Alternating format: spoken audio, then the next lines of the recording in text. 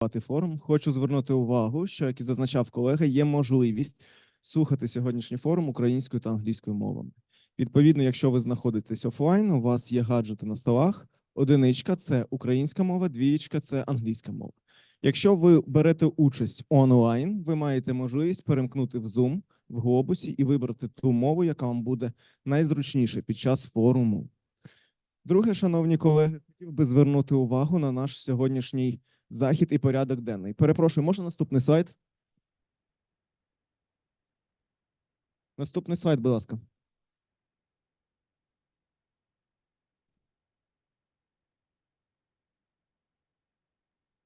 Так, дякую. Як ви бачите, сьогодні перший захід, але їх загалом планується 2 заходи, як мінімум, які будуть присвячені EUDR. І, власне, між цими заходами будуть формуватися робочі групи з експертів, що допоможуть побудувати дорожню карту і імплементації EUDR в Україні. Тому що ми розуміємо, що це достатньо потужний виклик, як, власне, для економіки України, так і взагалі для України. Тому, відповідно, цей процес пошуку механізмів імплементації EUDR, він займе деякий час. І, звичайно, ми сподіваємося, що всі сьогоднішні наші учасники, власне, візьмуть участь у цьому процесі. Прошу третій слайд. Звичайно, я думаю, що ви всі ознайомилися з порядком денним, але щоб зорієнтувати вас з основними часовими проміжками, які сьогодні нас будуть чекати під час форуму. Починаємо ми з вступних слів приблизно до 10:40. Після 10:40 у нас розпочинається перша сесія обговорення, власне, по суті, те, що стосується EUDR і імплементації регулювання в Україні. З 13:00 по 14:00 у нас обід. Відповідно, з 14:00 по 16:05 у нас сесія номер 2, яка присвячена впливу EUDR на державну політику та стратегію кризи призму ризиків і загроз для України. І з 16:05 по 16:30 у нас підведення підсумків. Тому сподіваємося, що всі знайдуть можливість залишитися до кінця, власне, нашого форуму і, відповідно, всі спільно разом підвести підсумки щодо основних ризиків і можливостей, які створює EUDR для України. Наразі хотів би перейти до вступної частини і запросити зі словом відкриття голову Комітету Верховної Ради з питань екологічної політики та природокористування пана Олега Бондаренка. Прошу, пане Олеже.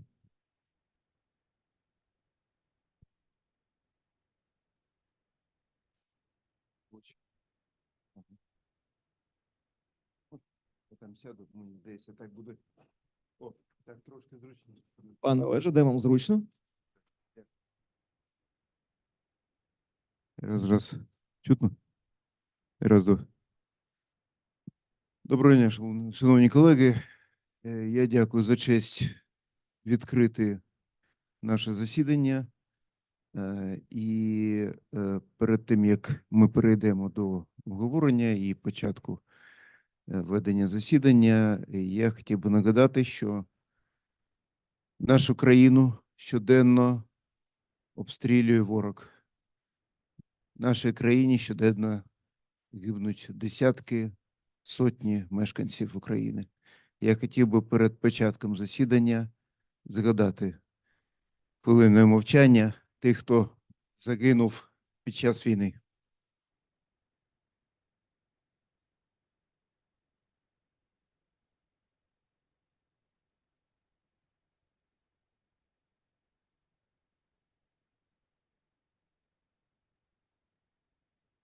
Дякую.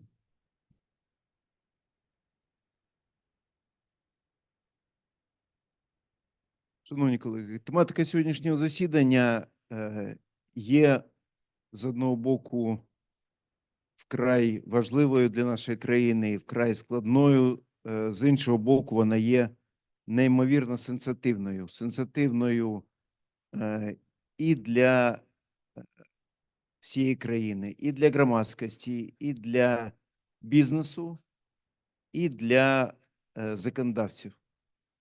Безумовно, процеси знеліснення і деградації лісів в нашій країні, вони існували і до повномасштабного вторгнення в нашу країну. І це було і є природним процесом. На жаль, весь світ стикнувся з проявами змін клімату. Прояви змін клімату в світі є постійними і, на жаль, те, що ми бачимо, всі зусилля країн світу, вони поки що не призводять до значних змін і запобігань змінам клімату. Я думаю, що все ж таки, на жаль, навіть попри об'єднання всіх країн, ми на протязі найближчих 50 років побачимо зовсім інший стан і стан земель, стан кліматичних поясів, стан лісів, деревного покрову, стан водних ресурсів. Все це змінюється, безумовно, і все це призводить до зовсім нових умов існування людей, існування тварин, ведення бізнесу, в тому рахунку ведення бізнесу в частині лісогосподарської діяльності. Звісно, в нашій країні цей стан поглибився через повномасштабне вторгнення, через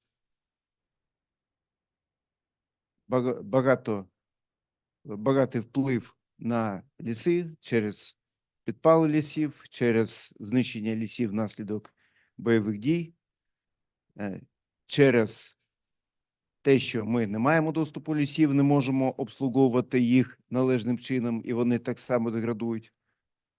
Всі ці чинники, вони, на жаль, накладаються один на одний, і всі ці чинники не сприяють тому, що ліси України знаходяться в стані, який дозволяє сказати, що знеліснення або деградація лісів припинилася. Ще одним з чинників, або декількома чинників знеліснення в нашій країні, на жаль, є необхідність термінового втручання в ліси.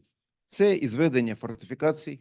Ми розуміємо, що внаслідок зведення фортифікацій будуть відбуватися знеліснення. Навряд чи на цих територіях ми побачимо нові ліси. Так само це і переведення лісів до інших категорій лісів, не лісогосподарської діяльності, це і знесення для прокладання нових трас, це і знесення для прокладання з електромереж, і це, звісно, знесення лісів для створення лісогосподарських угідь. Все це зменшує наші ліси. Все це призводить нас до стану, коли ми через певний період часу ми будемо відчувати все більше і більше і зміни клімату, і зміни в тому стані навколишнього середовища, яке, на жаль, ми не зможемо відновити. І, звісно, всі, хто присутні в цьому залі, всі розуміють, до чого це може призвести. Ліси, і ми кажемо не тільки про праліси, ми кажемо не тільки про ліси Карпат. Всі ліси України – це той нащадок, та спадщина, яку ми маємо передати нашим нащадкам. І завдяки спільним діям лісівників, завдяки спільним діям лісівників громадськості, ми станом на зараз все ж таки можемо зберегти ці ліси. І дякуючи тим ініціативам, які створює Європейський Союз, ми зможемо впорядкувати додатково цю діяльність. Так, ми сьогодні почуємо, що регламент Європейського Союзу є складним і доволі тяжким як для лісогосподарської діяльності, так і до сільськогосподарської діяльності і інших сфер діяльності, які можуть впливати на створення продукції, яка буде реалізовуватися, і стосовно якої може бути певний вплив для її реалізації поки що за межі Європи, за межі України, а потім з моменту вступу, я сподіваюся, що ми невдовзі все ж таки вступимо до Європейського Союзу, а потім це буде розповсюджуватися і на ту продукцію, яка реалізується і всередині країни. Да, ці правила складні і тяжкі, але ми маємо рухатися в бік європейського законодавства, ми маємо пристосовуватися до цього законодавства, маємо змінювати свої підходи, маємо змінювати правила здійснення рубок, маємо здійснювати правила і контролю за здійсненням рубок. Це спільний процес, це той процес, який ми маємо провести і не чекаючи навіть імплементації в наше законодавство. Я сподіваюся, що цей захід буде одним з тих, які дадуть передумови для створення законодавчих ініціатив. Я сподіваюся, що ці законодавчі ініціативи будуть виважені, якісні, вони будуть поєднуватися з вже існуючим законодавством і будуть створювати механізм для компромісу між владою, громадськістю, бізнесом і надавати можливість як здійснювати з одного боку лісогосподарську діяльність, робити продукцію з лісогосподарської та іншу продукцію, яку можемо реалізовувати і отримувати прибутку для нашої країни. З іншого боку, дадуть можливість зберігати ліси і працювати по європейським правилам. Дякую. Сподіваюся, що це перший захід, і на протязі наступних місяців ми побачимо ще наступні заходи, які призведуть нас до нових ініціатив. Дякую вам.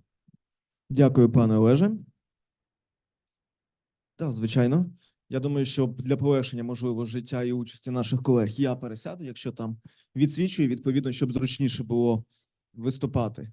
Зараз деякі наші колеги ще в дорозі, відповідно. Вчорашня ніч і сьогоднішня ніч вона була достатньо складною. Це наклало певні обмеження і на транспортні, логістичні питання, відповідно. Тому деякі наші колеги запізнюються і, відповідно, хотів би дещо перестрибнути у списку наших доповідачів, але це не значить, що наші доповідачі, які були зареєстровані, власне, ті спікери, які повинні виступити, вони не виступлять. Вони виступлять просто дещо згодом. Зараз би хотів би перейти до призначеного відповідального службовця, голову Офісу ФАО в Україні П'єра Вотьє. Прошу, пане П'єр.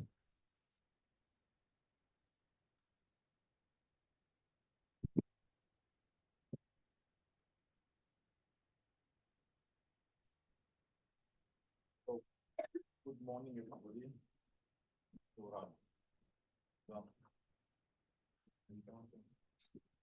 Hello, can you hear me now?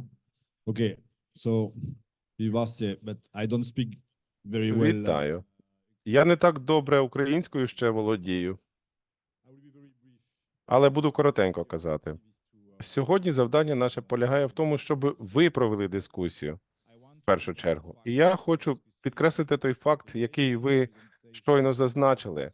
Ми сьогодні послухаємо різні організації, асоціації в Україні, які з одного боку займаються екологічними питаннями, а також є у нас відповідні органи, які займаються, та організації, вірніше, які займаються технічними питаннями. Я вважаю, що це вже велике досягнення, що ми зібралися за одним столом, щоб обговорити ці важливі питання. Поки що позиції можуть різнитися, але те, що ми зібралися всі спільно, це вже говорить про перше досягнення, як то кажуть.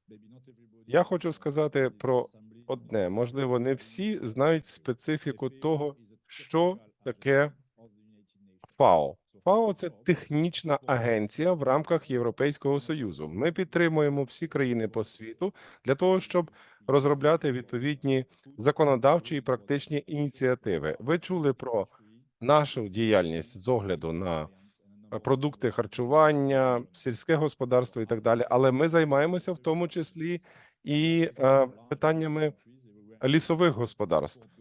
Тож ми хочемо підтримати і владу, і бізнес, і фахівців на цьому ринку за рахунок цієї співпраці для того, щоб побудувати краще стале життя. Тому ми хочемо вас в цьому підтримати для того, щоб розбудувати інклюзивну, прозору систему управління лісовими ресурсами. В цьому і є наше завдання велике. Хочу також пояснити вам дещо. Для нас дискусія з такими колегами, як ви, і з огляду на регламент, який ми будемо сьогодні обговорювати, це питання стратегічного рівня.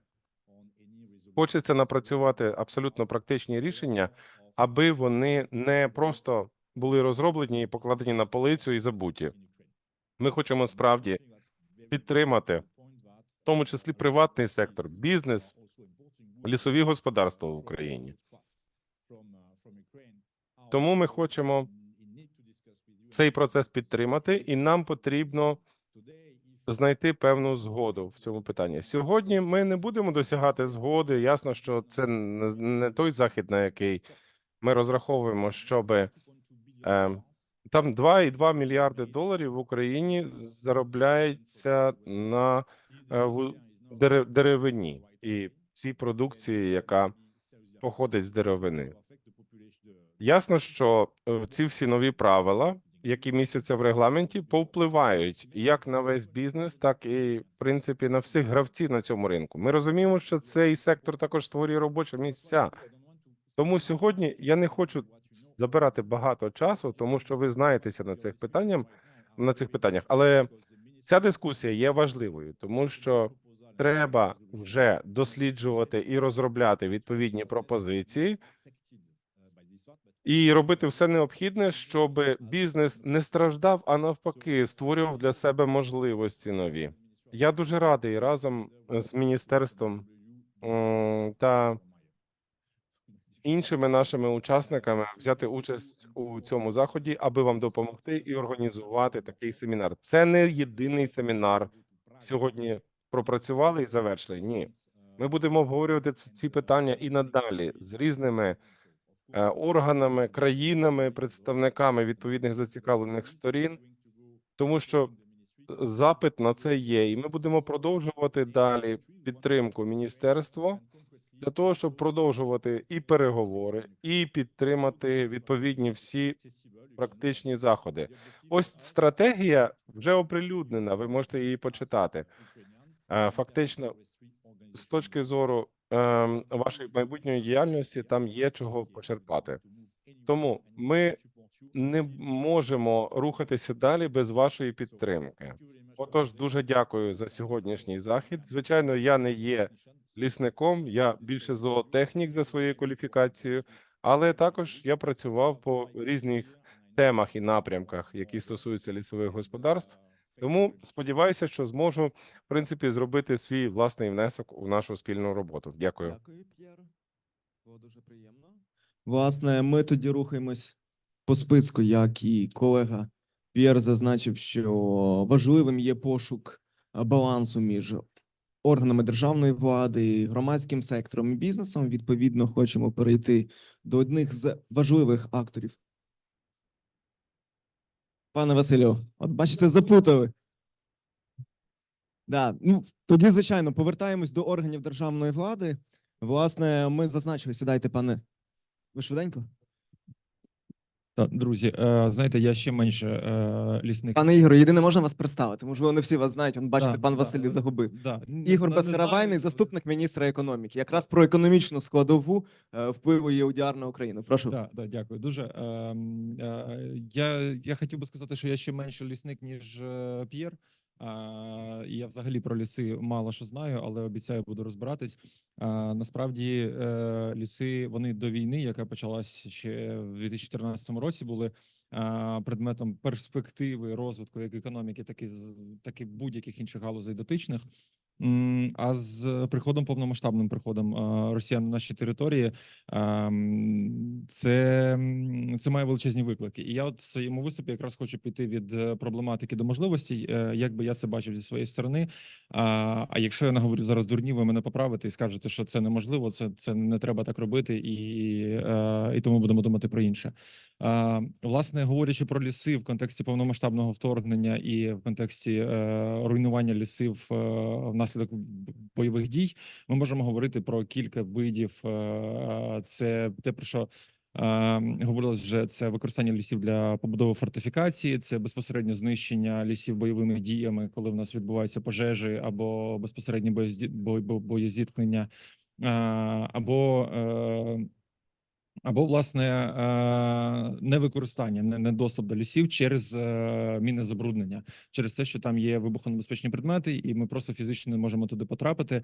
І насправді зараз достеменно не зрозуміло, яка територія лісів недоступна, тому що там треба зробити обстеження цих територій, зафіксувати ці обстеження, зафіксувати результати в сенсі обстежень і зрозуміти, окей, з цими територіями ми працюємо, з цими ми не можемо працювати, що нам треба для того, щоб мати доступ до лісів, які ресурси і скільки нам на це потрібно часу. Тобто для того, щоб вирішити проблему, перший крок – це описати цю проблему, обрахувати і далі приймати рішення. Але говорячи про цю проблему трохи ширше, не тільки про ліси, ми можемо ще стикнутися, не можемо, ми точно стикнемося з питанням, коли території після очищення цих територій будуть непридатні до використання в сільському господарстві, в будь-якій іншій сфері діяльності через надзвичайну руйнацію самих ґрунтів, через обстріли, а також через наявність там забруднень як хімічних, так і всяких різних важких металів і так далі, і так далі. І в цьому контексті у мене є ідея, можливо, ми можемо використовувати ці території якраз для того, щоб їх заліснювати. Якщо ми їх не можемо використовувати для сільського господарства, якщо ми не можемо їх використовувати для відбудови, і там нема передумов економічному розвитку, щоб туди повернулись люди, якщо це зруйнована громада на прикордонні з Російською Федерацією, то, можливо, її варто засадити лісом, чи як це правильно називається, заліснити і використовувати таким чином.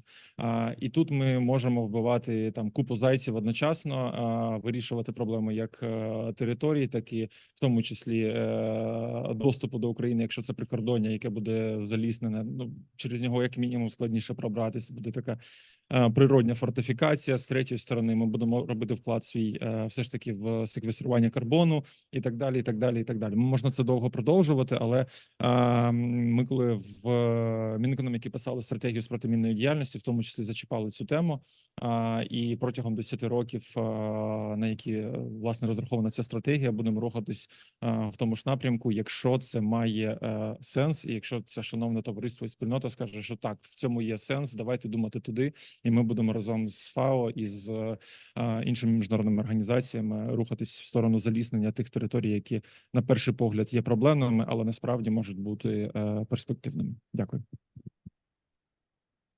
Дякую, пане Ігоре. Ви, безперечно, праві, якраз для бізнесу це дуже цікаве питання. І, власне, показник кількості бізнес-асоціацій, які сьогодні представлені, є кращим свідченням цього. Ба більше, до повномасштабного російського вторгнення торгівля деревиною складала десь приблизно 1% ВВП, і ми розуміємо, що зараз цей 1% ще є більш значущим. Тому, безперечно, питання економіки тут залучено безпосередньо.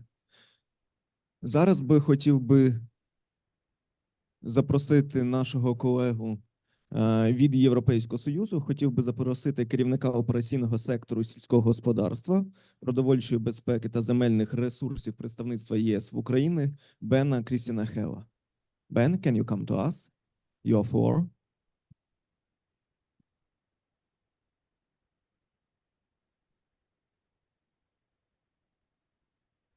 Thank you very much. Дякую вам.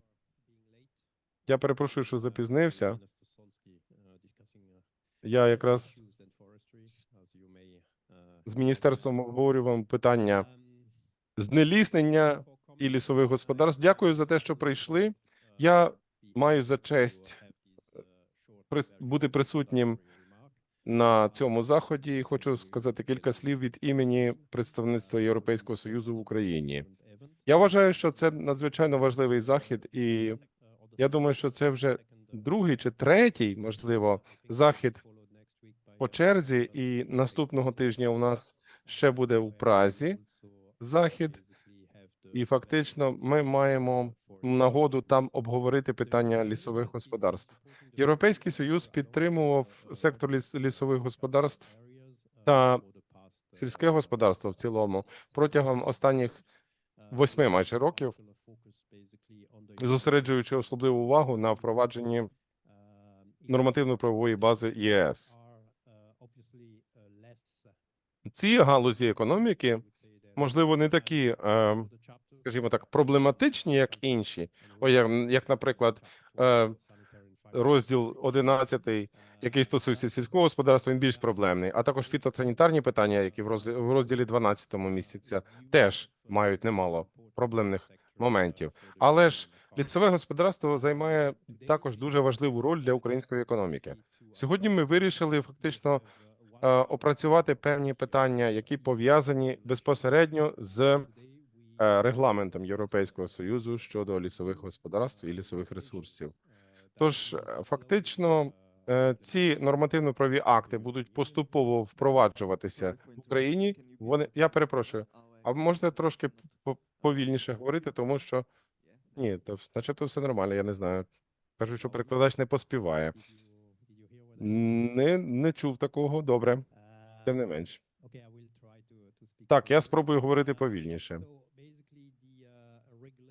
Фактично, регламент щодо знеліснення, він є надзвичайно важливим, особливо для третіх країн, які безпосередньо займаються торгівлею деревиною та продуктами, які виготовлені з деревини.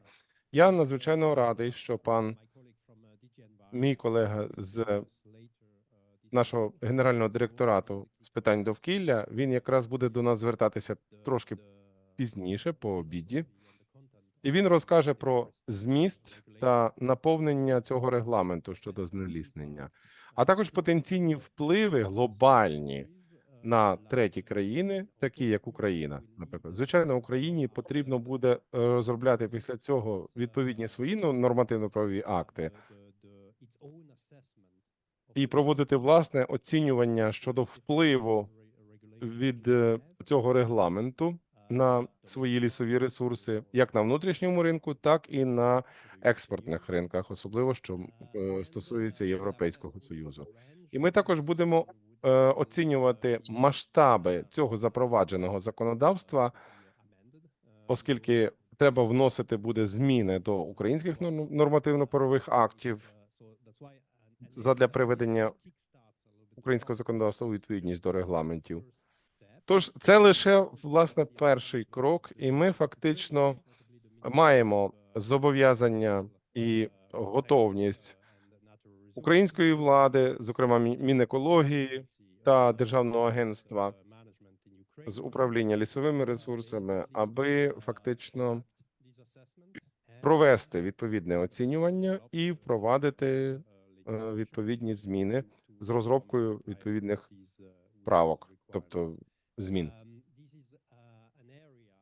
Це така ланка, до якої Європейський Союз надзвичайно ретельно ставиться і вже взяв на себе зобов'язання сприяти цьому процесу в Україні. Є проєкт безпосередньо як технічної допомоги, який безпосередньо керується представництвом ЄС в Україні і нашими колегами з ФАО. Вони фактично впроваджують проєкт, який має одним з компонентів саме лісові господарства. Тож ми готові надалі підтримати органи влади в Україні та різні організації у фактично проведенні цього аналізу і далі у розробці законодавства, яке сьогодні потрібне, в тому числі підтримуючи його запровадження. У нас у грудні був подібний захід, організований нашими колегами з ФАО. Я фактично не міг тоді оголосити запровадження відповідно інструменту фінансування, але з 1 березня було запроваджено відповідний фінансовий інструмент для підтримки України на 50 мільярдів, як вам відомо. І одна з частин цього інструменту направлена на технічну допомогу, яка буде використовуватися в майбутньому задля підтримки України у приведенні до відповідності свого законодавства до європейського. І ясно, що ліси не будуть забуті, і ми зобов'язуємося тепер протягом наступних років забезпечувати технічну допомогу, яка потрібна Україні, включаючи задля адаптації своєї нормативно-правової бази для подолання проблеми знеліснення і забезпечення розвитку лісових ресурсів. Сподіваюся, що не так багато я затягнув у часі, і сподіваюся, що ми проведемо надзвичайно продуктивну дискусію щодо цієї теми. Ще раз вам дякую, бажаю вам надзвичайно хорошого заходу і дякую за вашу допомогу. Дякую, Бене. Thank you, Ben. Перед тим, як перейдемо до колеги пана Бена Хела, Гарбара Вавасі, у нас ще є 2 доповіді. Ми трошки вибиваємося з часу. Сподіваюся, ми ще дещо згодом надолужимо це і, власне, вирівнюємося згідно тої адженди, яка була запропонована всім вам. Зараз би хотів би запросити представника іншого організатора сьогоднішнього дійства, сьогоднішнього форуму, Ананда Пунджа, керівника департаменту взаємодії та партнерства FSC міжнародного. Чи є можливість його підключити онлайн? I'm here. Я тут. Прошу його на екран вивести, щоб бачили всі присутні. Good morning. Доброго ранку. От добрий ранок, я сказав, це фактично всі мої знання української мови. Перепрошую за це. Я коротенько скажу. Я фактично з Лондону і до вас звертаюся з цього міста. Моя роль у забезпеченні якраз полягає партнерства разом з FSC, лісовою спілкою. Я дуже радий звернутися до вас, до всіх учасників цього заходу. І ця тема фактично є основоположною, на тлі якої можна потім формувати певну політику і подальшу діяльність. Бен говорив про те, що треба робити тепер на перспективу щодо запровадження відповідних нормативних актів. І справді меседж, про який я хочу сьогодні сказати, це забезпечення роботи у дусі партнерства. Так можна працювати більш ефективно для того, щоб використовувати цей момент і забезпечувати взаємодію по всій країні з усіма ланцюгами постачання і розуміти таким чином, як ми можемо зробити запровадження цього регламенту справді успішною історією.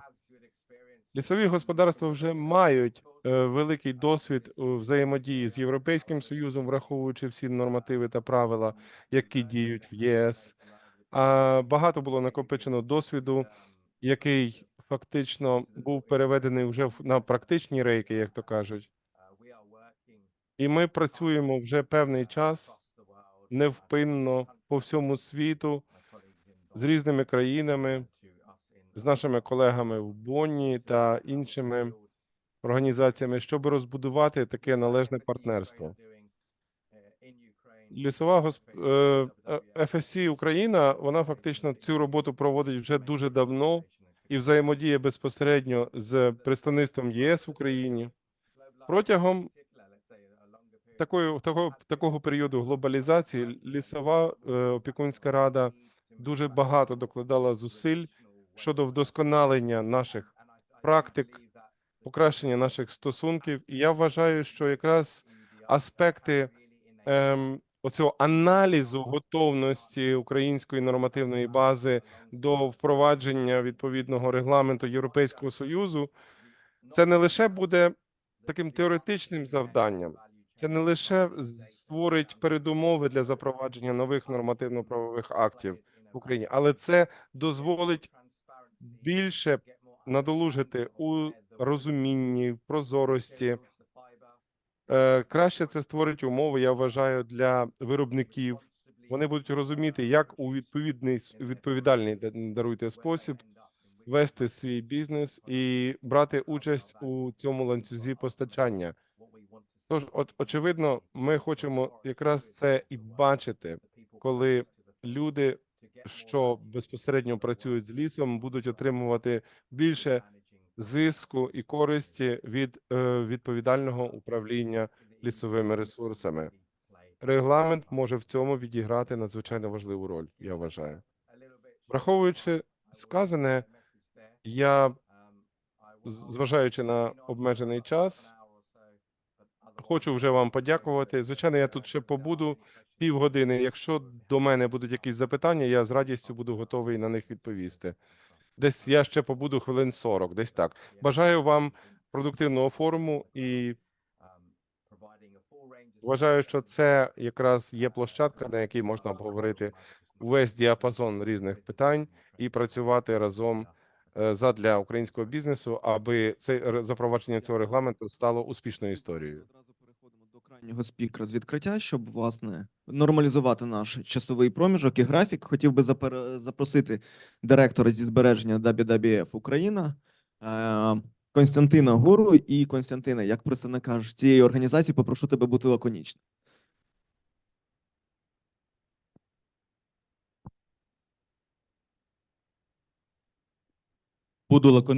Буду лаконічним. Перш за все, я хотів би сказати, що Всесвітній фонд природи радий підтримати проведення сьогоднішнього заходу. Місія нашої організації полягає в тому, щоб створити таке середовище, в якому людина може жити комфортно і в гармонії з природою. І в цьому контексті, беззаперечно, ліси є дуже важливою екосистемою, як з точки зору розвитку економіки нашої держави, так і з точки зору захисту природи. І тому ліси – це є один з ключових напрямів роботи нашої організації. Ми працюємо над тим, щоб заповідати ліси, переводити їх в природоохоронні території. І нами було ідентифіковано, наприклад, 33 тисячі гектарів пралісів за останні 5 років. Ми працюємо над запобіганням незаконним вирубкам, покращенням законодавства і тому подібне. І в цьому контексті EUDR виглядає дуже і дуже важливим, тому що вже в кінці цього року цей регламент вступить в силу в ЄС, і це означає, що в Україні є не так вже багато часу, щоб адаптуватись і підготуватись до цього. Тому що ми маємо розуміти, що лісова галузь – це більше, ніж 1% всього ВВП. Лісова галузь – це 70 тисяч людей, які працюють безпосередньо в цій галузі. А якщо ми говоримо про переробку, про виробництво меблів, переробку деревини, то це 130 тисяч людей, 130 тисяч робочих місць. Тому це так дуже важливо для нашої держави. І ліс, звичайно, це багато в чому це експорт, і тут нам важливо адаптуватись до EUDR. Відходи лісу можуть бути використані для енергетичних потреб. Я тут підкреслюю відходи, і це дуже важливо, в тому числі в контексті тієї ситуації воєнної агресії, жахливої воєнної агресії, яка відбувається по відношенню до нашої держави. Це питання енергетичної безпеки. Ліс – це відбудова, поствоєнна відбудова, і ліс – це матеріал, який допомагає будувати укріплення. І це теж дуже важливо. Тому, коли ми говоримо про постійне відновлення нашої держави, ми маємо говорити не тільки про наявність деревини сьогодні або завтра, а ми маємо говорити про те, щоб наша держава мала достатньо лісів для того, щоб забезпечити комфортне, якісне життя українцям і взагалі всім, хто знаходиться в нашій прекрасній державі. Дякую за увагу і гарної роботи сьогодні. Дякую, пане Костянтине. По деяким тезам мені здавалося, що ви представник не WWF Україна, а Міністерства економіки, бо багато говорили про економіку. Ну а власне зараз пропоную перейти до сесії першої, яка якраз тематично зосередить свою увагу на EUDR. І відповідно хотів би запросити Габара Лавасі, спеціаліста з питань політики Європейської комісії в Генеральному директораті з навколишнього середовища, підрозділ планетарні спільні блага, універсальні цінності та екологічна безпека. Містер Гарбар Лавасі, are you with us? Шановна технічна команда, він онлайн. Yes, тому thank you прошу- very much. I hope you can hear me. Так, дякую. Сподіваюся, ви мене чуєте. Так, чуємо, але не бачимо. Одну секунду.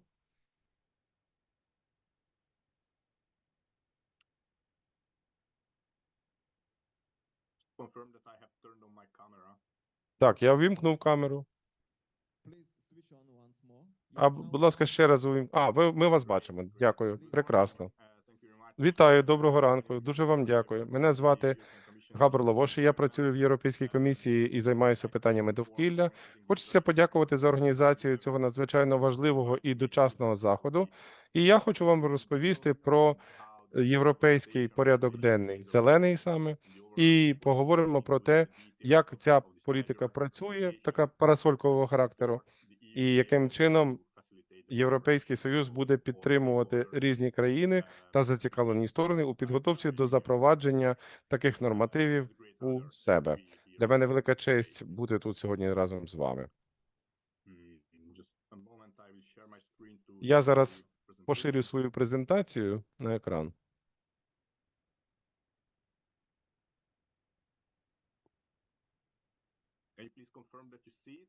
А підтвердіть, будь ласка, чи бачите ви її? Так, звичайно, бачимо. Прекрасно, дуже дякую.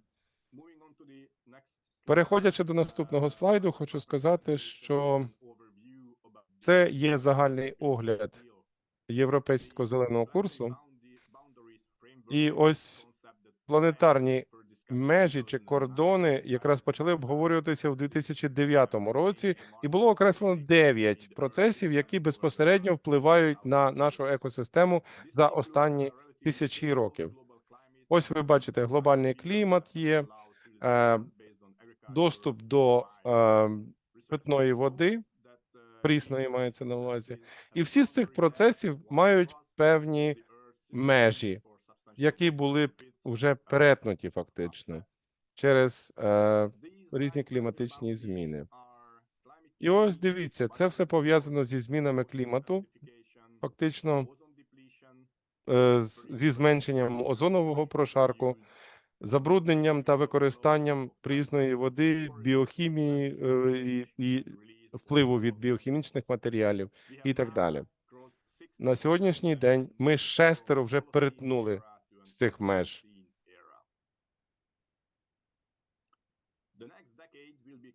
Протягом наступного десятиліття ми будемо стикатися з кризами довкілля, соціальними та економічними різними потрясіннями. У 2023 році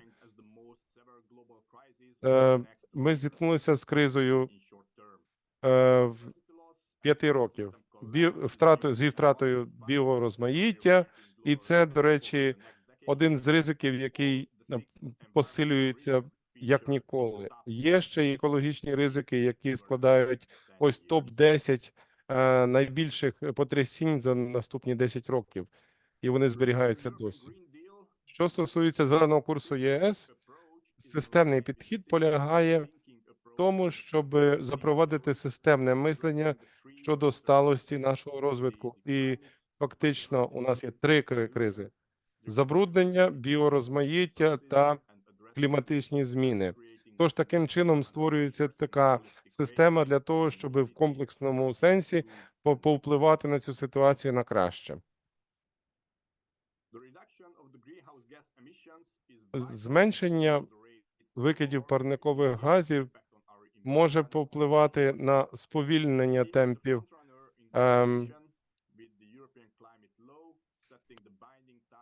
Тож фактично були встановлені відповідні показники, яких треба досягти до 2050 року, що найпізніше, аби зменшити викиди парникових газів на принаймні 55% до 30-го року, порівняно з показниками 90-х років.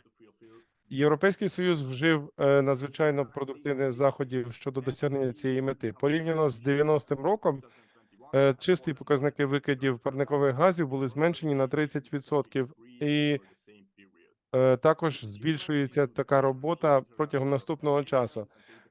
In other names as LULUS.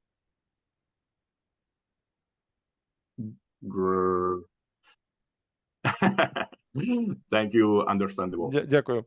Я трошки попросив сповільнити темп. Значить, у нас ми беремо до уваги відповідні галузі економіки, зменшення у викидах парникових газів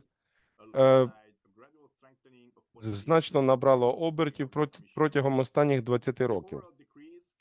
Загальне зменшення також пов'язано з різними запровадженими методами ведення сільського господарства, будівельного сектору та транспортної інфраструктури. Додатково не так багато було змін впроваджено у секторі енергетики і виробничих процесах, як було фактично задокументовано в планах Європейського Союзу.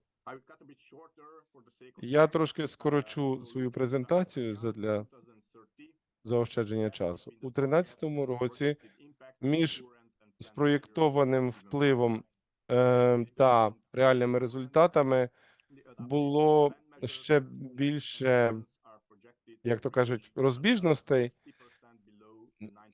Нам вдалося, в принципі, навіть збільшити результати, ніж проєктовані. Тож ми не 55% зменшення парникових газів забезпечили порівняно з показниками 90-го року, а 60+. Ви можете побачити, як на національному рівні виглядає картина викидів від фактично виробництва. Було зменшено викиди через те, що протягом тривалого часу ми найбільш такі вразливі галузі досить з ними активно попрацювали, і нам вдалося скоротити ці викиди. In the long run. Отож, дивіться, як виглядає кліматична нейтральність до 50-го року з точки зору перспектив запровадження відповідних механізмів у різних галузях, як, наприклад, авіація, індустріальна галузь, сільське господарство і управління відходами. Тож, бачите, що ці процеси відбуваються досить вже налагоджено, і ми не зможемо це повністю зреалізувати, всі ці цілі до 90% зменшення через об'єктивні причини, тому що виробництво завжди буде генерувати викиди. Технічні є виклики, як, наприклад, транспорт, в тому числі авіація, і поки що немає альтернатив цим галузям. Ці викиди треба прибрати через зміну технологій і фактично механізми запровадження вуглецево-нейтральних механізмів. Це є і нашою організацією, і, в принципі, на нашим завданням, і завданням для багатьох різних організацій, вірніше. Тож, наприклад, у нас країни північні та країни Балтії, наскільки я зрозумів, тому що пан читає ще й з помилками. Тож, відповідно, соціально-економічний тиск збільшується на сьогоднішній день, і відсутність сталих практик не дозволяє, наприклад, застосовувати практики в масштабі, як, наприклад, різні санітарні рубки задля досягнення тих цілей, які ми перед собою поставили. Тобто ці питання мається на увазі роз'єднання між собою. Відбуваються санітарні рубки в екосистемах, але це не використовується в сталий спосіб. Ecosystems, in particular Тому wetlands. це, в принципі, потребує ще подальшого вдосконалення, наскільки я розумію, пана Угорця. Тож, для того, щоб досягти поставлених цілей до 30-го року, є пропозиція зреалізувати цілий ряд заходів в рамках цього великого пакету щодо переходу до конкурентного європейського ринку, який буде справедливим і сталим. Кілька слів хочу сказати. У нас є відповідна система SPDS, це система торгівлі викидами вуглецю. В деяких галузях досліджується це питання. Щороку, тож країни-члени ЄС мають повністю дотримуватися в рамках своїх проєктів цих граничних викидів. Тому це стосується різних галузей економіки, як ви бачите. Країни-члени поділяють відповідальність за те, щоб прибрати той вуглець з атмосфери оскільки це значно чинить великий негативний вплив на все довкілля і на всю екологію. Тож до 30-го року у нас є відповідні зазначені показники. Дослідження показують, що більш біорізноманітні ліси є продуктивними і дозволяють зменшувати вплив від вуглецю на всю атмосферу. Тож ми маємо за рахунок нового регламенту посилити стійкість лісів. Європейський Союз буде підтримувати біоекономіку і лісові господарства у напрямку до розвитку сталого бізнесу, формуючи відповідні плани. І тож план посадити 3 мільярди дерев в Європейському Союзі до 30-го року. Враховуючи цей пакет, який є направленим на зменшення споживання лісових ресурсів на 30%, які не споживаються в усталений спосіб. Я перепрошую, пан так читає, що нічого не зрозуміло. Тож, відповідно, регламент відповідні має часові рамки.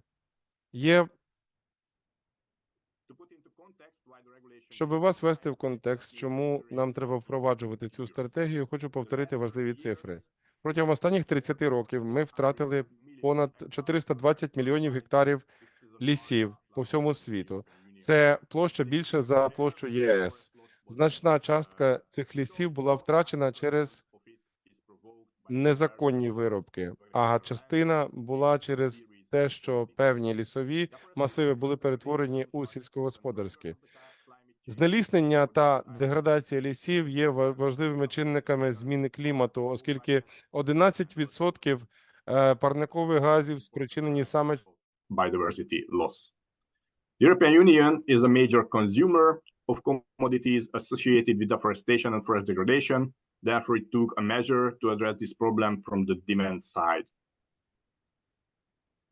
The deforestation regulation is part of a broader plan of actions to tackle deforestation and forest degradation, first outlined in the 90% знеліснення провокується через розширення сільськогосподарських угідь відповідно до даних ФАО. Європейський Союз намагається дотримуватися комплексного підходу у системі постачання, в тому числі продукції, які мають походження з лісу. Тож ми будемо докладати і надалі всіх зусиль разом з вами на глобальному рівні. Стосовно введення в дію цього регламенту,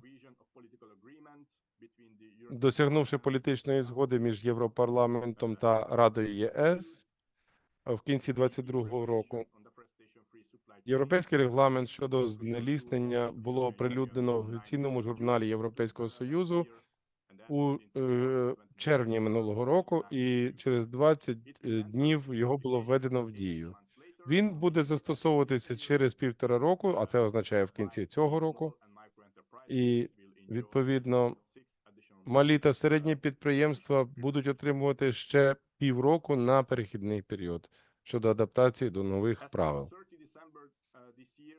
30 грудня цього року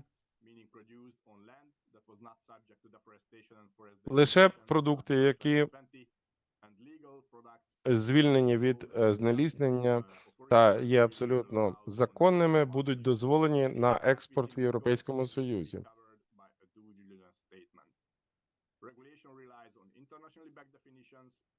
Фактично, цей регламент покладається на міжнародно визнані визначення,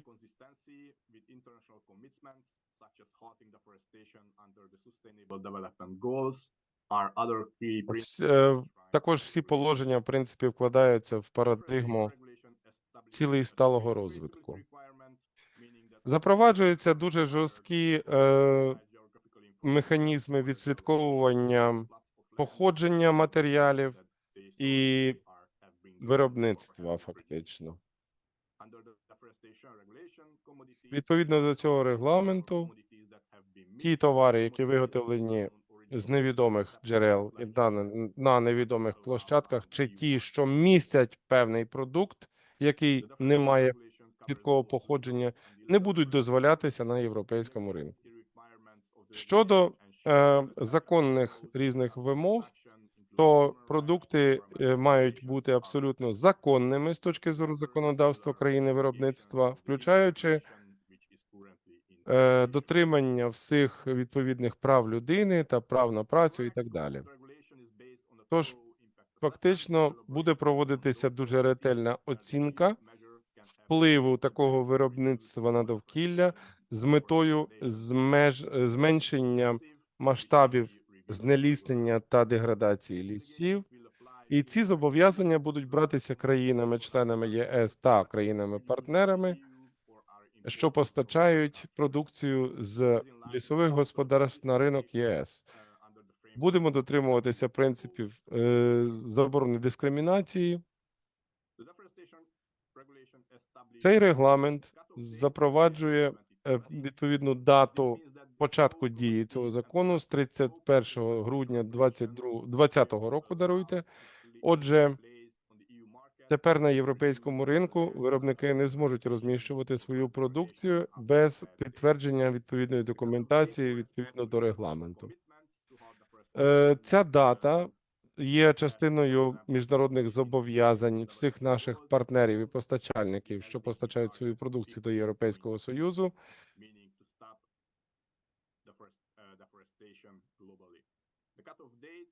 Ця дата має сприяти впровадженню таких нормативів не тільки в країнах ЄС, але й в країнах-партнерах. Система бенчмаркінгу, яка була розроблена Європейською комісією, фактично розроблена для того, щоб досягти об'єктивних критеріїв щодо запобігання знелісненню. Це стандарт, який вже є за замовчуванням таким. Це буде розроблено далі в системі правил та нормативів Європейською комісією на основі наукових даних. Тож Європейська комісія буде оцінювати відсотки чи частки знеліснення і досліджувати також певні тенденції. Оцінка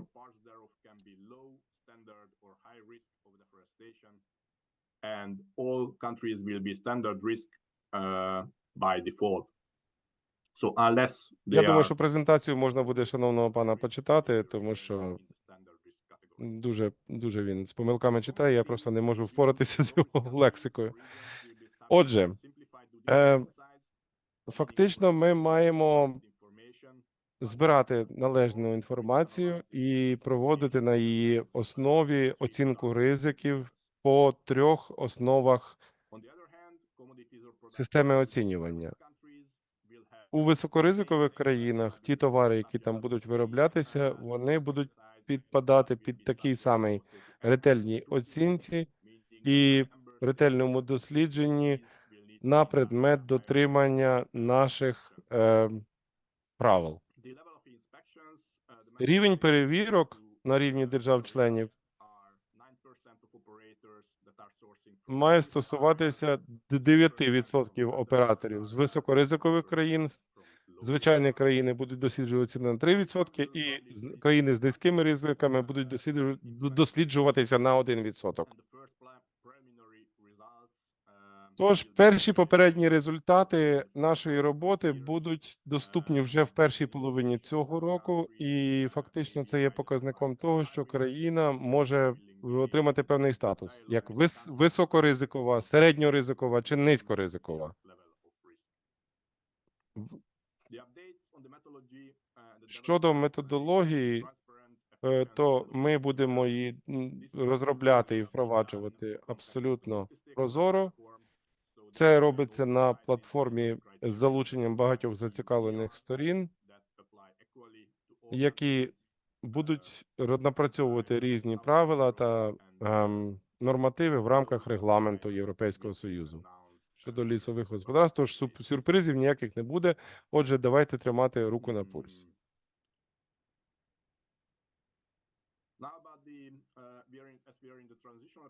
Оскільки ми перебуваємо в перехідному періоді, ми зосереджуємо свою увагу на впровадженні певних правил на цей період, і ми працюємо над тим, щоб підготувати всіх зацікавлених сторін до введення в дію цього регламенту. Ми оприлюднили вже документ щодо часто поставлених запитань, які найчастіше виникають у операторів, країн-виробників і так далі. Тож, будь ласка, ознайомтеся з ними більш детально. Я про них, до речі, ще скажу кілька слів. Щодо ключових аспектів впровадження, минулого року у грудні було оприлюднено останні оновлені рекомендації, і перші ще були оприлюднені в червні минулого року. Там є ключові питання, які найбільше непокоять виробників та операторів ринку. Тож є у нас там новий розділ щодо інформаційних систем, програм та партнерств разом з третіми країнами та ряд інших питань. Тож, будь ласка, ознайомтеся з ними. Робота щодо методичних рекомендацій ще триває за тісної співпраці з країнами-членами ЄС. Ми тут маємо 11 основних тематичних напрямків, які окреслюють аспекти цього регламенту, як визначення, проведення відповідної експертизи та оцінка ризиків там також передбачена. Там все це розписано. Процеси сертифікації та легалізації також є у відповідних розділах цих рекомендацій. Ці рекомендації будуть дуже корисними як для операторів, оскільки вони охоплюють цілий ряд різних напрямків роботи, і фактично вони корисні для державних органів. Тож, відповідно, будь ласка, ознайомтеся з цими методичними рекомендаціями, адже вони є важливими для запровадження, як і інші нормативно-правові акти Європейського Союзу у наближенні України до членства в ЄС. Стосовно інформаційної системи, робота щодо впровадження цієї системи все ще триває.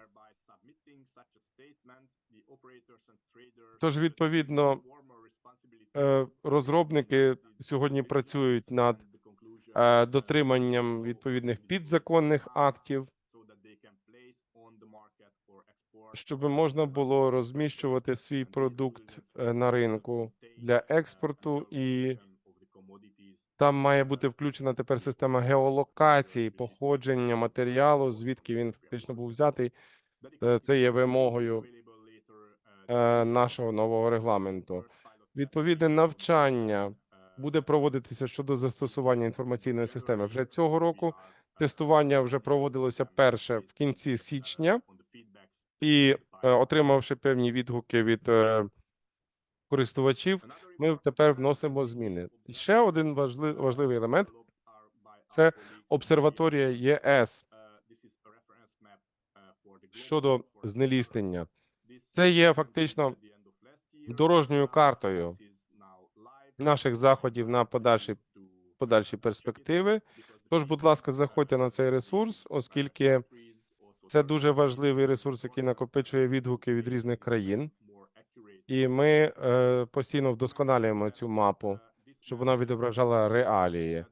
Це карта, яка є лише одним з інструментів для використання і розуміння того, звідки походить певна продукція з лісу, наскільки вона відповідає вимогам та нормативам ЄС. Це не є обов'язковим інструментом, юридичної сили в цьому інструменті немає. Це просто така більш площадка для того, щоб отримувати інформацію операторам щодо того, що зараз робиться для проведення експертизи. І ця карта вже доступна для всіх, включаючи для компетентних органів країн-членів ЄС. Точність цих даних на карті складає десь 80% щонайменше. Отже, в цій карті є дуже багато позитиву, як то кажуть. Тож, будь ласка, закликаємо вас використовувати цю карту і давати свої відгуки щодо її роботи. Ви бачите, що тут показані фактично лісові масиви.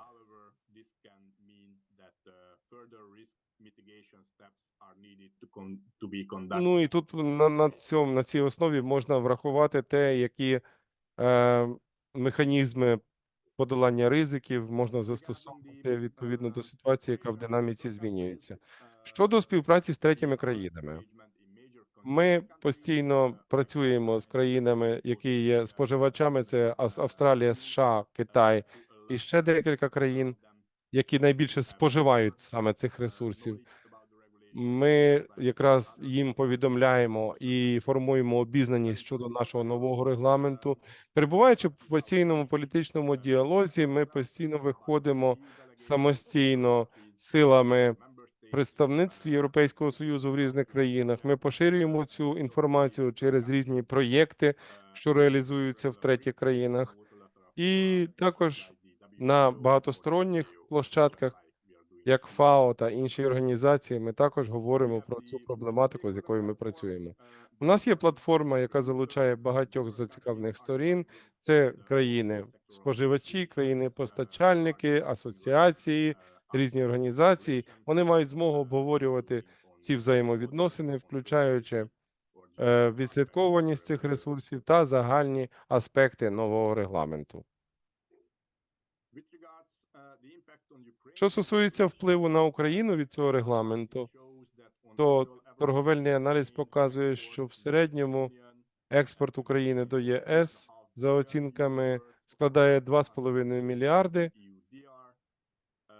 Ну, а відповідно, якщо буде запроваджено регламент, то 75% буде це деревина і 20% це інші товари з лісу, які там мають значно меншу частку. Роль асоціацій зацікавлених сторін з різних країн. Тут я маю сказати, що від регламенту буде більше можливостей, аніж проблем, особливо, що стосується малих замовлень. Я думаю, що дані геолокації дозволять формувати більш прозору політику і відслідковуваність походження ресурсів, зосереджуючи увагу на сталому розвиткові цієї галузі. Це може стати стимулом для того, щоб формувати кращі ціни на ринку.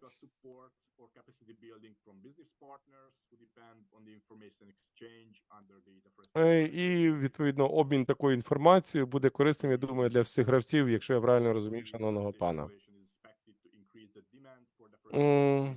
Я думаю, що попит на продукцію, яка не стосується знеліснення, тобто яка має відповідне походження у відповідності до регламенту, буде зростати. Таким чином, є простір нової політики та проєктів у країнах східного сусідства, дотримуючись належних практик ведення лісового господарства та забезпечення диверсифікації, тобто біорозмаїття у лісах. На 24-й рік передбачений бюджет 20 мільйонів євро для забезпечення біорозмаїття та управління лісовими ресурсами через механізм EU for Environment. Партнерами, що впроваджуються, є ОСР, УНІДО, УНЕП, УНЕСЕ та Світовий банк. Щодо подальшої регіональної політики та проєктів, то є у нас відповідна ініціатива, яка називається EU for Green Recovery East, тобто Європейський Союз за зелене відновлення на Сході, в рамках якого також передбачено виділення коштів в обсязі 20 мільйонів євро, плюс можуть бути також внески від партнерів додатково. Щодо інструменту для України, то ми готові проводити семінари, практичні заходи і навчальні візити. Я вже казав, що щодо перспективних проєктів, то бюджет буде 20 мільйонів, плюс доповнення від наших партнерів від проєкту «Команда Європи» – Team Europe. Фактично, робота зараз буде зосереджена на сприянні тому, щоб були впроваджені відповідні зміни до українського законодавства у відповідності до нового регламенту. Це все робиться в рамках перспектив вступу України в ЄС. Щодо інструментів, як я сказав, для України, ми знову те саме читаємо. Тож будуть семінари, практичні заходи та навчальні візити, як я про це казав раніше. Ну і ясно, що якщо вас цікавлять такі механізми співпраці, то звертайтеся до представництва ЄС в Україні. У нас будуть проводитися семінари в рамках TAIEX, тож записуйтеся, відвідуйте їх, будете більше знати про ці ініціативи, які ми реалізуємо. Далі. Україна також вже бере участь у програмі LIFE, де передбачено також фінансування на різні ініціативи, тож ознайомтеся, будь ласка, з цими матеріалами. Хочу подякувати вам за увагу і готовий відповісти на ваші запитання. Дякую. Будь ласка, залишайтеся з нами. Я думаю, що це найбільш цікава частина для наших учасників – запитання та відповіді. Це питання, які є або в аудиторії, що присутні офлайн, або, звичайно, можуть запитати колеги, які нас дивляться онлайн. Відповідно, ви можете адресувати ці питання в чаті, і ми їх озвучимо і надамо ці питання, власне, пану Лавасі. Чи є бажаючі в аудиторії? Якщо є, підніміть руку, щоб колега зміг передати вам мікрофон. Дякую. Дякую. Дмитро Коробчук, громадська організація «Лісові ініціативи і суспільство», Форестком. Питання, скажіть, будь ласка, чи є вже інформація про те, до якого ступеню ризику може бути віднесена Україна у питанні UDR? Дякую.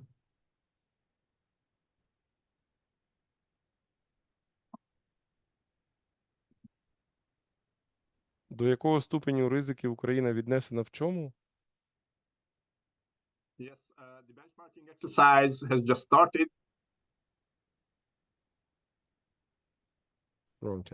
Ми фактично щойно розпочали встановлення цих бенчмарків, тобто порових значень. Методологія, відповідно, ще розробляється, поки що вона не готова. Попередні результати будуть готові до кінця першої половини цього року, що дозволить Єврокомісії проводити діалог з тими країнами, які вважаються високоризиковими. Це лише один з елементів. Я не думаю, що там буде якісь для вас сюрпризи, тому що робота ведеться постійно з українською стороною, і Україна абсолютно заохочена до того, щоб приєднуватися до цієї багатосторонньої платформи.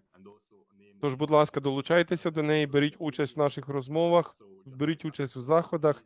Так само, як це роблять інші треті країни, Україна може приєднатися до цієї платформи, щоб потім тримати руку на пульсі, що відбувається з приводу запровадження регламенту. Дякую. Прошу. Доброго дня. Ігор Будзінський, Державне агентство лісових ресурсів. У мене питання стосовно деградації лісів, як одного з компонентів регламенту. На сьогоднішній день в Україні більша половина лісів є штучно створеними, і які зазнають значного впливу глобальних змін клімату. Одним із положень регламенту є зобов'язання вживати заходи щодо зменшення саме деградації лісів. Скажіть, будь ласка, чи будуть прийматися Євросоюзом ті заходи, які будуть вживати Україна щодо зменшення тих лісів, які зазнали впливу там шкідливих факторів, як заходи з деградації лісів?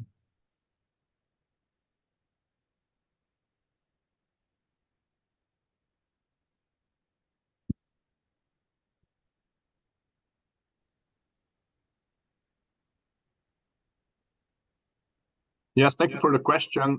Дякую за ваше запитання. Європейський Союз на сьогоднішній момент абсолютно опрацьовує це питання відповідно до норм ЄС, і ми також раді, що Україна вживає подібних заходів на своїй території. Щодо біорозмаїття та природньо-дружніх заходів було оприлюднено з рядом інших рекомендацій для країн-членів ЄС та приватних зацікавлених сторін, аби в принципі запровадити найкращі механізми поводження з лісовими ресурсами у найбільш дружній спосіб, якщо перекладати дослівно. У 30-му році буде оприлюднено новий пласт правил та регуляцій, які будуть стосуватися наступного рівня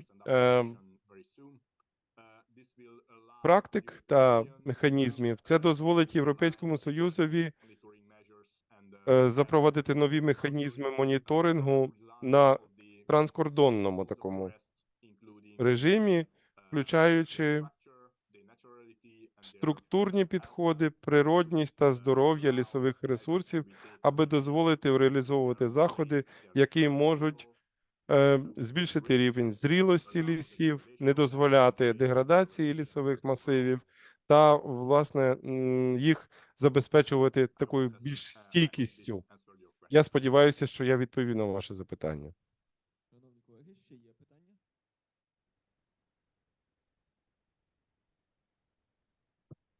Є питання ще чи ні?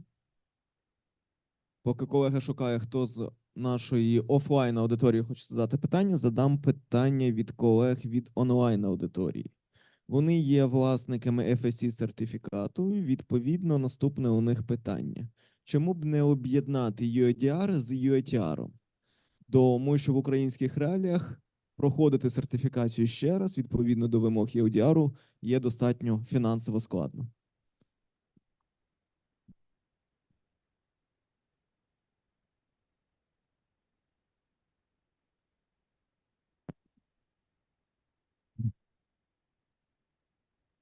Yeah, thank you. So if I understood correctly, why Якщо я правильно зрозумів,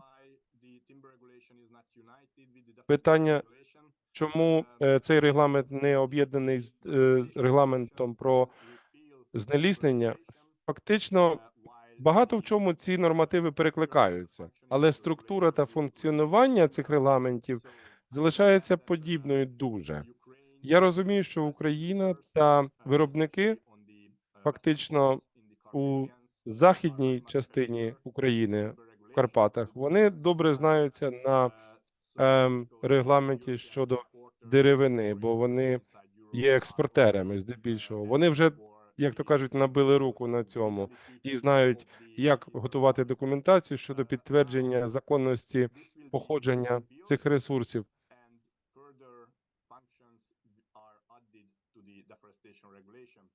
До речі, ці регламенти будуть піддаватися певним змінам. Там будуть додані додаткові зобов'язання, які будуть говорити про те, що лісозаготівля не призводить до знеліснення та деградації лісів. Тобто нові положення мають з'явитися через певний час, і тепер виробникам треба буде готувати інформацію, координати геолокації, де було взято матеріал, через те, що такі оператори мають подавати це все до Європейського Союзу, інакше вони не зможуть забезпечувати свій власний експорт до ЄС. Стосовно сертифікації, у регламенті щодо деревини взагалі не було такого зобов'язання, щоб мати будь-яку сертифікацію обов'язково, але це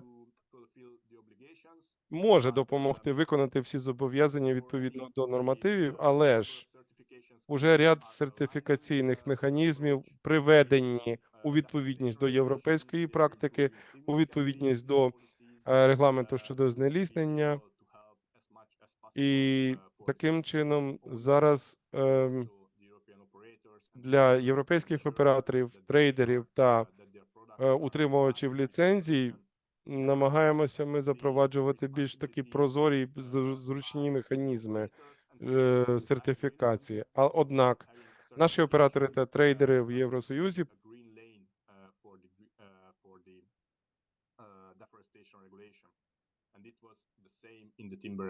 стикаються з такими самими проблемами, як і ви. Тобто ви, в принципі, в тих самих умовах, що і європейці знаходитеся.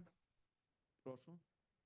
Ще одне питання, будь ласка, Державне агентство лісових ресурсів стосовно питання deforestation, знелісення. Ви сказали, що буде створена обсерваторія Євросоюзу, яка буде займатися моніторингом площ deforestation. І на підставі аналізів космічних знімків, зокрема Копернікус, тобто це буде один із критеріїв визначення легальності заготовленої деревини. Які будуть критерії по цих площах, якщо це є тимчасово не вкриті лісовою рослинністю землі, які в подальшому залісюються? Тобто, якщо брати із визначення термінів регламенту EUDR, то знеліснення – це якраз зміна використання лісових земель під сільськогосподарські землі. У мене питання стосовно тих площ, які тимчасово будуть, скажімо так, звільнені від деревної рослинності, і в подальшому через рік-два вони обов'язково заліснюються, і там знову буде рости ліс. Як тут буде розділяти обсерваторія ЄС оці варіанти таких зрубів?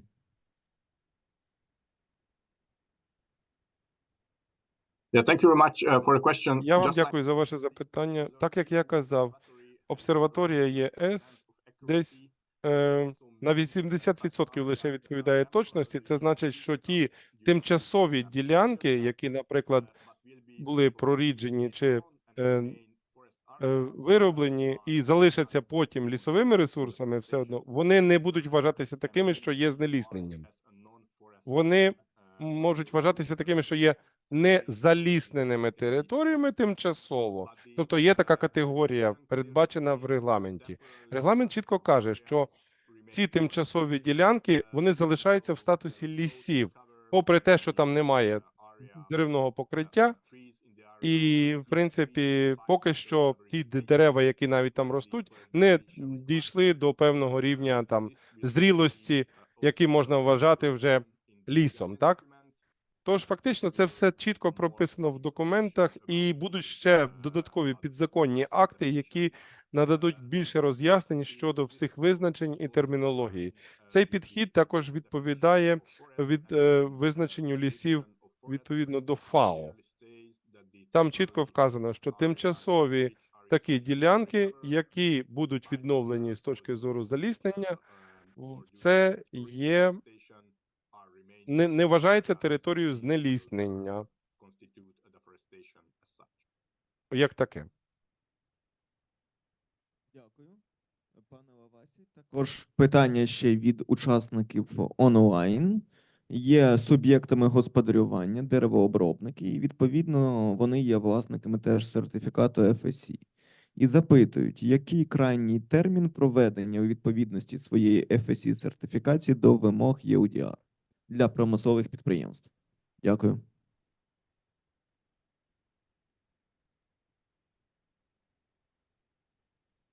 there is no deadline for FSC to Такого align дедлайну нема, фактично, щоб приводити у відповідність свою сертифікацію до вимог регламенту. Просто що зараз робиться? Зараз багато операторів переходять самостійно на ці варіанти сертифікації. Чим краща є політика сертифікації, чим більше ви зможете довести, що ви є сертифікованим виробником, тим вам буде легше дотримуватися всіх норм і нормативів Європейського Союзу. Тому такої чіткої дати, в принципі, немає. Що треба врахувати тут ще, так це те, що є зобов'язання відповідно до регламенту щодо знеліснення, вони більш широкі, ніж щодо деревини. І відповідальність завжди буде покладатися на європейського оператора, щоб зробити все необхідне, щоб товар чи продукт, який виводиться на ринок, відповідав регламентам. Отож, чи мають вони сертифікат, чи не мають, це інше питання.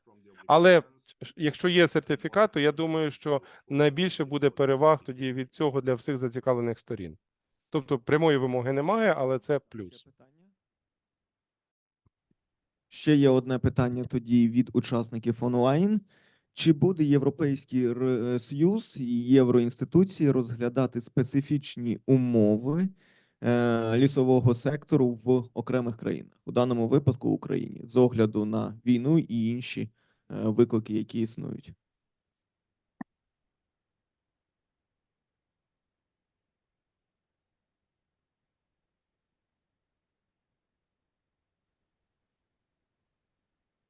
Well, the regulation, the Ви co-legislator знаєте, decided, that законодавець вирішив, що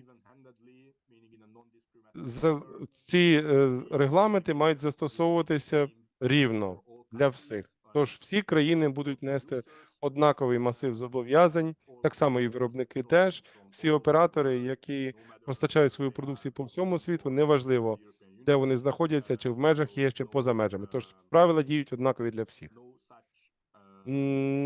Фактично, поки що не передбачається якихось поступок чи окремих умов для окремих країн. Дякую.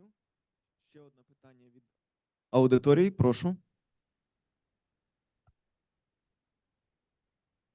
Пані Алла, не впевнений, що мікрофон працює. Ми вас чуємо, а учасники онлайн не факт, що будуть чути. Але Оборська національна система лісової добровільної сертифікації, національний орган PFC в Україні. Нас цікавить таке питання і багатьох користувачів в Україні. Чи не можете ви уточнити, якої саме ділянки будуть визначатися координати? Це конкретне місце, звідки постачається деревина на даний час, чи це велика площа тієї юридично оформленої ділянки? Наприклад, є юридично оформлена ділянка площею 10 тисяч гектарів, а деревина постачається конкретно з маленької ділянки 1 гектар. Які саме координати повинні передаватися, зазначатися? Дякую.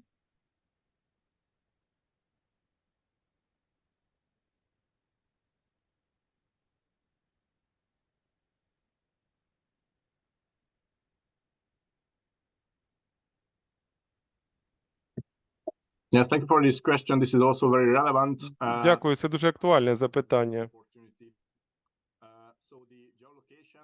Геолокація має відповідати безпосередній ділянці, звідки було взято матеріал. Тож це говорить про те, що не від загального і площі, наприклад, управління, яка знаходиться в управлінні певного підприємства, а саме з ділянки, де була взята деревина. По геолокації, навіть якщо змішаний є матеріал, тобто з різних ділянок взятий, то геолокація має бути зазначена з усіх ділянок. Навіщо це робиться? Це робиться для того, щоб оператори знали, звідки береться ресурс, і щоб вони могли чітко про це повідомити операторові, де береться цей продукт, який розміщується на європейському ринкові. Тобто це не загальних площ стосується, а конкретних.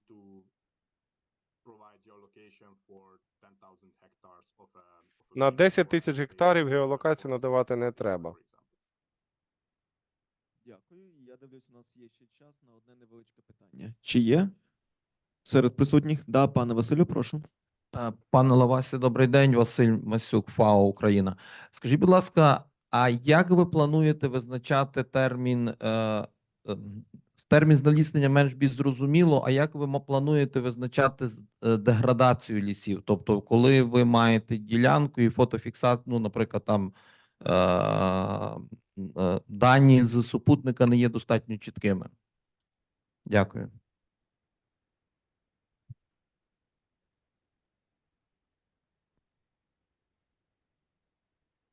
Yes, this is true. Thank you for the question. Це правда, дякую за запитання. Щодо деградації і структурних змін у лісових масивах, це означає, що праліси не можуть, наприклад, деградувати до насаджених лісів або інших категорій. Я погоджуюся, що не можна покладатися завжди на супутниковий моніторинг. Проте оці знимки зі супутника це більше все-таки робиться для того, щоб оператори самі могли свою експертизу проводити на своїх ділянках. Можуть використовуватися різні заходи та інструменти, які необхідні для проведення експертизи, щоб підтвердити, що немає знеліснення або деградації лісів, що, в принципі, причиною чого є, наприклад, лісозаготівля. Ясно, що супутник не може бути єдиним джерелом такої інформації. Це лише допоміжний інструмент, який дозволяє в цілому такими широкими мазками проводити моніторинг лісових насаджень чи масивів. Ясно, що це не єдиний інструмент. Дякую. Пане Вавасій, величезна вам вдячність за пояснення, роз'яснення окремих питань щодо впровадження EUDR. Відповідно, не будемо вас затримувати, але сподіваємося, що ви залишитесь з нами онлайн, хоча розуміємо, що, напевно, графік, можливо, цього і не дозволяє, але нам було би приємно. Власне, хотіли би зараз тоді перейти до другого спікера. Власне, хотів би зараз запросити начальника управління лісового господарства та відтворення лісів Державного агентства лісових ресурсів України Ігоря Будзінського з темою доповіді «Виклики для лісового господарства Україні в процесі узгодження національного законодавства до вимог ЄС». Напевно, доповідь якраз від одного з головних стейкхолдерів, на кого падає найбільший тягар EUDR. Прошу. Дякую за можливість взяти участь.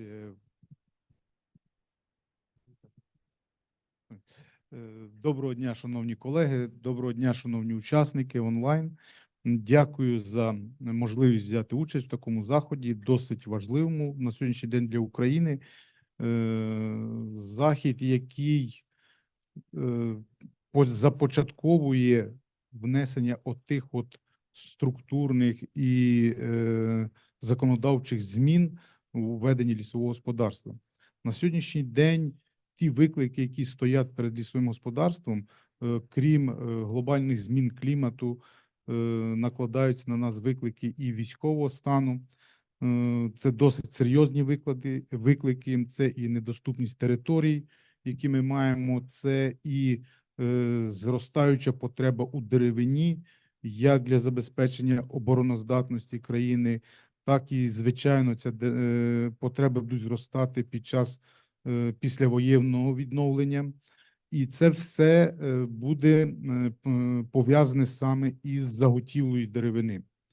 На сьогоднішній день євроінтеграційні процеси, які відбуваються в Україні досить активно, Держлісагентство не стоїть осторонь, воно активну участь в цьому приймає. Цілий ряд є нормативних актів, які вже розроблені, подані відповідно і у Верховну Раду, і в Міністерство захисту довкілля як підзаконні документи. Звичайно, ми досить стурбовані тими викликами, які постають перед лісовим господарством і з прийняттям регламенту, про який ми сьогодні говоримо.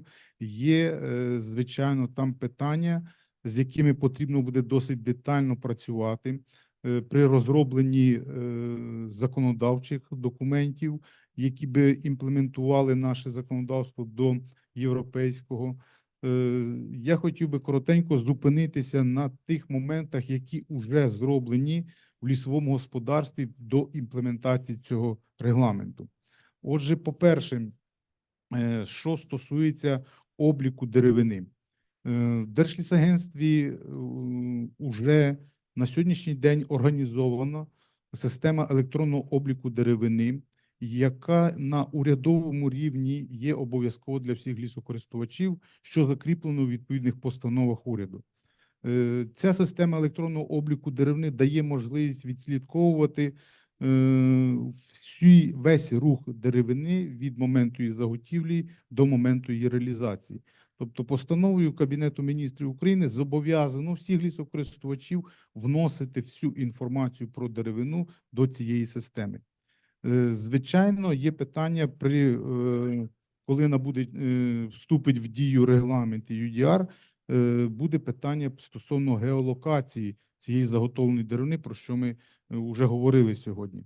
В цьому напрямку Держлісагентство вже розробило підзаконний документ, інструкцію з відведення і таксації лісосік, в якому передбачається таку процедуру, як виділення ділянки для заготівлі деревини. І от раніше виділення цієї ділянки в лісовому господарстві здійснювалося за допомогою геодезичних інструментів. На сьогоднішній день ми передбачили виключно, що це має бути здійснене за допомогою високоточних GPS-інструментів з можливістю зразу ж фіксації геокоординат, які будуть в автоматичному режимі передаватися далі в іншу систему для видачі дозвільного документу. Стосовно видачі дозвільних документів, ще донедавна це був паперовий документ, який виписувався лісокористувачом. В минулому році урядом було започатковано експериментальний порядок в електронного видачі такого документу. Відповідно до цього порядку тепер усі лісорубні квитки для усіх лісокористувачів України видаються виключно територіальними органами Держлісагентства, про що закріплено в постанові Кабінету Міністрів. І після 17 листопада 2023 року усі лісорубні квитки видаються в електронному варіанті, формується база всіх дозвільних документів, і виключно з цієї бази можна буде подивитися детально кожне місце, де ця деревина заготовляється. Якщо ж ми і приймемо інструкцію з відведення і таксації лісосік, то автоматично в цю базу будуть попадати і геолокація цих лісосік. Тобто в цьому питанні ми працюємо досить напружено і думаю, що в найближчих 3-4 місяці ми досягнемо цього результату. Стосовно торгівлі деревини, однозначно, на сьогоднішній день в Україні сформовані всі нормативна база стосовно реалізації деревини в прозорому вигляді, скажімо так, через товарні біржі. Є відповідні закони, є відповідні нормативні акти, і на сьогоднішній день підприємства, які координуються Державним агентством лісових ресурсів, 100% всю деревину продають, реалізують через товарні біржі. Тобто весь обсяг проходить через ці товарні біржі, де можна також чисто і прозоро побачити, хто кому що продає, і формування цін на цих біржах є виключно ринковими. Наступний елемент – це також є, скажімо, елемент того регламенту EUTR, сертифікат погодження лісоматеріалів. Він також був ще донедавна в паперовому варіанті видавався. І з 17 грудня минулого року ми виключно перейшли на електронний варіант видачі цього документа, де в електронних кабінетах деревообробник має змогу отримати сертифікат в електронному варіанті. Це також дає можливість прослідковувати ці всі варіанти із рухом деревини і в онлайн-режимі з митницею зв'язуватися і через канали передавати цю інформацію напряму до митниці. Звичайно, ще є ряд питань, які потребують вирішення буде у імплементації зазначеного регламенту. Відповідний законопроект разом з Міністерством захисту довкілля, Держлісагентством уже починаємо напрацьовувати, в якому будуть детальніше розписані ті моменти, які визначені, зокрема, і регламентом EUDR. На сьогоднішній день ось така коротенька ситуація, яка складається в лісовій галузі із регламентом, про який ми сьогодні говоримо. Дякую. Якщо є питання, готові давати відповідь. Да, шановні колеги, чи є питання до пана Ігоря? Прошу. Можна мікрофон учаснику? Зараз, секундочку. Вас не почують онлайн-учасники. Асоціація меблі про Медведєв. Ми встигаємо імплементацію зробити цю до кінця року, враховуючи, що з 25-го року це вже буде введено в дію, цей регламент.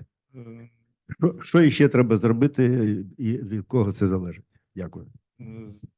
Це досить широке таке питання. Дякую за його, за що ви задаєте. Звичайно, в цьому процесі задіяно не виключно Держлісагентство.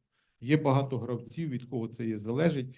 От, і я не можу вам гарантувати за кожного конкретного учасника, як то швидко буде проходити. Але ми в цьому напрямку досить плідно працюємо і прикладаємо максимум зусиль, щоб до кінця року встигнути все-таки зробити то законодавство, яке нам дозволить не зупинитися із вступом в дію регламенту. Дякую. Дякую. Наступне питання, прошу. Мене звати Оксана, компанія Бренвель. Скажіть, будь ласка, ви говорили, що наразі розробляється можливість автоматичної передачі даних про геолокацію на інші ресурси, як там воно буде відображатись. Чи розглядали ви можливість, або взагалі чи будете ви розглядати можливість фіксації геолокації, де проводилася рубка дерев, фіксації таких даних в ТТН ліс або в лісорубних квитках тощо? Чи це буде абсолютно взагалі інший? Дякую за запитання. Однозначно це буде пов'язано все.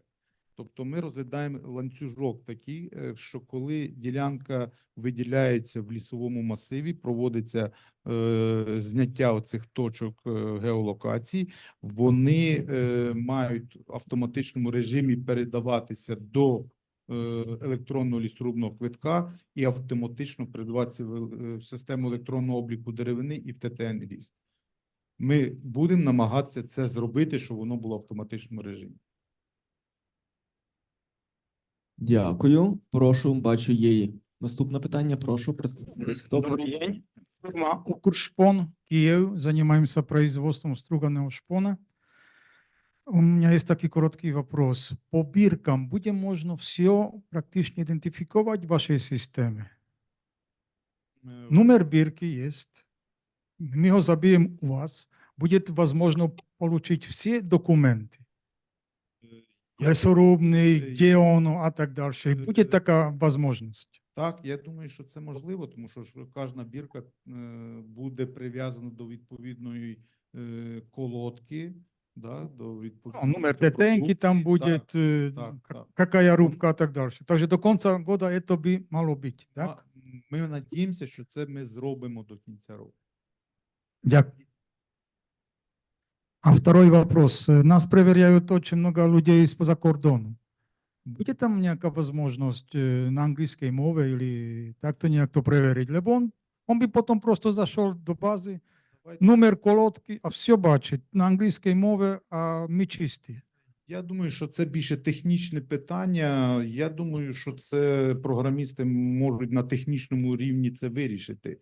Якщо є інформація забита в системі і вона є електронною, Ми теж так думаємо. то це було б оптимум. не було б важко зробити, але це треба з технічної сторони спеціалістам подивитися на це. Дякую. Дякую. Возьмемо на увагу значно це. Дякую. Чи є питання? Я дивлюся, що якраз до Держлісагентства в основному питання від бізнесу, бізнес-асоціацій. Чи є від наукових установ громадського сектору? Є. Прошу. Одне запитання. Геонаціональна лісова система. Як у вас буде вестися штабельний облік лісу? Скажімо, поколодний облік – це ясно, на колоду поставили чіп і потім її можна відслідкувати. А коли штабельний облік, є у нас лісозаготівля ділянка, ставлять чіп один на декілька кубів, не на колоду, на декілька кубів. Потім його спускають вниз на нижній склад. Із декількох ділянок, там можливе змішування. І потім його постачають на компанію. Яким чином буде забезпечено штабельний облік? Звичайно, тут є проблематика, тому що ви говорите. Зараз я не готовий вам дати технічно зразу відповідь, як це буде зроблено, але розробляється там такий документ стосовно там і декларування деревини і так далі. Я думаю, там буде це все прописано, щоб можна було це прослідкувати. Однозначно, ми не зможемо прослідкувати до кожної, скажімо так, куска дерева йому набити бірку, присвоїти там ім'я і так далі.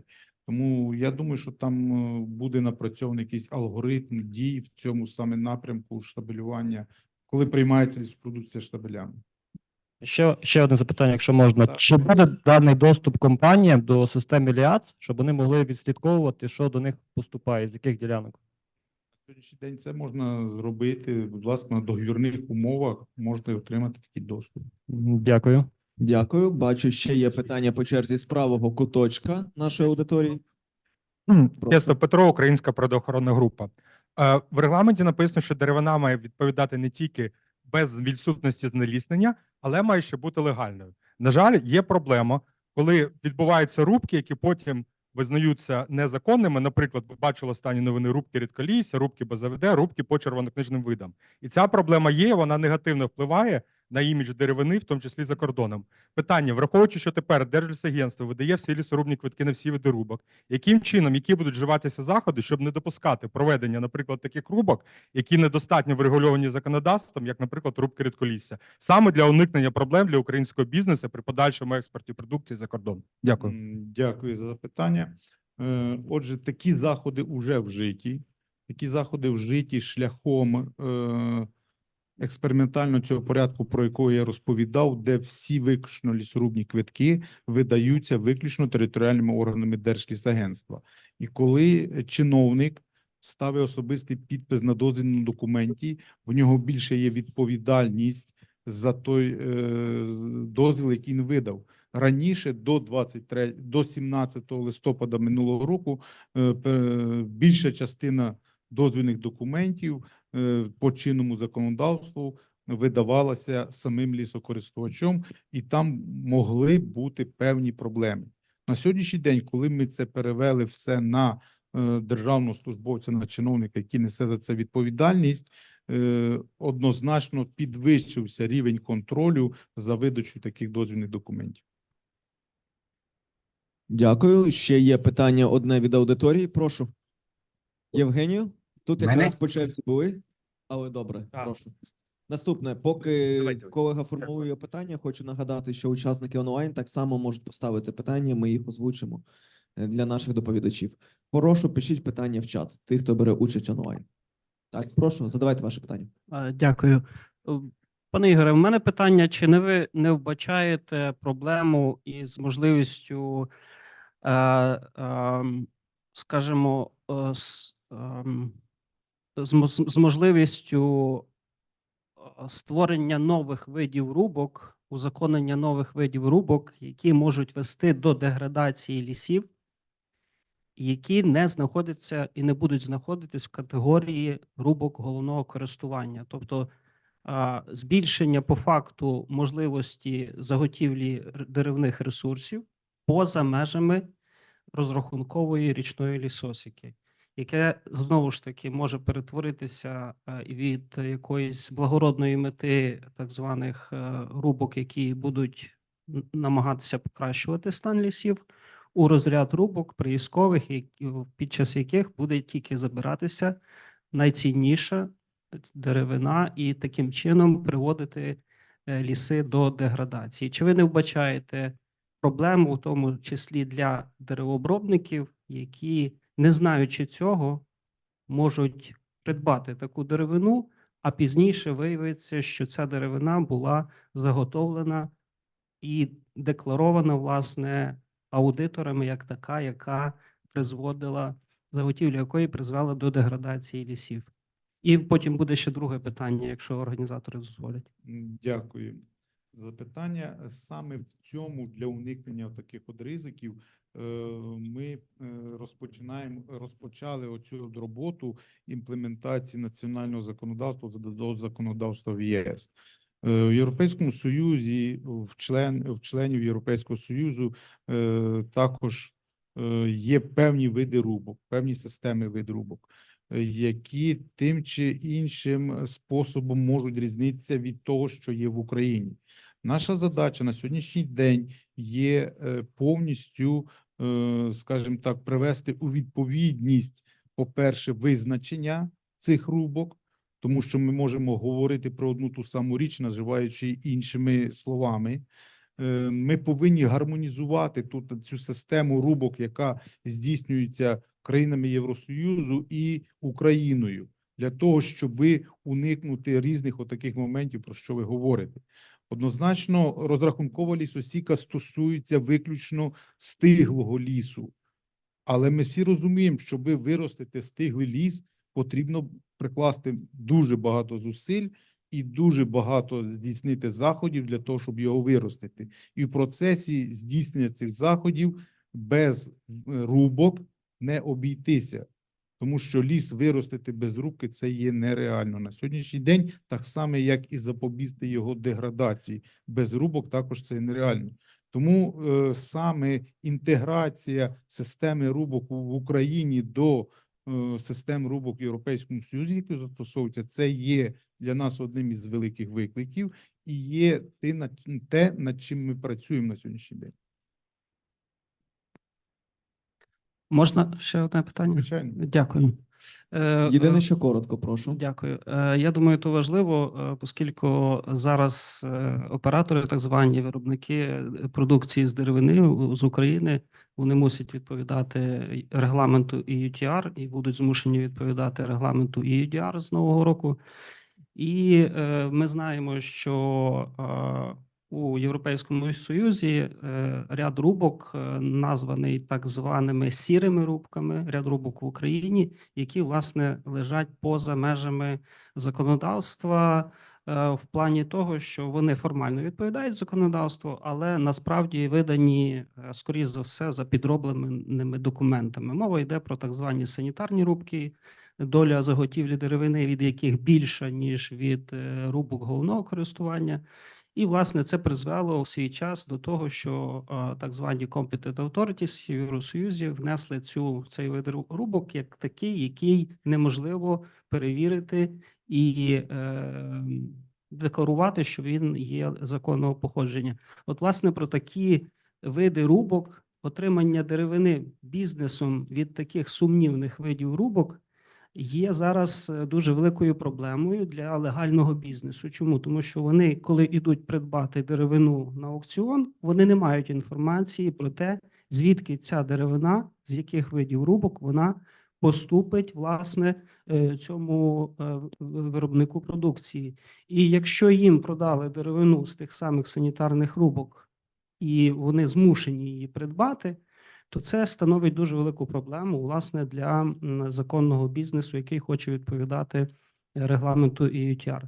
Чи передбачається от робота в цьому напрямку Держлісагентства з тим, щоб була інформація в тих, хто купляє деревину в підприємствах Держлісагентства, зокрема, поки що, власне, вже перед моментом придбання цієї деревини, а не після, постфактум? Дякую.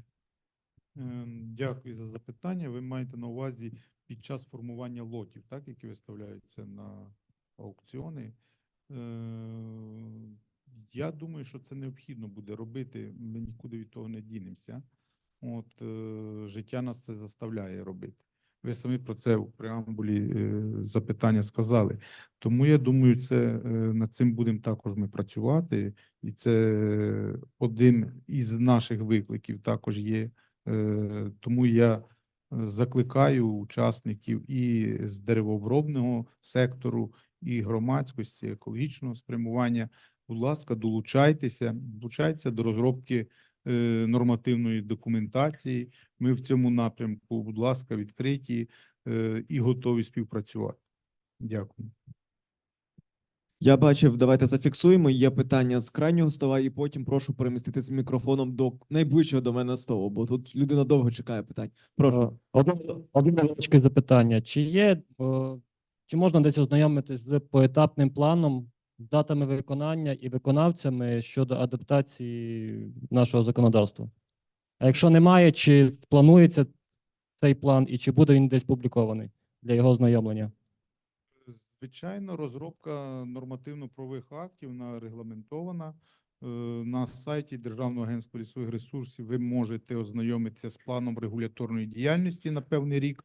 в якому зазначено певні нормативно-правові акти, які будуть розроблятися протягом року. Звичайно, туди можуть вноситися зміни в цей план з відповідними викликами, які постають, можуть виникнути буквально завтра, післязавтра. Туди вносяться зміни, слідкуйте, будь ласка, приймайте участь в цьому.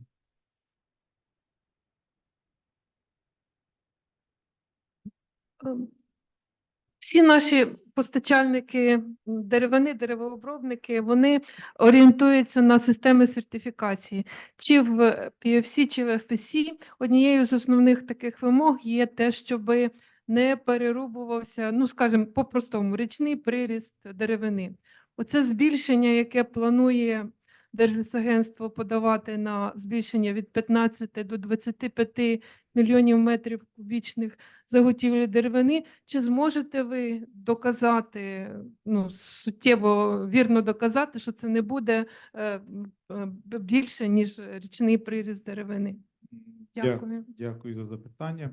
Однозначно, цифри, про які ви назвали, до 25 мільйонів, вони не просто бралися від того, що гарна цифра. Ця цифра прораховувалася, розраховувалася, і це мінімальна та цифра, яку ми можемо без шкоди для лісу взяти з лісу, скажімо так. Знаємо ми про поняття річного приросту, про яке ви сказали. В Україні він в середньому складає 4 метра кубічних, і це десь в рік порядка 40 мільйонів приростає. Заготовляємо ми до війни, ми заготовляли в кращому випадку порядка 20 мільйонів кубометрів.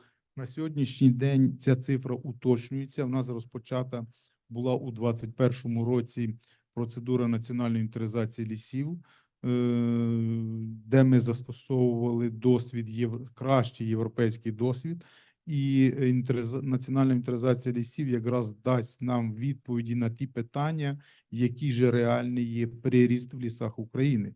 І він може, на мою думку, різнитися від того, який ми зараз маємо за матеріалами лісовпорядкування. І він, я думаю, він буде вищий, ніж 4 кубометра за гектар. Попередні результати окремих тих матеріалів, які ми вже маємо, він показує, що він буде вищий. Остаточних ще результатів немає, але я думаю, що після завершення першого циклу у нас буде повністю ця інформація, яку офіційно ми оприлюднимо, вона буде відкрита для всіх користувачів. Дякую. Пане Ігорі, є одне питання. Зараз від онлайн-аудиторії, потім від офлайн-аудиторії. Від онлайн – це теж від суб'єкта господарювання. Питання: коли стане можливо купувати деревину на аукціонах, де у сформованому лоті не буде вказаний вид рубок, відповідно до якого була здійснена заготівля деревини, що наявна в лоті? Тому як на даний момент всі рубки, які не є рубками головного користування, потребують додаткових доказів легальності. Це те, якраз над чим ми працюємо в удосконаленні нормативно-правової бази. І ми будемо намагатися до кінця року врегульовувати цей процес. Якщо нам вдасться це все зробити і технічно потім його опрацювати через ті інформаційні системи, які ми маємо, технічно внести туди відповідні зміни, то я думаю, що з наступного року ми будемо таку можливість мати. Дякую. І я розумію, напевно, по таймінгу крайнє питання в аудиторії. Прошу, представляйтесь і питання. Василь Наумчук, компанія LegalLease. Хотів продовжити трошки розвинути попереднє запитання, колеги. Скажіть, будь ласка, а чи є якась ідея, яким чином впровадити все-таки контроль за порогом невиснажливості ведення господарства на рівні окремих підприємств? Тому що, провівши певні дослідження і консультації з зацікавленими сторонами, такої процедури виявлено не було. Це перше. І друге, я перепрошую. Чи розглядаєте ви проект закону про ринок деревини, який лежить у нас уже в кулуарах 2021 року, як один із інструментів для імплементації все-таки регламенту EUDR? Дякую. Дякую за запитання. По першому вашому питанню. Є такий нормативний документ. У 2023 році було прийнято постановою Кабінету міністрів порядок здійснення лісовпорядкування, в якому на законодавчій вже основі зазначено, що ті заходи, які проєктуються лісовпорядкуванням, їх загальний обсяг не повинен перевищувати річного зміни запасу. Це є вже зазначено в проєкті постанови, тому лісовпорядкування не може проєктувати відповідних заходів більше, ніж є приріст. Відповідно, такі прослідковування повинні здійснюватися. Це наші вже внутрішні, скажімо так, регламенти між міжрегіональними нашими управліннями і Держлісагентством, що територіальний орган при видачі лісорубного квитка він має відслідковувати цю процедуру, на яку масу, скажімо так, на який обсяг видані ці лісорубні квитки. Стосовно другого вашого питання, так, ринок деревини є, він в першому читанні був прийнятий, але на сьогодні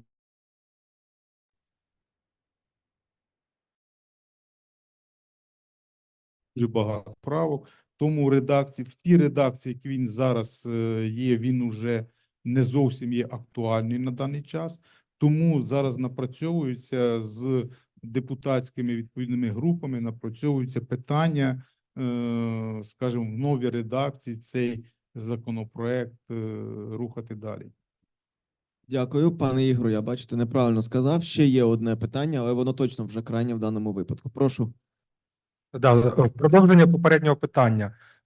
Є такий момент в санітарних правилах, як що не мають перевищувати сумарний обсяг головного користування суцільних санітарних розрахункового лісосіку. Наскільки я знаю, немає чіткої процедури цього зарахування. Це пов'язано з тим, що не визнано чітко, як по категоріям, по породам це зараховувати. І питання, яким чином от при перевірці видачі лісорубних квитків це питання зараз з боку Держлісагентства аналізується. Бо це один з тих моментів, який може призвести до майбутніх проблем. Дякую. На сьогоднішній день запитання аналізується на рівні наших територіальних органів, на рівні, скажімо, знову ж таки загального обсягу розрахункової лісосіки. Хоча ми знаємо по лісовому кодексу, зараз ви мені скажете, що там в розрізі порід, в розрізі категорій і так далі, і так далі. Звичайно, це досить трудомісткий процес. І можемо в деяких моментах, я зараз не хочу довго розказувати теорії різні, можемо в деяких моментах дійти до абсурду в цьому питанні. Тому, щоб не було цих абсурдів, я би рекомендував це територіальним органам по загальній масі зараз дивитися. Дякую. Дякую. Пане Ігор, як обіцяли, крайнє питання. Да, тому будемо вам відпускати. Дякую вам за ваші відповіді. І вам дякую. Зараз би хотів би запросити останнього панеліста, власне, нашої першої з вами сесії. Хотів би запросити національного фахівця лісівничої програми ФАО Україна Василя Масюка з темою доповіді удосконалення інституційного середовища задля сприяння імплементації лісової політики ЄС в Україні. І, пане Василю, можливо, таке, знаєте, маленьке питання від мене. Багато колег, особливо ті, що говорили про високорівневі там виклики, загрози, але дещо опускали питання можливостей. Можливо, ви в своїй доповіді зможете хоча б декілька слів сказати про можливості. Дякую.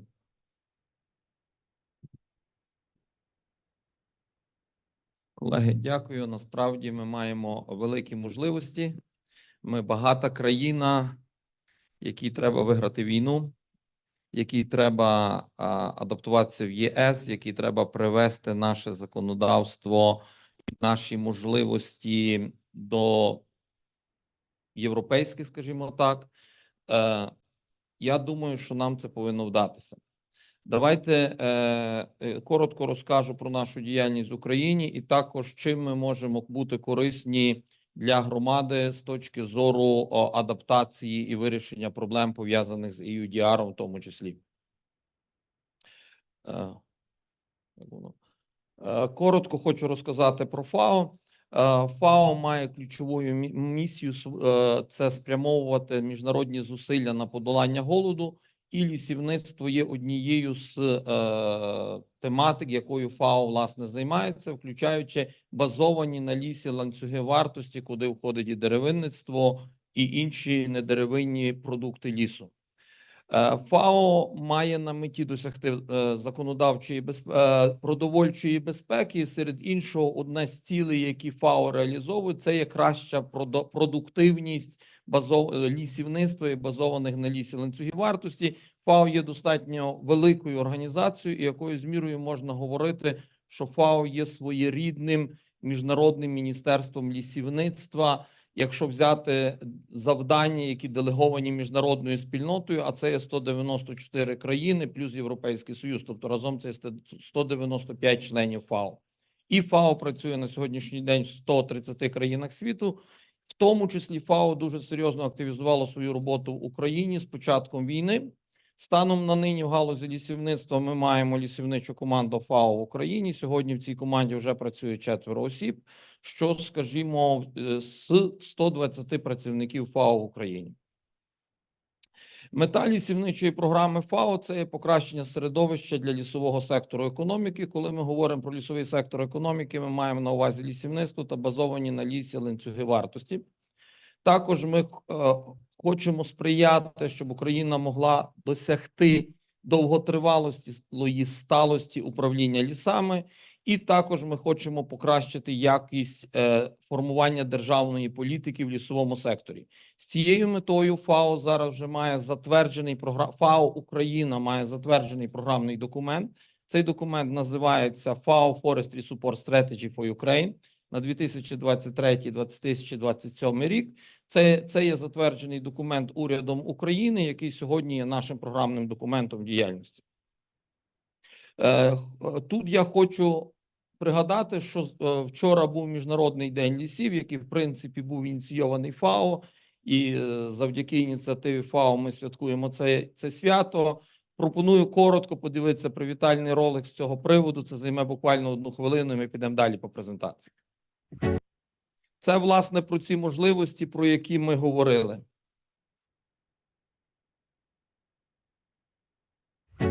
Innovation is unlocking the forest's long-kept secrets. Buried deep under the bark of trees are powerful solutions. The chemistry of trees... Інновації дають нам перспективу для розвитку. Під корою дерева знаходиться стільки речовин, які допомагають порятувати нашу планету.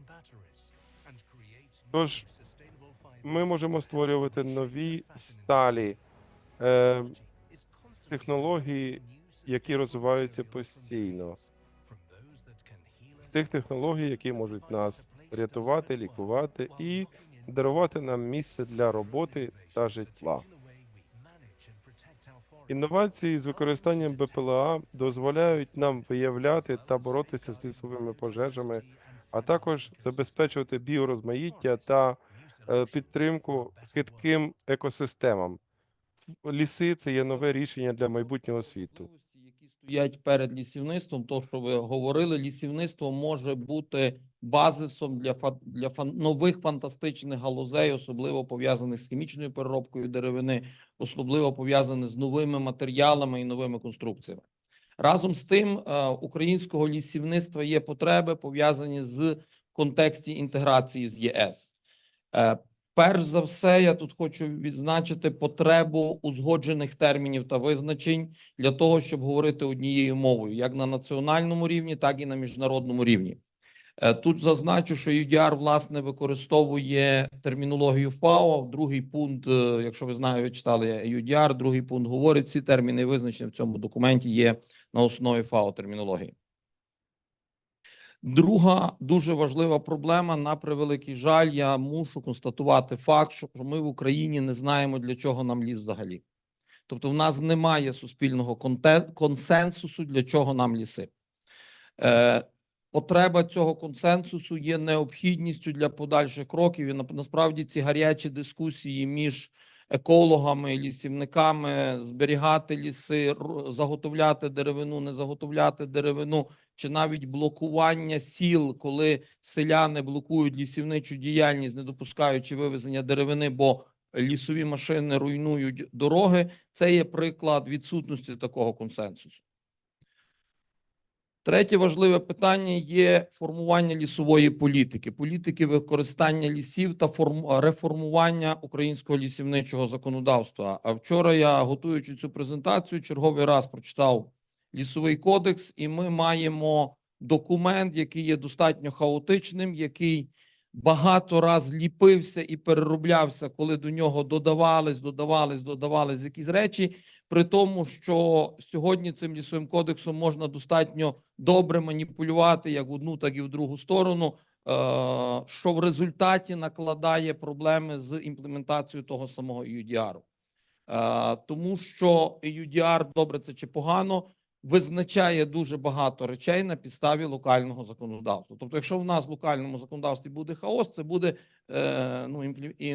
відбиватися на результаті оцих документів, про які ми говоримо. Узгодження термінів і визначень, як на мене, для прикладу візьму дуже простий термін, що таке ліс. Український лісовий кодекс визначає, що ліс – це тип природних комплексів або екосистем. При тому Український лісовий кодекс взагалі не зв'язує ліс з земельною ділянкою чи правилами використання лісів. За визначенням ФАО, ліс – це земельна ділянка площею 0,5 га, яку можна виміряти в гектарах. Кожен, хто стикався з законодавством земельним, після того розуміє, які це творить проблеми не тільки для лісівників. Ми говоримо про термін знеліснення. Я спробував пошукати цей термін знеліснення в Лісовому кодексі. Термін знеліснення не знайдено. В українському правовому полі немає знеліснення. Тобто ми збираємося адаптуватися до законодавства протидії знеліснення, не маючи терміна знеліснення. Лісовий кодекс терміну знеліснення немає. Єдиний термін, який дуже близький до знеліснення, це незаконна порубка, незаконне перевезення, зберігання, збут лісу. Це є цитата статті Кримінального кодексу. Якщо ми беремо цю цитату з Кримінального кодексу, тоді ми задаємо питання, як ми збуваємо екосистеми?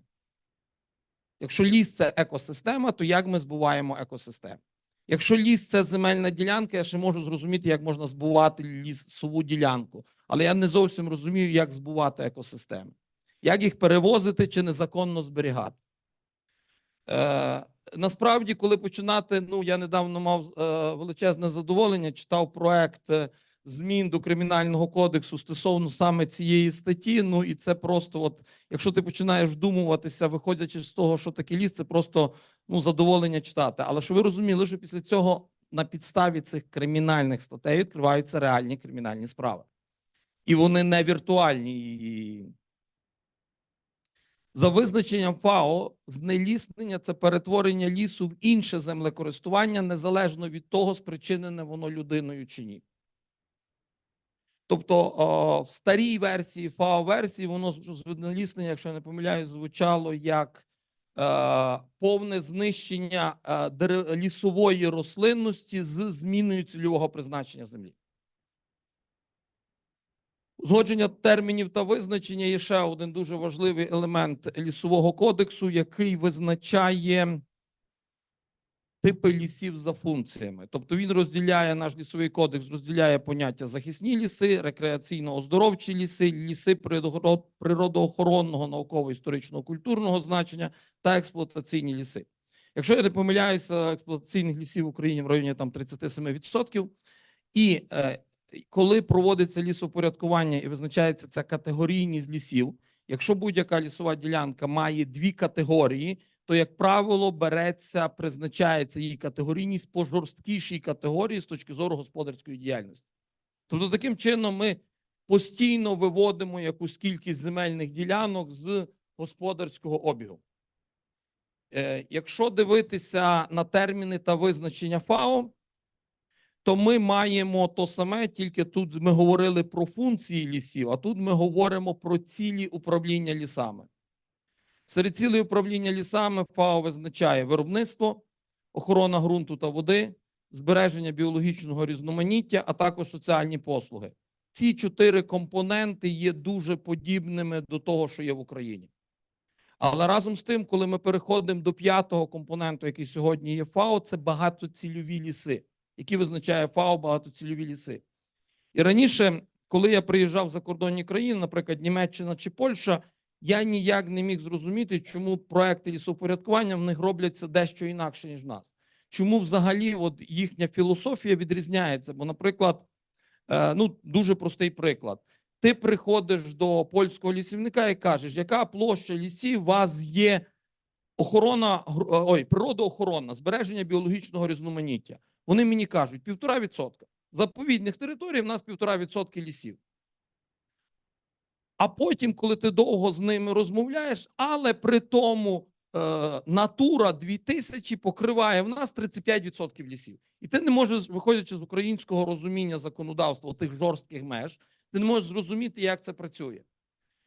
А виявляється, що 80% лісів в Польщі багатофункціональні. Відповідно, у багатофункціональних лісів є оселища біорізноманітних рослин і тварин, які попадають під охоронні зони Натури 2000. Лісівники самі їх визначають, самі їх зберігають при тісній співпраці з громадськістю. Тут ми підходимо до того, що, скажімо, наша пропозиція чи перспективи, щоб держава Україна розглянула можливість побудувати українську лісівничу термінологію чи українське лісівниче законодавство, базуючись на термінах і визначеннях ФАО. Сьогодні цей крок зробив Європейський Союз в цьому напрямку, бо раніше Європейський Союз також прагнув розробити свою власну термінологію. Кожна країна пробувала розробити свою власну термінологію. Я щось пробував раз в ЄС зрахувати, як кожна країна визначає ліс, це було там 29 різних визначень. Сьогодні вони прийшли до розуміння, що готові скористатися термінологією ФАО. Це є, перспектива, пропозиція до країни. Друге дуже важливе питання, для чого країні ліси.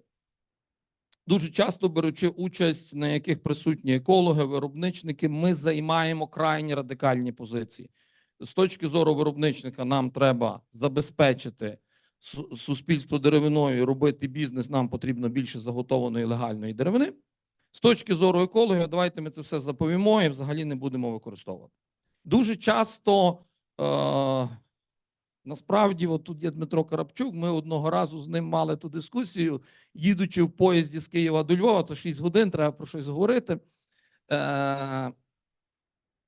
Насправді, коли ми почали в цій розмові узгоджувати терміни і поняття, що ми маємо на увазі під тим чим іншим, ми зрозуміли, що наші позиції десь не там, а вони починають дуже серйозно звужуватися. Вони стають значно ближчими, ніж, може здаватися на перший погляд. Тому один з важливих елементів суспільного діалогу, для чого Україні ліси. Я розумію, що я пробую зараз тут підняти дискусію з більш практичної до більш, можливо, стратегічної, і зараз ми ще вернемося до того питання, але без відповіді на це питання і без формування відповіді на це питання в стратегічних документах нам, як країні, буде дуже тяжко відповідати EUDR та іншим вимогам ЄС. Я знову згадаю тут ті 4 позиції, які ми перед тим говорили. Насправді нам ліси потрібні для всіх 4. Ми маємо забезпечити виробництво сировиною. Ми маємо побудувати потужну економіку, яка базується на лісі чи на ресурсах лісу. Ліс має багато ресурсів, це не тільки деревина. Ліс є потужним ресурсом для охорони ґрунту та води.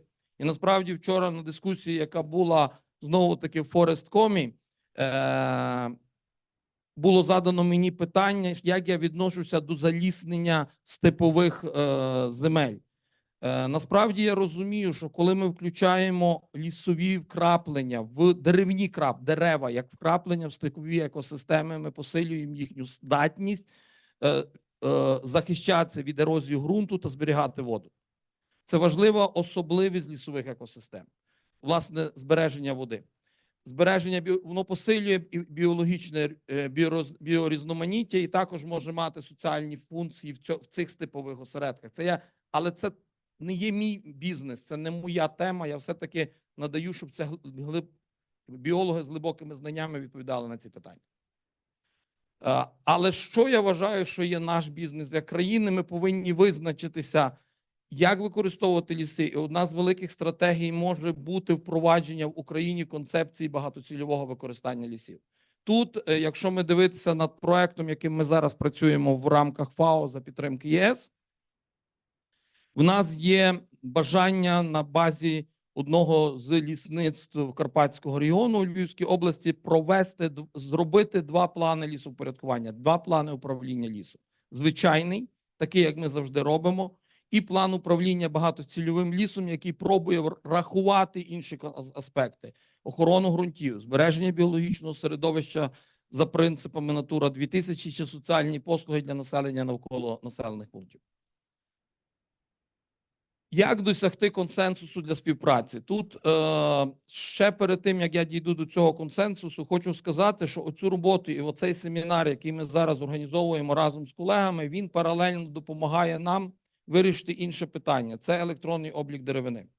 Існуючий електронний облік деревини в Україні, як ви знаєте, є морально застарілий, тому що він зроблений на старому, пан Валентин, напевно, не дасть збрехати, на старому софті на базі 1С.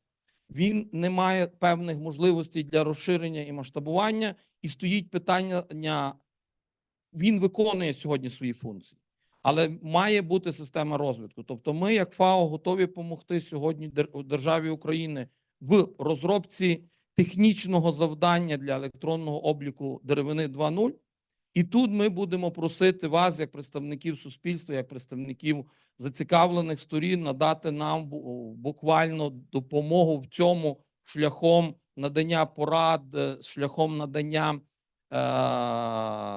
ваших ідей, що в цьому електронному обліку деревини 2.0 має бути. Ми зможемо це розробити, і тоді, там, скажімо, можливо, ми не встигнемо це зробити до 1 чи там до 31 грудня цього року, але ми, як мінімум, можемо це запроектувати, і наступна система буде відповідати чи повністю узгоджена з вимогами, про які ми говоримо.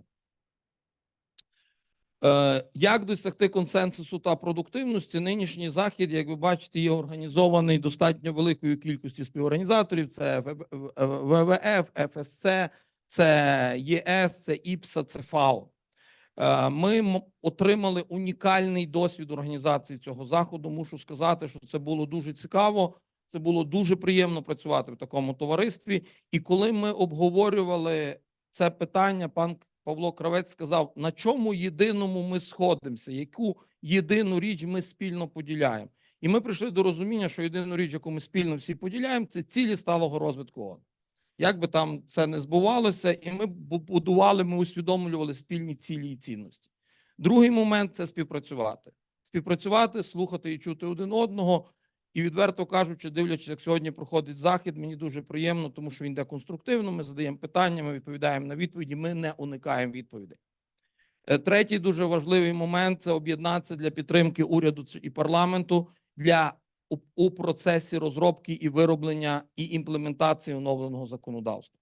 Сьогодні ми розуміємо, що в стані війни і уряд, і парламент мають дуже обмежені можливості для розробки якісного законодавства.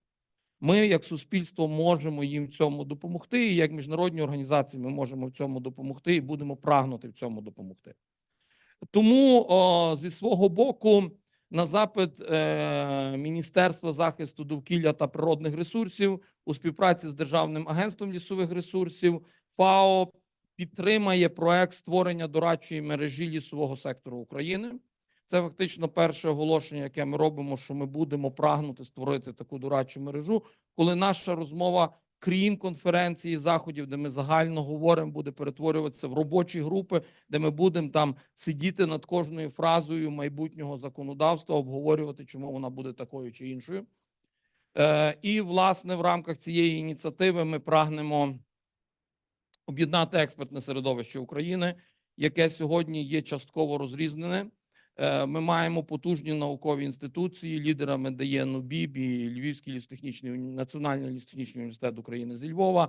Ми маємо серйозні НГО-організації, ми маємо що ми маємо експертів в комерційних структурах і в бізнесі. Тобто я розумію, що серйозний бізнес готовий делегувати юристів і своїх експертів для того, щоб ці законодавства враховувало точку зору бізнесу. Ми маємо потужні бізнес-асоціації, які присутні тут. Тут є Українська асоціація меблевиків, тут є меблі Деревпром, тут є Асоціація деревообробників Львівщини. Тобто ми маємо той консенсус, який ми можемо об'єднати для досягнення цілей. Посилити можливість українських експертів, наукових та дослідницьких інституцій, громадських об'єднань, об'єднань підприємців інноваційних бізнесів. Сьогодні ФАО, будучи потужною міжнародною організацією, має можливість допомогти інтеграції нашої роботи з міжнародними структурами і збільшити залучення українських експертів до участі в міжнародних проєктах і грантах. Я думаю, це теж в силах такого проєкту. Щодо підготовка та імплементація до EUDR мала би бути одна з таких пріоритетних задач, тому ми запрошуємо до співпраці парламентарів, урядовців, експертів долучитися до обговорення і роботи цієї технічної групи. Назвемо правового комітету, ми зробимо оголошення з проханням долучатися експертів в квітні. Це ми знову говоримо про можливості і перспективи. І нинішній форум організований нашими партнерами ФАО, ФСЦ, ВВФ, ІПСА за підтримки ЄС. Це фактично перше засідання такого комітету. І ми прагнемо допомогти уряду вирішити ці проблеми, тому що ми розуміємо, що ми не можемо постійно звинувачувати уряд чи казати, що вони роблять щось не так. Ми маємо той уряд, який ми маємо. Ми вибрали, кого ми вибрали. Ми маємо допомогти нашому уряду рішити ті задачі. Тому запрошення буде в квітні, це я вже сказав. Дякую за увагу. ФАО стоїть з українським лісівництвом. Дякую, пане Василю. Чи є питання у аудиторії чи учасників онлайн до доповідача?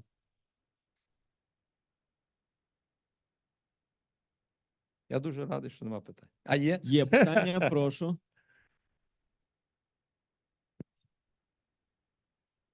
Укршпон, пастор Франтишек. Вы знаете, я 30 лет уже делаю шпон на Украине, а 30 лет тому назад не было ПФСЦ, ЭУТР, ЭУДР, ФСЦ. По вашей думке, почему это все создано? Чтобы вы меня понимали. У меня клиентов есть по всей Европе. Клиент номер 1 ПФСЦ, дай мне документы. Номер 2 ЭУТР, дай документы. Номер 3 ФСЦ, дай документы. Номер 4 сейчас придет ЭУДР, дай документы. Я уже не понимаю, чи мы делаем шпон, или чи мы делаем документы, я не знаю для кого. Вы понимаете, ten шпон, пока там будет наклеен ФСЦ, будет 1 на 1, як бы там не был наклеен. Тут мы делаем ничего не так. Тут есть нигде никакая причина. Вы можете мне сказать причину? Вы в ФАО, вы с тем ЭУДР начали. Почему вы начинаете с тем ЭУДР? Да уже сколько тут сертификатов? Кому это все надо? Вы мне скажите. Я как промысловец не понимаю. Почему мы должны решать, мы, люди, которые занимаются производством, проблемы, которые находятся в Держлісагентстві, леси панствових польских, штатные лесы на Словаччині, штатные лесы в Чехии. Бо там есть причина, а не в нас. Почему ФАО хочет все переложить на нас? Так решайте вопрос с лесами. Это не перекладайте на нас. Извините. Пане пастор, дякую. Як людина, яка 30 років тому робила шпон.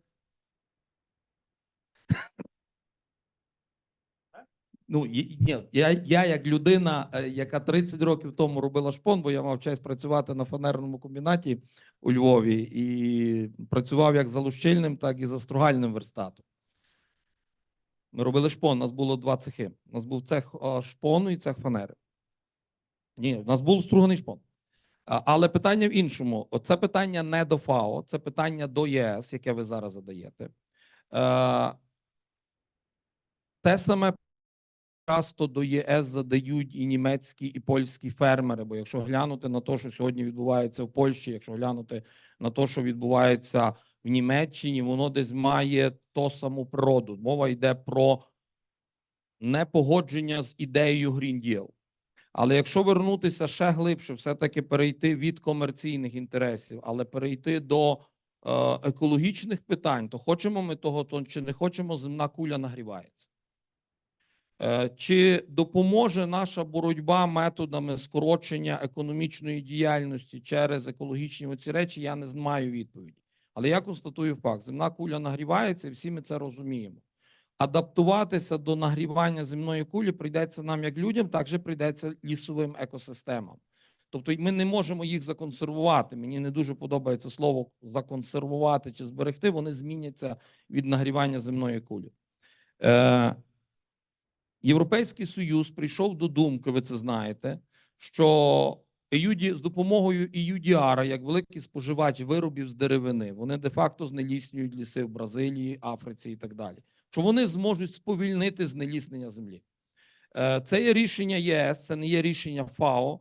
ФАО може допомогти Україні. ФАО є гуманітарною організацією, яка може технічно допомогти Україні рішити задачі. Ми не приймаємо законів. Ми не робимо цього. Це не ми заставляємо, як ФАО, вас робити ще одні папірці. Це є питання до Європейської комісії, до Європейського Союзу, до країн, на ринки, яких ви експортуєте. Якось так. Дякую. Дякую. І дякую за те, що питання стають більш гострими. Відповідно, ми вважаємо, що наш другий крок буде це створення робочих груп, тому думаємо, що так трошки ми вже переходимо, власне, до цього процесу. Чи є ще питання? Дякую. Нема? То супер. Є важніші питання, я думаю, зараз згодом у нас будуть. Да, тоді, напевно, дякую. Відповідно, у нас буде трошки більше часу поспілкуватися, я думаю, офлайн, відповідно, один з одним. Тому ми теж скористаємося цим конструктивним часом. Нагадаю, що о 1-й годині у нас обід. Відповідно, слідкуйте за представниками організацій, організаторів сьогоднішнього заходу, вказують, куди пройти. Поки що, я думаю, що ми можемо підійти до місця кави-брейку, чи тут в залі і, власне, неформально поспілкуватися один з одним. Всім дякую. Ті, що онлайн, теж звертаю вашу увагу, що до 2-ї години у нас перерва. О 2-й годині повертайтесь, власне, до участі у нашому заході. До зустрічі.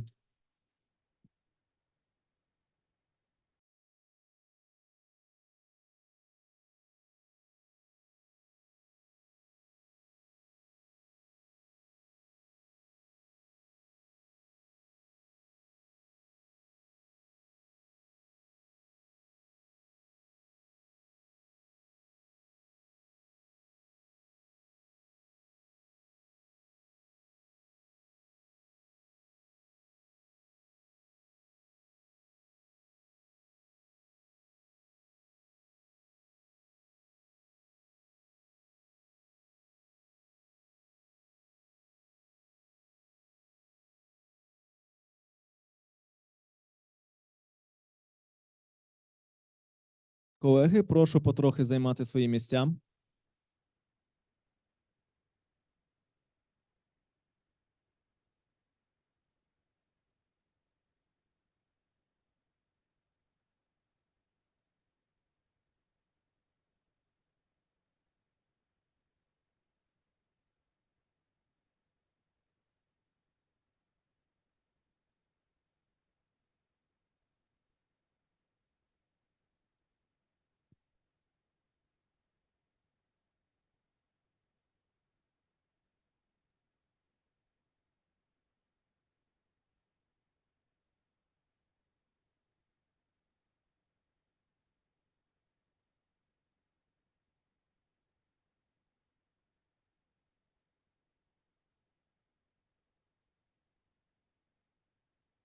Тепер чути краще. Займаємо місця. Зараз через пару хвилин будемо починати. Я розумію, що у всіх чимало енергії після обіду, підзарядилися. Відповідно, ще й була можливість неформально поспілкуватися, що інколи більш важливо, ніж різні публічні заходи, але все ж таки давайте переходити до нашої офіційної частини.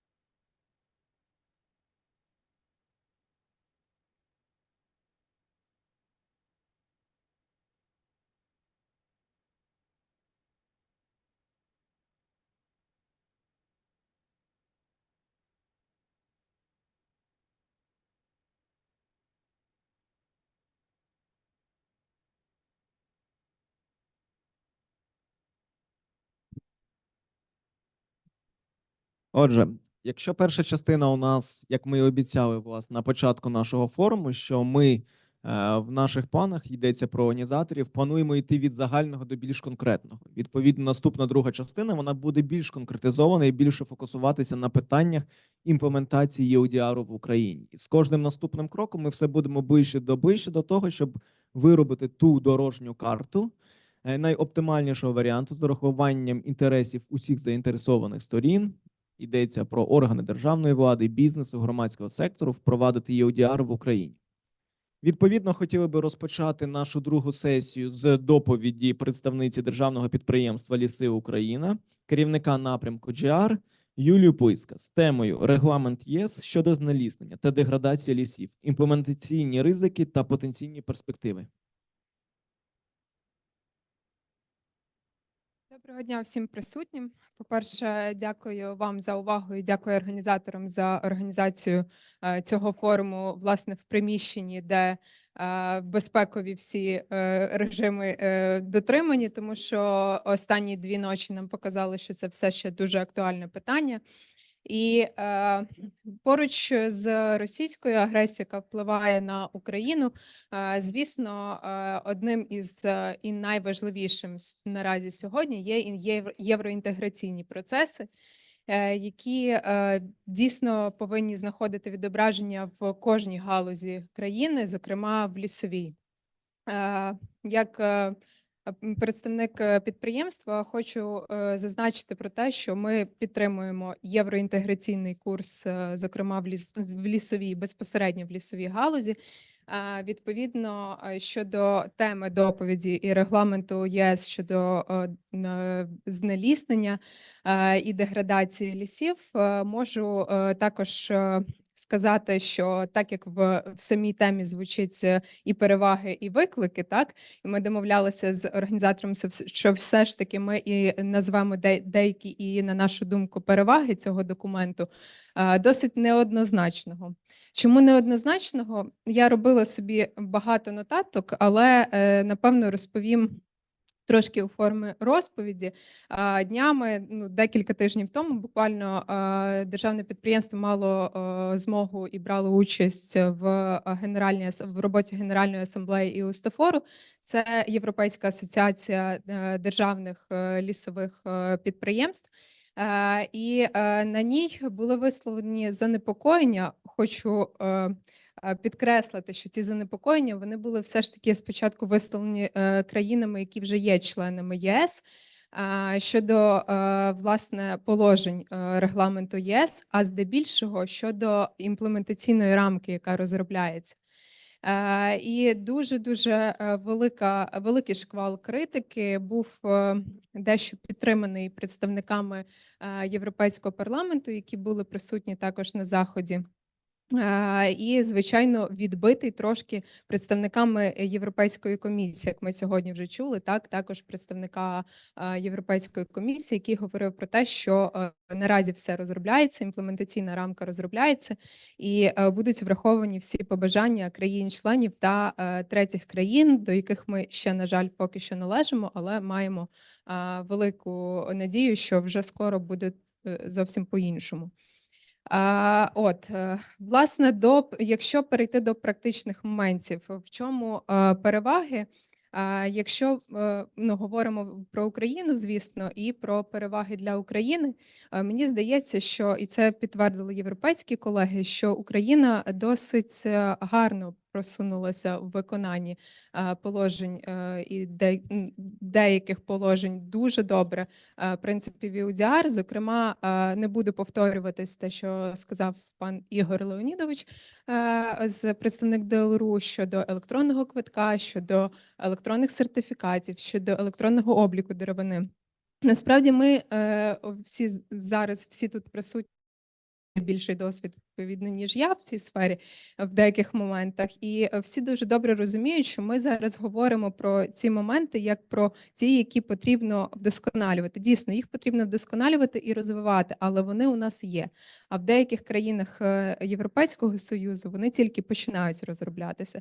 І це варто відмітити і все ж таки підкреслити. Ну, в цій частині доповіді я все ж таки, напевно, перейду не до переваг, а до викликів. Тому що разом з прийняттям і всім євроінтеграційним курсом, який, знову ж таки, я повторюсь, ми дійсно підтримуємо, але є багато викликів для, власне, практичного застосування цих принципів для галузі. Ми, як підприємство, яке є основним господарюючим суб'єктом в країні, хочемо, напевно, тут нас підтримують і інші господарники, і інші лісокористувачі стосовно таких викликів, які позначені. Я спочатку назву ці 4 виклики, які я сама для себе виокремила, і які виокремлює також і європейська спільнота, а потім трошечки детальніше зупинюсь по кожному.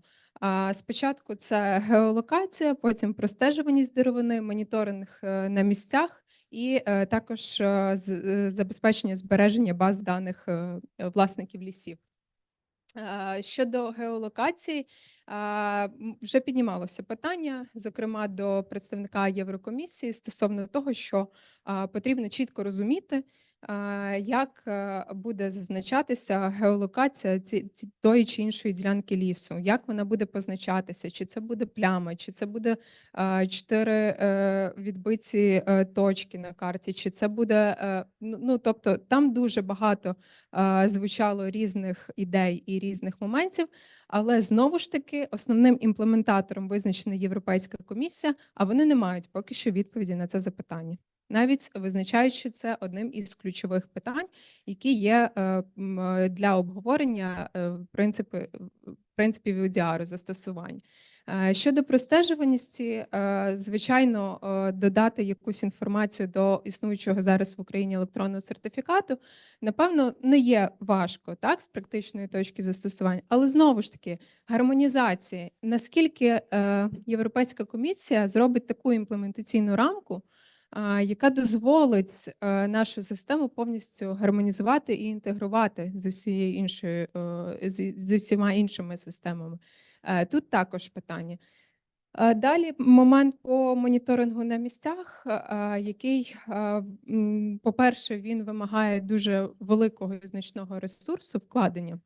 І якщо з ресурсами навіть питання поступово вирішувати, так, ну, вкладати і інвестувати в моніторинг, то все одно не зрозуміло, наскільки буде достатній обмін баз даних, наскільки буде ця рамка, яку визначить імплементатор головний, так, як така, яка буде відображатись уже в нашій системі. Чи це буде зовсім інша докорінна система, яка не буде мати змогу інтеграції і так далі. Тому що, чому ну, я про це говорю? Я хочу ще з практичної сторони поговорити. Ми всі звикли, що європейська спільнота це та спільнота, яка є дуже прогресивна і яка диктує ну, там, правила і умови. Дійсно, це так. Вони вповноважені, і ми маємо дослухатися, але є побоювання, що деякі країни Європи, вони не мають такого розробленого інтерфейсу і такого рівня технологічної бази, яка би дозволила це все швидко інтегрувати і швидко об'єднати з базами, які існують уже наразі в Україні. Тому ну, для нас це все ж таки теж відкрите питання до сих пір ще залишається, як і думаю, в принципі, для всієї європейської спільноти. І останній пункт, на якому я б хотіла зосередитись, це збереження баз даних. Збереження баз даних власників лісів. Насправді, якщо для України із нашим зараз, скажімо так, сприйняттям, це питання, от бачите, навіть у мене в доповіді воно одне з останніх, про що я, по крайній мірі, буду тут говорити, то для європейської спільноти це все ж таки одне з перших питань, тому що це обмін інформацією, це відкрита вся інформація, яка до сих пір не була такою відкритою, не мала широкої інтеграції між країнами. Якщо всередині в деяких країнах це дуже гарно розвинуто, в деяких на рівні нашому, деяких там менше, але між країнами немає забезпечення збереження цих баз даних. Тому наразі, напевно, ну я точно не вповноважена, напевно, навіть ніхто з тут присутніх в залі не вповноважений давати оцінку, поки не буде якогось висновку Європейської комісії стосовно того, чи можуть вони розробити імплементаційну рамку вчасно, чи не можуть, і запустити в дію. Але напевно, все ж таки є місце і час говорити про те, що регламент ЄС цей повинен бути або відтермінований, або суттєво доопрацьований в короткі строки із, власне, залученням користувачів лісу. Не тільки українських, звичайно, і українських, тому що ми в Україні, ми хочемо, щоб нас теж чули. Все, але я вам скажу, що не чують не тільки лісокористувачів України, не чують багато лісокористувачів з усієї Європи. Це з, якщо так можна казати, кулуарних таких розмов, і навіть не кулуарних, тому що Організація Європейська державних компаній лісового спрямування, вони всі підписали, як і ми, в принципі, меморандум і проголосували за нього звернення до Європейської комісії, який наразі сьогодні вже є офіційним документом, з проханням суттєво доопрацювати, залучити лісокористувачів до розроблення імплементаційної рамки, і якщо не буде вистачати часу, а воно так видніється, що не буде вистачати, трошки відтермінувати регламент. Дякую за увагу. Дякую. Я ще не встиг задати питання. Чи є питання, але вже руки бачу. Прошу. Чи можете допомогти з мікрофоном? Ага, все знайшли. Є. Прошу питання. Алло, чути. Хотів спитати, що ви маєте на увазі під імплементаційною рамкою? Це, я вибачаюсь, не представився. Сергій Розвод, аудиторська компанія Легаліс. Ну, тобто, так, як ми знаємо, грудень 2024 року визначений таким, як вступає повністю в чинність регламент ЄС, і до цього Єврокомісія вповноважена видати чітку інструкцію. І вони це називаються імплементаційною рамкою. Перепрошую, можливо, що якщо хтось не зрозумів, то... Ну, я тут, якби таку ремарку, як дозволите, до вашої доповіді, хотів би сказати. Ну, те, що от ми побачили як аудиторська компанія, яка виступала декілька років як третьою незалежною стороною при оцінці по ІУТР для компаній.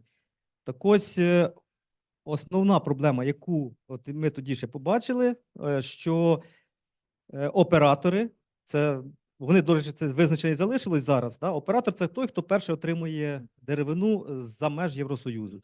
Він несе відповідальність. Він повинен мати розроблену свою DDS. В нього повинна бути DDS. Не в наших, так скажемо, клієнтів-постачальників. Да? Відповідно, він має цю DDS розробити, інструментарій збору інформації і потім своїм постачальникам в Україну її надавати. І отримувати вже в певному вигляді цю інформацію і акумулювати. І відповідно, що відбувалося? Що бізнес, він іноземний, він швидко адаптувався до цієї системи. І якщо подивитися, він почав вимагати, щоб наші українські постачальники створювали трейдерів за кордоном, свої ж там чи ще щось, ми будемо купувати в трейдера, ми не будемо вас купувати, тому що відповідальність несе оператор. І оператором має бути виступати хто завгодно, тільки не я. От, все, заставляють, вони створюють трейдерів. Далі. Але DDS як такої, як не було толкової, так і нема. До нас зверталися німецькі компанії, австрійські компанії, там британські компанії, хоча вони не в Євросоюзі, теж щодо DDS. І щоб ми зробили перевірку третьої сторони, тобто лісгоспу для постачальника. Я відповідно кажу, надайте нам свою DDS і ту методику, за якою ми маємо перевіряти. Вони не знають, що це таке. Тобто в них методики немає. Кажу, ну якось ви зберіть і нам надайте. Я кажу, ну що ж ми будемо перевіряти? Ми можемо, умовно кажучи, табличку зробити в горизонталі, а вам треба в вертикалі. Нам треба документи, ми зберемо такі, які ми вважаємо, а вам треба інші. Вони, ну як ви зберете, так і буде. І виходить так, якщо в них нема розуміння, і відповідно щось вони вимагають, то я розумію наших виробників українських, в якого таких операторів може бути десяток, і кожен своїми вимогами до нього буде ставитися, надай нам якісь документи, і він не буде знати, що робити. І це до чого веду? Так скажемо, що тут моє бачення, що спочатку має бути, мабуть, на рівні державному, так скажемо, з Євросоюзом узгодження, да? Яким чином, от те, що ви сказали, чогось задав питання про імплементування, яким чином це взаємообмін інформацією і що має бути, так скажемо, в тих документах. Тому що DDS кожен прописує під себе і ризики оцінює. І сьогодні, до речі, було питання від Дмитра. До якої ступеня ризику буде віднесення Україна? Це важливе питання, тому що якщо нас віднесуть до високого ризику, то там на порядок збільшиться кількість документів, які потрібно буде збирати і підтверджувати свою, так скажемо, відповідність цим вимогам. Далі, що я побачив? Пане Сергію, це коментар чи питання? Ні, це коментар просто якраз до цієї речі. Можливо, щоб задати тон далі, розумієте? Бо я... Але спробуйте все-таки сформулювати коментар, щоб в кінці закінчилось питанням. Я все ж таки відрефлексую на цю частину коментаря, Якщо можна, да. тому що насправді я не хотіла просто, знаєте, углублятися ще розповідаючи про DDS. Насправді це питання теж піднімалося, і власне однією з вимог, чому потрібно відтермінувати повністю вступ дії регламенту ЄС, це ще і кореляція з вимогами DDS. І розробки такого якби зразка, да, який би був плюс-мінус прийнятний всім, тому я повністю підтримую, пане Сергію, вас. Так, і ще питання, що, наприклад, зараз DDS впроваджувати, наприклад, я розумію, що якщо від ліс, пілорама і постачання пиломатеріалу, це просто. І навіть зібрати інформацію, ці координати, це по суті не важко. І дійсно, як пан Ігор розказав, що якщо збирається ця інформація і вона десь є, то якщо відкриють, наприклад, доступ, умовно кажучи, в умовний кабінет постачальнику, він зайшов і подивився, до такого-то лісорубного квитка, така ділянка, такі-то координати прив'язані. Я маю на увазі, технічно це не важко зробити. А як зробити, довести свою відповідність DDS, якщо у вас пелетне виробництво, якщо у вас плитне виробництво, целюлозно-паперове виробництво, ну і інші, де мають, там ДВП, використовують. Тобто дуже велика кількість подрібненої деревини, і на кожну партію, яким чином вам довести, що ця партія відповідає. Яким чином ви відберете? По волокну, як колись брали аналізи волокна і так далі, хто це буде робити? Це затрати просто неймовірні. І зараз же, так скажемо, це накопичення документів, яка основна загроза, просто я зараз бачу, що просто в деяких підприємств, умовно кажучи, в нього там персоналу в офісі 20 чоловік, а йому треба ще 30 чоловік, щоб вони просто обробляли, збирали інформацію і якимось чином передавали. І це основна загроза буде для бізнесу. От іменно ця, опрацювання цієї інформації, якимось чином її узагальнення. Добре, дякую. Дякую за ваше доповнення, воно дуже Я коректне. хотів сказати, тут скоріше не запитання, а доповнення, власне, доповідача. Чи є питання ще?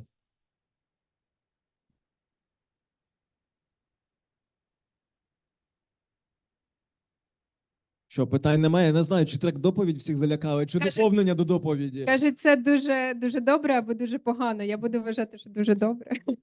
Тому Немає питань, да?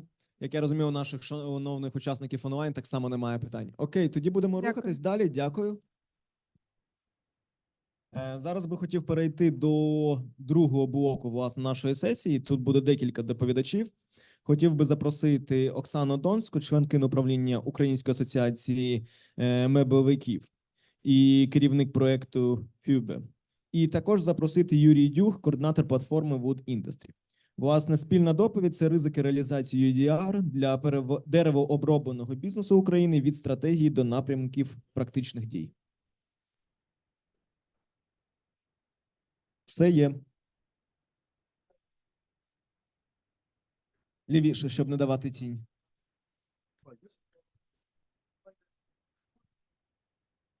Мікрофон вам? Можливо, вам два треба? Та я можу голосно кричати, а не почують вас ті, хто онлайн. А що, то чути?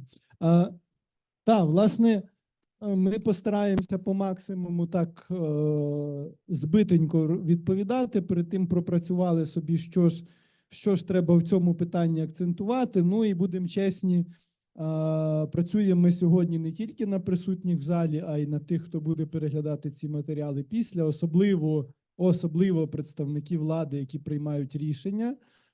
Тобто міністерства, Офіс президента і всі до того дотичні.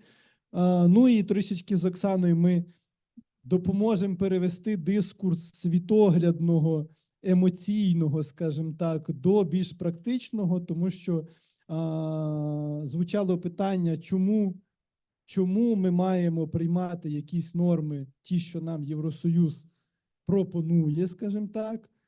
Для чого їх стільки стає більше? Насправді, з точки зору цієї дискусії, відповідь така зведена, звучить коротко, що наразі ринок ЄС – це один з найбільш перспективних, скажімо так, один з найбільш тих, що дозволяє заробляти, і тому він диктує всім іншим правила, за якими він готовий купувати продукцію. Всі інші – це зазвичай не тільки Україна, а всі країни, які він оцінює слабше. Тому трішечки екскурс до того, як саме стосуються нові правила бізнесу, чому вони їх стосуються, і знову ж таки, там які є плюси, мінуси. І знову ж таки, ми вже багато говорили, що треба поміняти, ми просто заакцентуємо в кінці. Зараз дам слово Оксані, другий слайд, напевно, зразу ми перейдемо. Нагадаємо не стільки собі, а скільки тим, хто приймає рішення, що ж собою в загальних мазках представляє галузь деревообробна, меблева, як така частина економіки. Так, мені передали цифри. Загалом цей слайд, він фігурує вже декілька років поспіль в нашій програмі «Меблеве диво», коли ми можновластям намагаємось довести, що перспективи у деревообробної меблевої галузі є дуже великими. То ключові цифри, які для нас важливі сьогодні, це 9,5 тисяч підприємств, де працюють сотні тисяч працівників. Це 19 мільярдів сплачених податків, і це топ-10 експорту України. Якщо в цифрах, а тут ми трошки збрехали, не 6,1, а 6,3% від товарного експорту посідає деревообробна і меблева галузі. Дані у нас від Держкомстату, а також від Митної служби України за 2023 рік. Тут нас забезпечив діаграмами Export Promotion Office, де ви можете бачити кількість підприємств, які експортоорієнтовані. Внутрішній ринок України вкрай важко порахувати, бо ми ж нічого не рахуємо, ми, власне, не звітуємо, скільки ми чого виробляємо в Україну. Але там за різними опитуваннями, експертами може говорити за меблеву галузь. Якщо до війни внутрішній ринок України оцінювали в мільярд, мільярд 200, то сьогодні його оцінюють в кращому випадку 700-800 мільйонів. Притому експорт для нас залишається великим ринком, куди ми можемо йти, де нас приймають. То з 9,5 тисяч підприємств у нас лише 16 тисяч підприємств, які вийшли на експорт. Є позитивна динаміка. Цифра 267 експортоорієнтованих меблевих підприємств за 2023 рік зросла вдвічі. У 2022 році їх було всього 124. Тут можу похвалити нас, Українську асоціацію меблевиків. З початку повномасштабного вторгнення ми вивезли більше 200 меблевих фабрик на 11 міжнародних виставок. Тобто організовували національні павільйони, де голосно на весь світ заявляли, що українські меблі можна купувати і можна з Україною підписувати контракти. Тут важлива цифра: 90% галузі – це середній і малий бізнес. Якщо ми говоримо про експорт, ота цифра вдвічі, вона зросла здебільшого через малий бізнес. Адже ті, хто працювали на експорт, є великими підприємствами, і норми, про які ми говоримо сьогодні, вони не є складними для тих, хто вже давно сертифікований FSC або PEFC. Тут просто додасться ще один пакет документів, у них є на то і людський ресурс, і розуміння або план розуміння, куди йти. додався до експортного гравця меблевої галузі саме середній і малий бізнес. І сьогодні у одного з доповідачів була фраза на слайді, що норми не стосуються СМБ. То якраз це є і болюче питання, і порадьте, скажіть, у кого які думки, що буде робити маленький меблевик, який везе повний бусик меблів, наприклад, м'яких меблів, і у нього там деревини аж цілих півкуба в м'яких меблях. Да? Як він доведе, з якої саме деревини він це зробив, як його митниця пропустить, де він візьме ті документи, які він раніше не отримав. І якщо ми хочемо, щоб ті 9,5 тисяч хоча б наполовину стали експортоорієнтованими, нам якраз середньому малому бізнесу треба довести, що це все можна вирішити, і на митниці його машини не зупинять, або він не буде шукати способи, як перетнути кордон. Тут доповню просто, він, той маленький меблевик, відповіді на ці питання не знає. Тобто присутні в залі можуть знати. Ну, але от тих 90%, очевидно, дуже багато з них того не знають. От, тобто це як проблематика. Так, це наша діаграма, як саме меблева галузь росла в експорті, і 2021 року ми перетнули кордон в 1 мільярд, і з початком повномасштабного знизили темпи. Але тим не менш, навіть під час війни ми змогли експортувати на 786 мільйонів. 90% українського меблевого експорту іде саме на Євросоюз. Відповідно, всі норми для перетину кордону, для підтвердження походження деревини потрібно буде дотримуватися експортерам. Важливо зазначити, що оце зростання в кількості експортерів у нас йде в якісний показник, коли ті, хто експортували серійні дешеві меблі, дерев'яні або з плитних матеріалів, вони і продовжують це робити. Але ми додаємо в експортоорієнтовані підприємства маленького виробника, який виготовляє дизайнерський продукт, меблі під замовлення з дуже високою доданою вартістю. Наприклад, тут ці шарики – це не просто малюночок якийсь, це елемент пеналу. І вартість цього пеналу – 12 тисяч євро.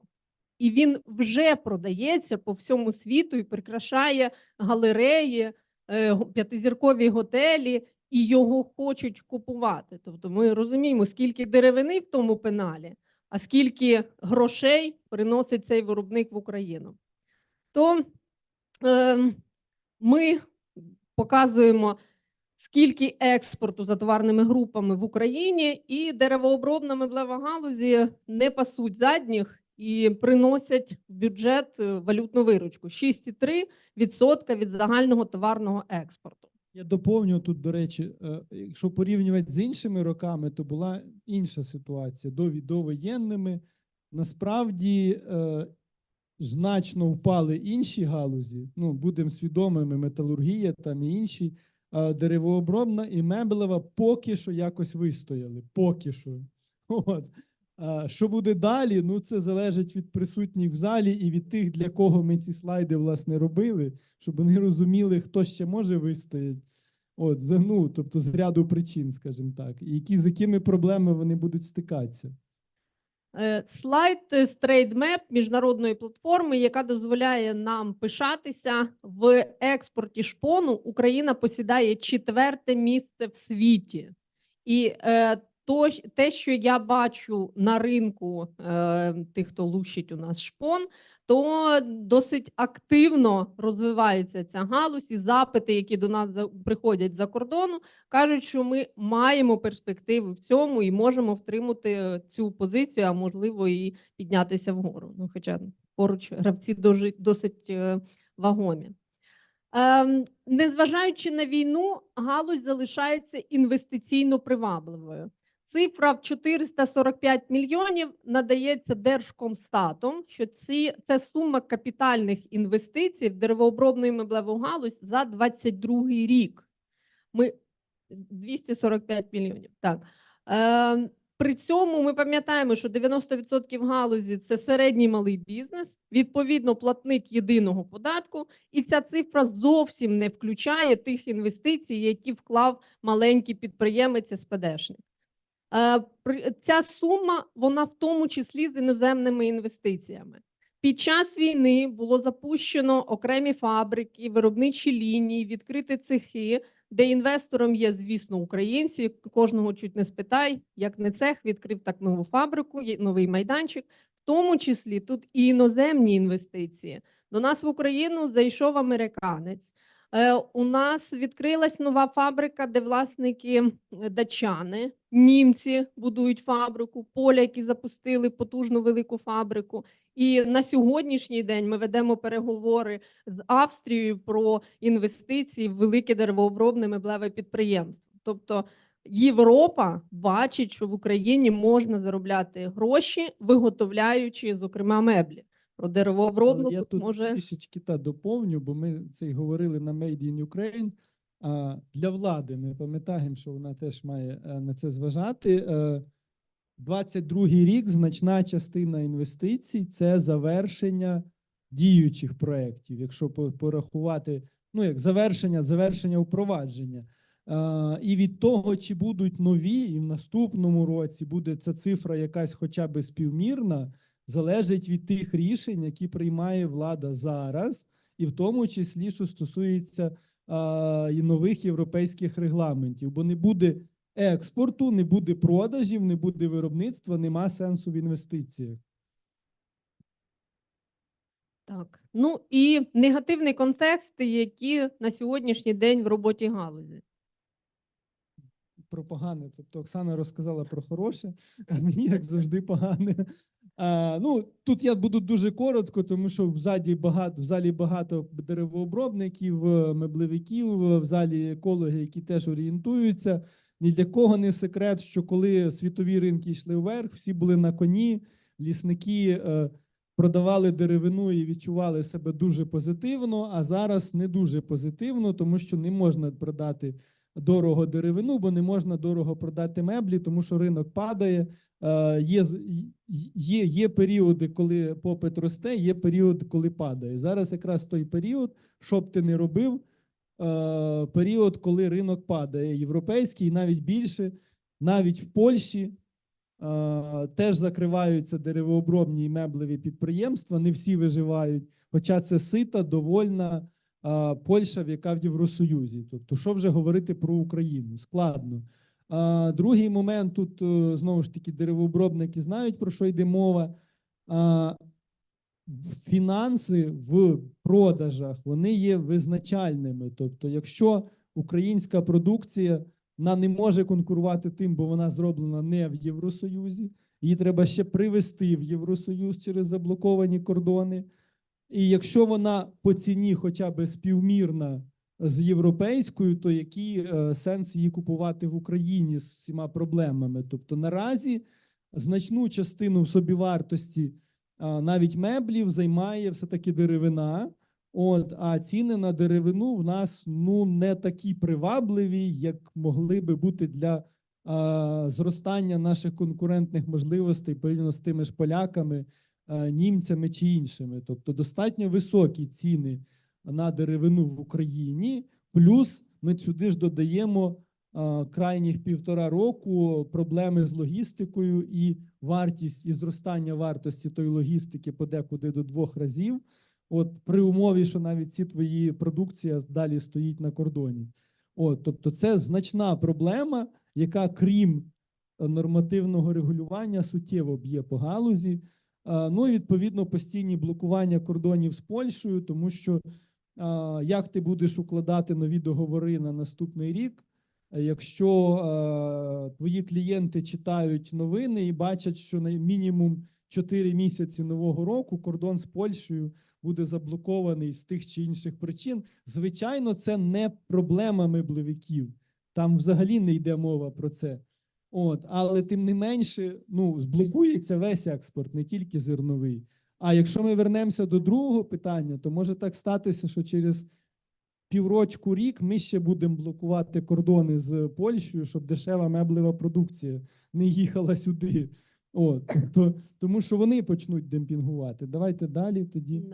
А сьогодні вже є дзвіночки, коли європейські оператори звертаються до нас в асоціацію і просять контакти виробників, кому продати польську або румунську деревину. Це для ДП «Ліси» прозвучала інформація. Без реклами. Іноземних виробників. Ну, до речі, бо була інформація про те, що українська деревина буде продаватися на експорт. Ну, досить цікаве там було завершення тих торгів. Ми про це з наступного тижня поговоримо, але насправді з Оксаною ми не домовлялися, але насправді європейці сказали, що ми ще вам можемо деревину продати, а не купити у вас. Тут не буду довго говорити, ми про це вже всі співдоповідачі говорили, що вже зараз, ну, от якщо ми говоримо про ті компанії, які працюють з експортом, з них вже багато чого вимагають перевіряти. Їх вже клієнти налаштовують на те, що вже починаєте збирати інформацію, особливо, ну, зважаючи на те, коли який регламент вступає, ну, тобто основний мотив який? Хочете продати, ну, це я знову ж таки скажу для ДП «Ліси», звичайно, що європейці якісь речі свої недоопрацювали, у них нема зведеної бази, вони самі не можуть до кінця пояснити, як воно буде працювати, але вони клієнти, а клієнт, тобто покупець, завжди правий. Тобто, якщо ми хочемо, як Україна, як економіка з ними торгувати, то ми під них підлаштовуємося, а не вони під нас. Тобто, і, на жаль, тут емоційна історія, що якісь вони не такі, може в них там щось зміниться, може вони зроблять поступку, це емоція. А сухі факти, що вони кажуть нам, робіть так, ми зробили, але вони кажуть, що не так, то ми перероблюємо, а не вони, тому що ми їм хочемо продати. Якщо не куплять в нас, куплять в інших. Тобто це ми будемо розуміти. Тому насправді компанії, які працюють, вже вони достатньо тверезо до цього відносяться. Нема навіть дискусії всередині компанії, ігнорувати нам нові правила чи не ігнорувати. Тобто вже йде робота, як їх імплементувати. Вже компанії звертаються з листами до постачальників сировини по своїй внутрішній компанії, бо це треба. Далі. Так, це... Про це ми багато що говорили, ну, швидше для поширення в соцмережах. Тобто експортери вже озвучують вимоги документів. Ну, це стосується в більшій мірі великого бізнесу, нагадаю, тому що малий ще не знає про це. Дуже багато хто, особливо меблевики. Вони вже вимагають вичерпні переліки, що їм треба. Чітко написано, знову ж таки, якщо ти як продавець продукції з деревини чи меблів певну інформацію не маєш, то будь добр, запитуй її в своїх постачальників, тому що це твої проблеми. Якщо покупцю видається, що ти надав недостатньо доказів, збирай їх, будь ласка, як хочеш. Тобто гугли, шукай інформацію про корупційні скандали. Тут, на жаль, немає представника одного з деревообробних підприємств Волині, який після одного з скандалів в грудні минулого року, коли в сумки з грошима, давайте далі тоді.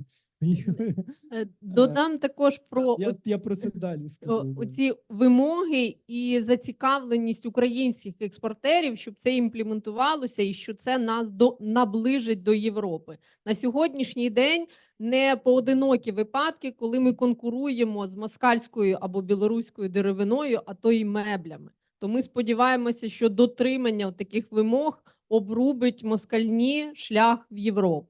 Коли там на Британію терміново вирісли об'єми постачання чогось дверей, звідки вони взялися в Британії казахстанські, або меблі з Білорусі.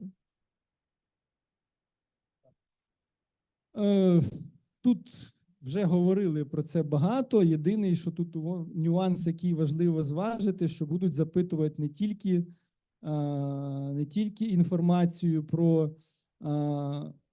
ту деревину, яка була з початку дії того регламента, скажімо, з кінця 24-го року, а й будуть питати деревину, яка раніше заготовлялася, яка ще перероблялася в процесі.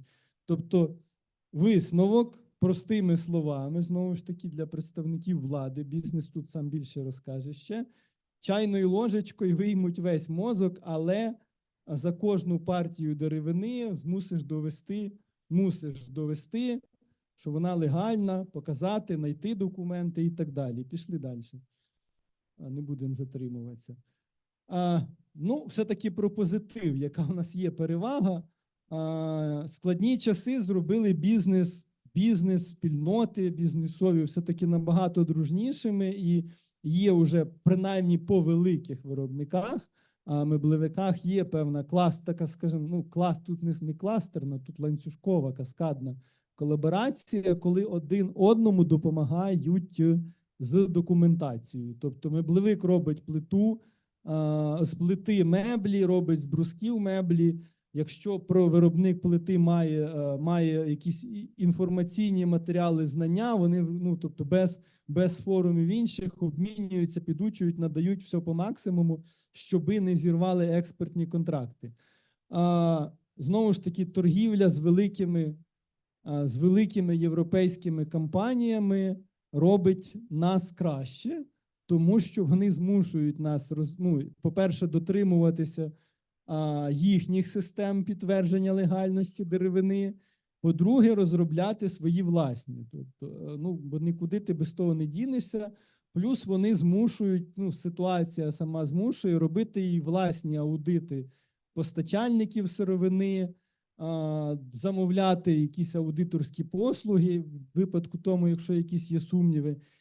Цей досвід все-таки в якійсь мірі є перевагою, тому що принаймні великі компанії, вони не підходять до ситуації зовсім не готовими. І, можливо, можна говорити про те, що це якось можна поділитись із малим і середнім бізнесом. Знову ж таки, виробники мусять працювати активно з профільними асоціаціями, неурядовими організаціями, органами влади. Такі заходи сьогодні є прямим тому підтвердженням, бо тут всі якраз і зібралися.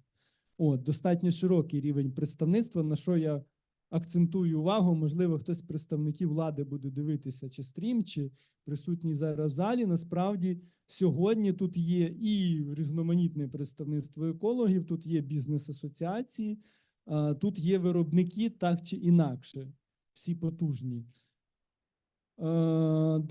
Це те, що ми говорили, відповідність української продукції UDR. Якщо ми цей рік грамотно пропрацюємо, не дамо упустити цей момент, може стати для нас певною перевагою, коли ми говоримо про сірий експорт за демпінговими цінами продукції з Росії, Білорусі, яка завозиться за різноманітними схемами в ЄС. Тобто, очевидно, знову ж таки, якщо європейська система буде ефективно це фільтрувати, зводити базу і відсікати, тоді це допоможе.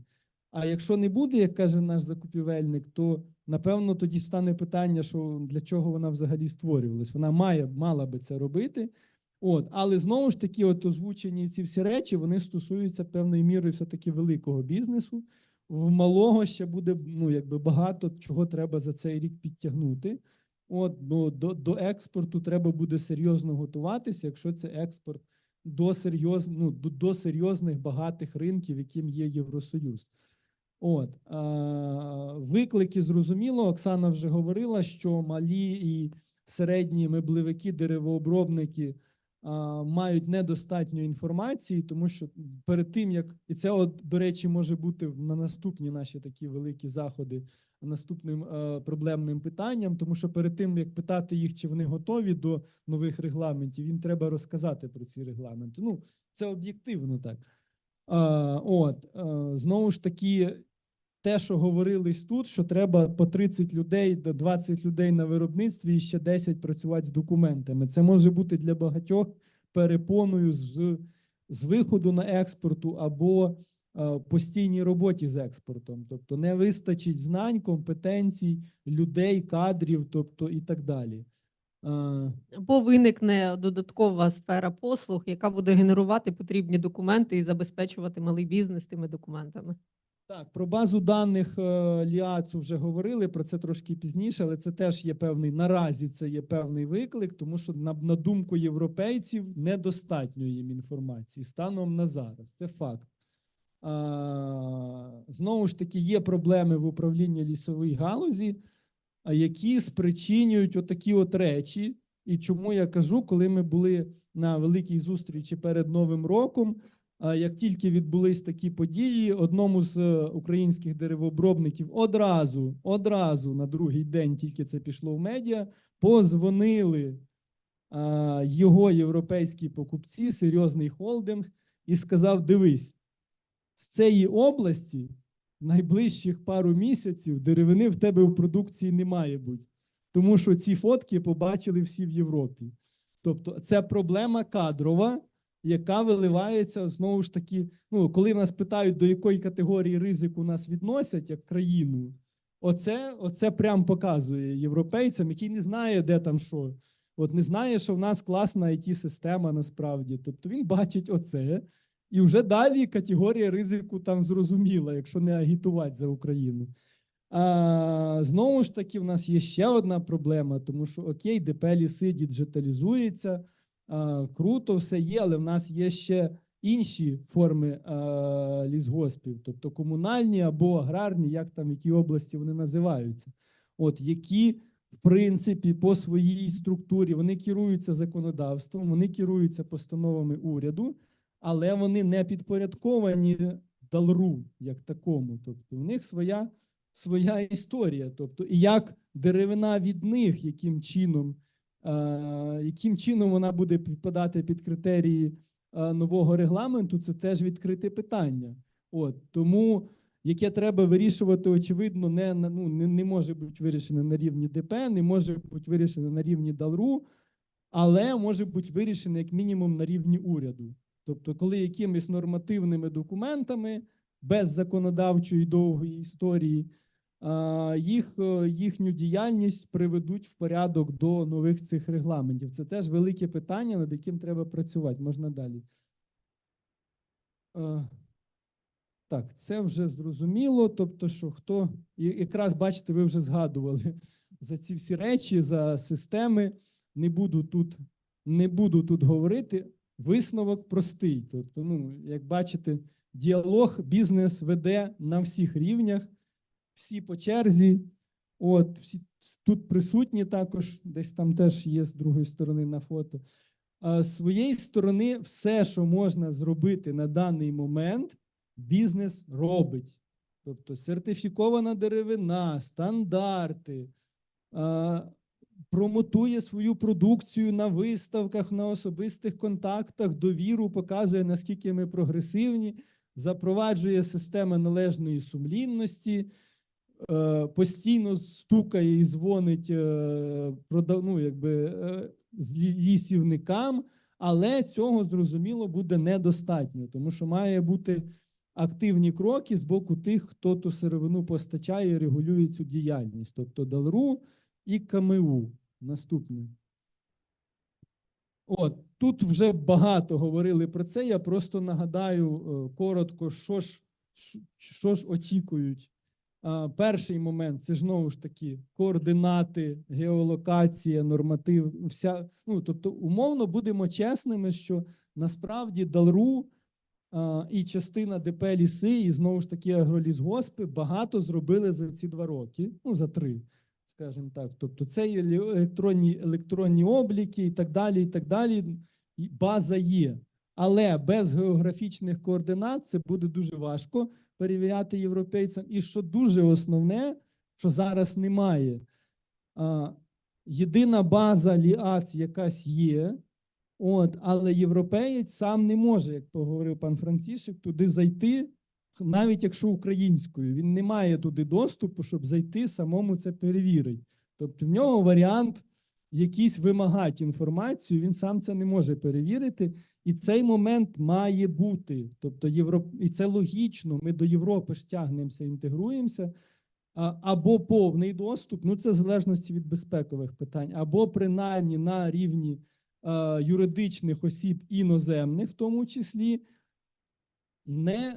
хай вони до нас звернуться, що саме основне, щоб був механізм відпрацьований, юридична особа подала заявку і за день її зареєстрували, вона може заходити умовно IKEA і перевіряти ту всю інформацію, мати доступ до цієї бази.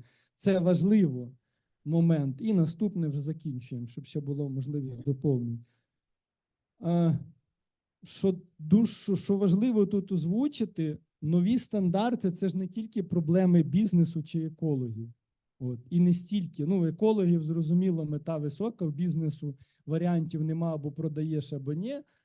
Але це, ну, оскільки бізнес, ми бачили, скільки працює людей, скільки платить податків, яка це частина, скажімо, експортного потенціалу, щоб мати кошти для того, щоб оборонятися в повномасштабній війні.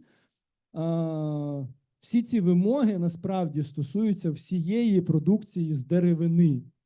Тобто навіть якщо ми говоримо про просто необроблену круглу деревину, ну, тому що в нас у 2025 році буде трошки мінятися регулювання експорту цього, воно все одно буде його стосуватися. І знову ж таки, як заявляє уряд, не зря тут ця картинка, воно ж зроблене в Україні. І всієї цієї продукції воно стосується. І це знову ж таки теза до уряду. Тобто це наша проблема спільна, і на нормативному рівні і рівні внесення даних це все-таки питання стосується регулятора ДАЛРУ, тобто, тому що він керує ЛІАЦом, який веде базу даних, він формує те, що повинні підприємства вносити. Міністерство економіки, захисту довкілля і уряду в цілому, тому що якщо є інші лісокористувачі, їх треба теж підвести під ці стандарти, не в крайній момент. І знову ж таки ДП «Ліси», тому що вони найбільший оператор на ринку, найбільше вони постачають деревини, і від того, наскільки якісно вони будуть з цим працювати, насправді залежить, ну, вони вносять дані, умовно, всі дані практично. Настільки якісно вони це будуть робити, настільки буде рівень корелюватися проблем в деревообробника, в меблевика при експорті. Давайте доповнення. Запитання, коментарі. Дякую. Всі наговорили. Я думаю, якраз дав час перейти до питань. Бачу, є рука. Прошу. Юрій, ДП «Ліси України». У мене таке запитання, продовження вашої доповіді. Ну, маємо лісогосподарське виробництво. Почнемо від лісозаготівлі. Маємо електронний лісорубний квиток, дозвільний документ, так? Далі деревина у нас простежується завдяки електронному обліку деревини. Тобто ми маємо, значить, товаротранспортну накладну, яка формується в цифровому середовищі. Маємо кожну, значить, елемент лісоматеріалу збіркою, де є цифрова інформація. Тобто маємо повну базу даних про лісопродукцію, якою торгуємо. Так? Маємо електронний сертифікат походження деревини. І, тобто, ну, в принципі, весь процес лісозаготівлі і лісового господарства, він оцифрований. І оця оцифрована продукція також вона ще супроводжується, значить, сертифікатом FSC або PFC. Тобто, всім відомо, що більшість лісопродукції, вона сертифікована за системою FSC у ДП «Ліси України».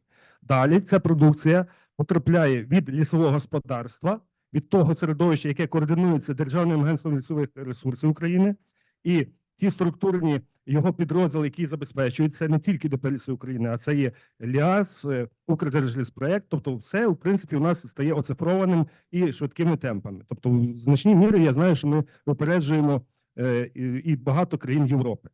Далі ця вся продукція потрапляє до тисяч невеличких пилорам, переробників різного гатунку, так?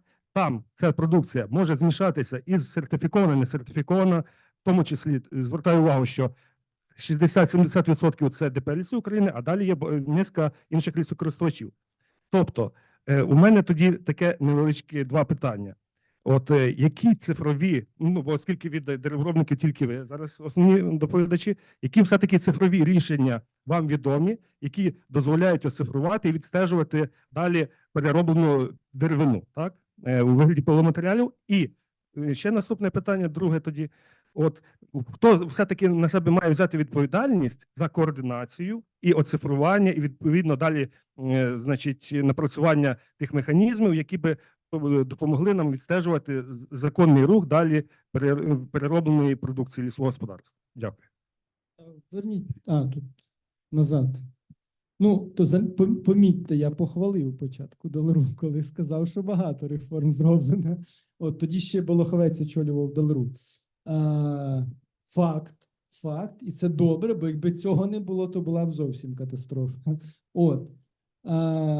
Акцентуємо, тобто, ну, от ці дані я писав, спілкуючись з закупівель, з тими, хто відповідає на підприємствах сертифікацію.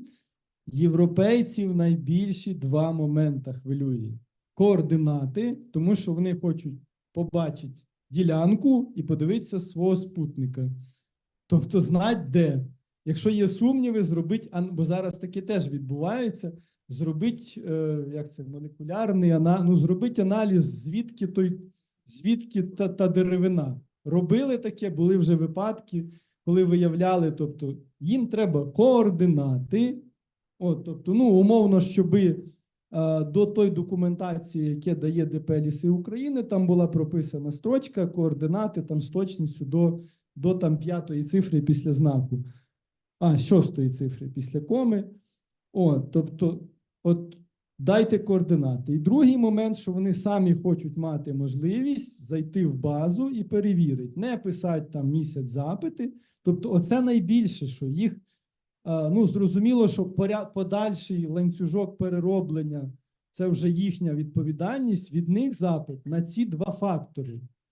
Тобто, вони менше сумніваються, ну, і ми ж говоримо про знеліснення, вони менше сумніваються в непорядності обігу тої деревини. І насправді тут теж треба відзначити, що завдяки певним речам все-таки не така картина шанхайська зараз, як була колись.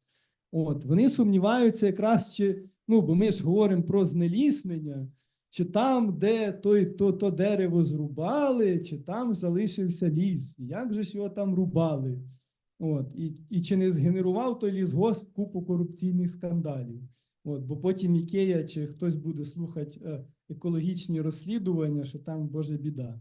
Тобто оці дві речі, це небагато. Чи може це зробити ЛІАЦ, чи може це зробити Долеру? Може. Знову ж таки, мотивація, наш контроль як бізнесу, тобто, ну, щоб відслідковувати, наскільки це робиться. Тобто, це можливо в цьому році. Знову ж таки, якщо ми постійно будемо разом це контролювати. Що ми будемо робити з іншими лісокористувачами? Ну, знову ж таки, вернувся, що там є проблема, і вона йде якби системна. Не стільки потім, як той ліс міняється, куди і в яких пропорціях його мішають, а щоб їхнє ведення лісового господарства теж було за тим же стандартом, яким іде ДП «Ліси України».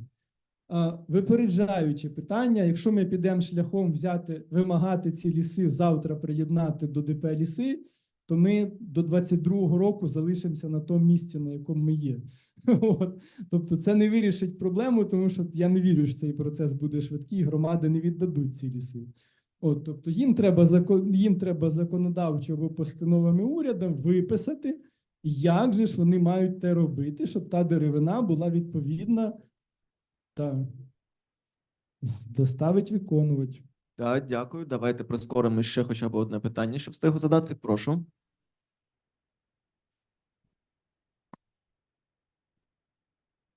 Дуже дякую. Асоціація деревообробників та заготівельників Львівщини. В доповнення, що тільки що сказав, і доповнення Мебельпром і власника теж їхньої асоціації, я хочу сказати. Ви гарно сказали, пані Оксана, там, що у вас там було зростання. Зараз пішло дуже маленьке, пониження йде. От тут присутній Юрій Серафимович у 2021 році коли відбувалися ці акціонні торги, на біржах було зареєстровано до 9 тисяч учасників деревини. Сьогодні на біржах зареєстровано, по-моєму, 3,5 тисячі учасників деревини. Це перше. І ми на кожному з таких круглих столів доводили просту теорему, що в Європі і всюди тримається за рахунок малого середнього бізнесу. Ваш наглядний приклад, і я їм це доводив. Казав, що тільки за рахунок цього в нас тримається. Офіційно так і воно відбувається. Що ж відбулося реально зараз картина на біржах? В кожному районі відбуваються, ви знаєте, через біржові площадки торги. Якщо раніше відбувалися торги, квартальні приходило там до 300-400 учасників, то сьогодні на площадці Львівській, там в квартальних торгах відбулося 80 учасників. Відчуваєте різницю? Друге, на тижнево, якщо відбувалося десь 80 учасників, то зараз зареєструється 25-30 учасників. Оце проблема. І продовження того, людина сказала дуже, йому це надоїло вже, знаєте, а мені теж допекло. Ми маємо наглядний приклад. В Україні працював малий середній бізнес, відправляв спокійно, ви кажете, щоб всі документи предоставити. Ні, просто митниця захоче в один прекрасний момент і скаже, цього мало. Ви відправляли по коду 4407, це не обрізна дошка, по коду 4404 відправляли оциліндровочний кілки, а зараз це 4403. І сьогодні стоїть повністю, зупинився бізнес, малий середній бізнес по тих двох позиціях. І ніхто не несе відповідальності. То, що ти сказав, Юрій, я повністю тебе підтримую. А як з нами буде? Я вчора мав розмову з людьми, які вернулися з-за кордону і сказали, крім польської проблеми, де ми з тобою виступили ініціаторами блокаді, де нас почули, десь почали вести переговори, також додавалися і Росія, і Білорусія закидає зараз повністю телеграмами другі країни ЄС і всі країни про те, що Україна ненадійний партнер по виконанню тих контрактів, по тих позиціях. То скажіть, будь ласка, ми будемо з вами йдемо в Європу, щось робимо, щось... А приходить собі чиновник, сказав, і нема, головне, ніякого документа. Ні на митниці ви не знайдете ні одного. Ви задаєте питання риторичне чи до доповідачів просто? Ні, я йому просто доповідаю, що він... Ну, у нас все-таки сесія питання-відповіді. Ні, він... Доповнення, ви зрозумієте. Давайте що... все-таки питання. Доповнення. Як ви тут, Оксана, дивитеся на ті всі проблеми, ті, що зараз в дійсності малий середній бізнес відбувається, і отак просто, ну, з ним ніхто не рахується. Наповнення бюджету, воно номер один стоїть в порядку денному. Не цікаво. Тому використовують будь-які шляхи, інструменти, і ми можемо зараз цілий день перелічувати. І індикативне ціноутворення, і виручка валютна, за що платити ми можемо, за що ні, і блокування, і мобілізація. Ніхто ж тут не сказав, що у нас зупинилися підприємства за статистикою. Ми мінус 2,5 тисячі отримали в меблевій галузі зареєстрованих підприємств. Це тому, що у нас пішла мобілізація і просто нема кому працювати. Хлопці пішли самі на фронт. То у нас проблем вистачає, але ми можемо плакати, а можемо рухатися вперед. Ми не зупинилися, ми працюємо. Давайте зараз не влаштовувати дискусію, власне, це зовсім інше дещо. Формат взаємодії. Все-таки давайте не забувати, що ми намагаємося не сконцентруватися на вузькій темі, це ринку деревини, ми намагаємося дивитися на питання ЄУДРу ширше, і відповідно у шановних колег, які будуть задавати питання, я прошу, щоб це були питання, висловити вам вашу думку, ми надамо таку можливість, тому прошу формулювати питання, це раз. І друге, це, звичайно, дивитися там в контексті, що вас цікавить, але не забувати, що ця проблема є більш широкою, ніж тільки питанням ринку деревини. Бачу дві руки, відповідно, прошу вам, потім вам. І на цьому переходимо до наступних доповідачів. Прошу. Юрий, вопрос геолокации. Як это можно доказать? Так? То есть одна площадка, друга, третя, четверта, п'ята. Эту колоду ту практично Так? Я эту колоду там приложил. Як мы можем доказать, что это колода Плату?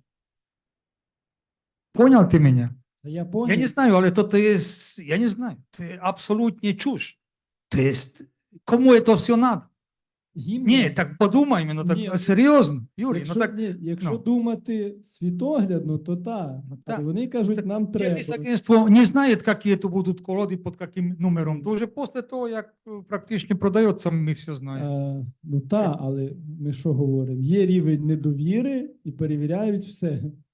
Ну, але як то можна перевірити? Ніяк. Ви ж розумієте, що в німців того не вимагають.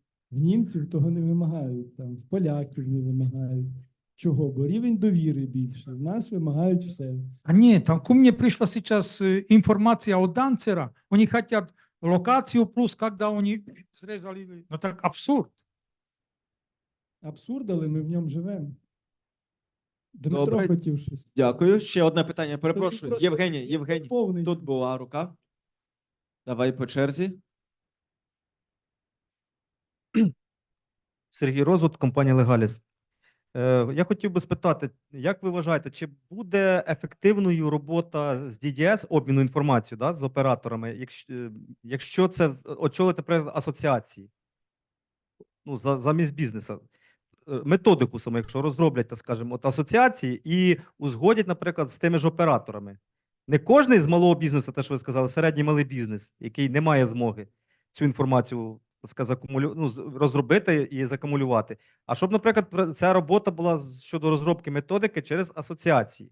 Ну, тут треба, напевно, рухатися шляхом позитивного досвіду. Тобто, коли європейці ще не знають, ну, наскільки воно буде ефективно, коли компанія з компанією працює, то питання насправді питання, як взаємодіяти з малими, воно відкрите.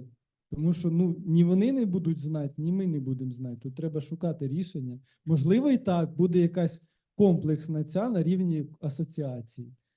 Ну зараз такого хто скаже такий універсальний рецепт і підпишеться під тим, що він спрацює, я би хотів почути. Я не готовий того. Я думаю, що це мертвонароджене дитя, тому що у нас не існує детального законодавства про асоціації, і у нас немає прав обов'язків таких організацій. Якщо це і буде імплементовано, то тільки через ТПП. ТПП можна завести це як обов'язок, і воно там більш регламентовано. Так, як послугу, звісно, платну послугу. Просто і ще друге питання, що якраз як сертифікація, на ваш погляд, сприяє цьому виконанню вимог чи ні? Вони ж кажуть, що сприяє, але координати давайте. Ну, вони не так сказали, вони просто кажуть, що будь-яка система сертифікації може бути використана для, скажімо, доказів у DDS. Так, але як це сприяє, Просто я до чого говорю, тому що, наприклад, в FSC був стандарт контрольованої деревини 40005, він один в один в останній версії відповідав UTR.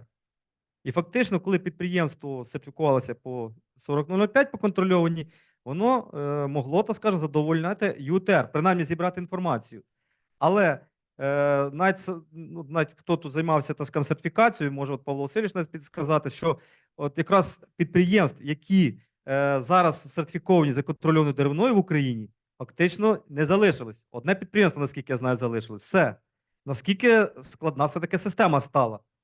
Через то тут питання, можливо, до вас, як ви ваше це бачення, і потім, можливо, Павло Васильович розкаже, давайте як зразу він. до Павла Васильовича. Все, Давайте дякую. Павла Васильовича, може, дещо пізніше задіємо. Чи Павло Васильович? Да, давайте все-таки слідкувати за регламентом. У нас є там Дмитро питання. ще хотів щось додати. Якщо можна, тільки коротко. Коротко не підходить, так? Да? Ну, якщо коротко не підходить, Якщо дозволите, 2 хвилини. 2 хвилини, да, прошу. Алло. Працює, так? Це не питання, я просто хотів, може, трошки свою думку сказати на цю тему, тому що маю якийсь досвід.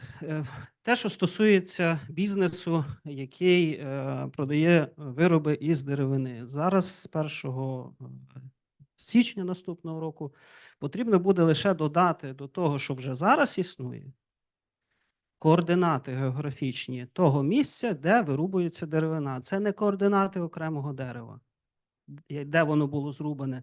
Це тієї лісосіки, де була заготовлена деревина. Так.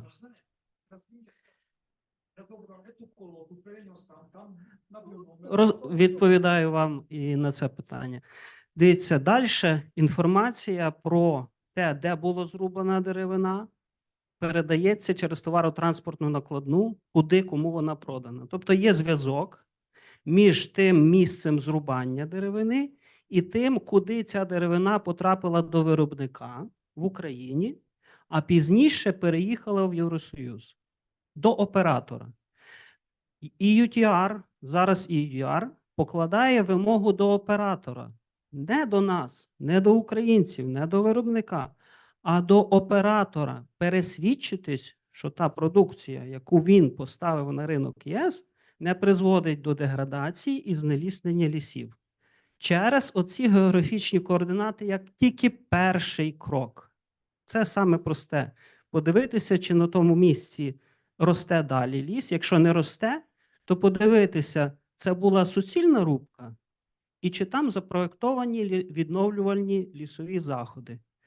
Далі, якщо вже на ринку ЄС інші громадські організації, які зараз працюють, зайшли в IKEA чи інший магазин, придбали стілець, вирізали звідти кусочок деревини, занесли в лабораторію, і виявилося, що деревина, порода деревини не сосна, а ялина. І походження цієї деревини не з Карпат, а з Білорусі. Хоча IKEA задекларувала, що цей стілець вироблений і куплений в Україні десь в нашому заводі. Тобто є чітка доказовість того, що ця деревина має незаконне походження, і з цієї деревини вироблений виріб. І отут буде відповідальність на операторі. Не на вас, на операторі. На тому, хто зареєстрований в Євросоюзі, може бути на вас, якщо ви виступаєте оператором і ви призвозите до цей товар, поставляєте на ринок ЄС. Далі питання у вас, як у виробника Давайте далі продукції. Я продовжимо завершую. дискусію. Якщо дозволите, просто завершити. Далі питання у вас, як у виробника, просто мати пакет документів і все. Пакет документів вам не треба збирати додатково. Вам надають ті, хто продають вам деревину. Все. Дякую. І завдання оператора найняти третю сторону аудитора, який перевірить, чи ваші документи відповідають дійсності. Ваших затрат взагалі ніяких, як виробника української продукції. Дякую. Да, дякую. Давайте рухатись далі. Да, я розумію, що питання залишилися. Я думаю, що ми повернемось до них. Нагадую, що це перший, але далеко не останній захід. І я переконаний, що ми будемо в постійній комунікації і зможемо роз'яснити для себе всі ті питання, які ще не знайшли фінальної і логічної відповіді. Зараз би хотів би перейти від, власне, трошки від ринку деревини і повернутися до впливу EUDR на довкілля, відповідно на збереження біорізноманіття екосистеми. Хотів би запросити менеджера лісової програми WWF Україна Ганна Лобченка. Прошу. Обидва мікрофони увімкнені, тому, по ідеї, повинні працювати. Але ти спробуй. Так. Всім вітання. Трошечки зосередимо нашу увагу від лісозаготівлі і процесів, які цього стосуються, до природоохоронного аспекту. WWF Україна сьогодні є співорганізатором цього заходу, і виникає логічне питання, який наш інтерес в цьому полі. І ми, незвичайні якісь божевільні екологи чи природоохоронці, ми висвітлюємо думку, яка стосується пересічного громадянина України. Тому що, на думку більшості громадян, ліс – це не лише деревний ресурс. Тому важливо розуміти, що і EUDR говорить про природоохоронні аспекти так само. Так. Перепрошую. Ось. І навіть в вступній частині цього документу ми можемо бачити про те, що суттєве скорочення, знеліснення та деградації, а також систематичне відновлення лісів, і звернемо увагу інших екосистем, Це найбільш природоорієнтована можливість до пом'якшення змін клімату. І це питання, яке стосується не тільки лісівників чи деревообробників. Це питання стосується буквально кожного з нас, хто живе на цій планеті.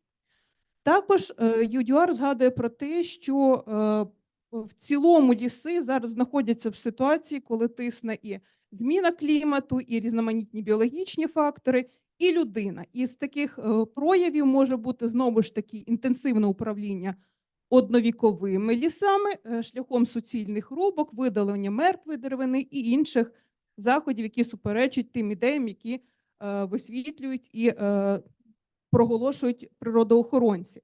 Тому що саме такі заходи впливають, зокрема, на оселища живої природи.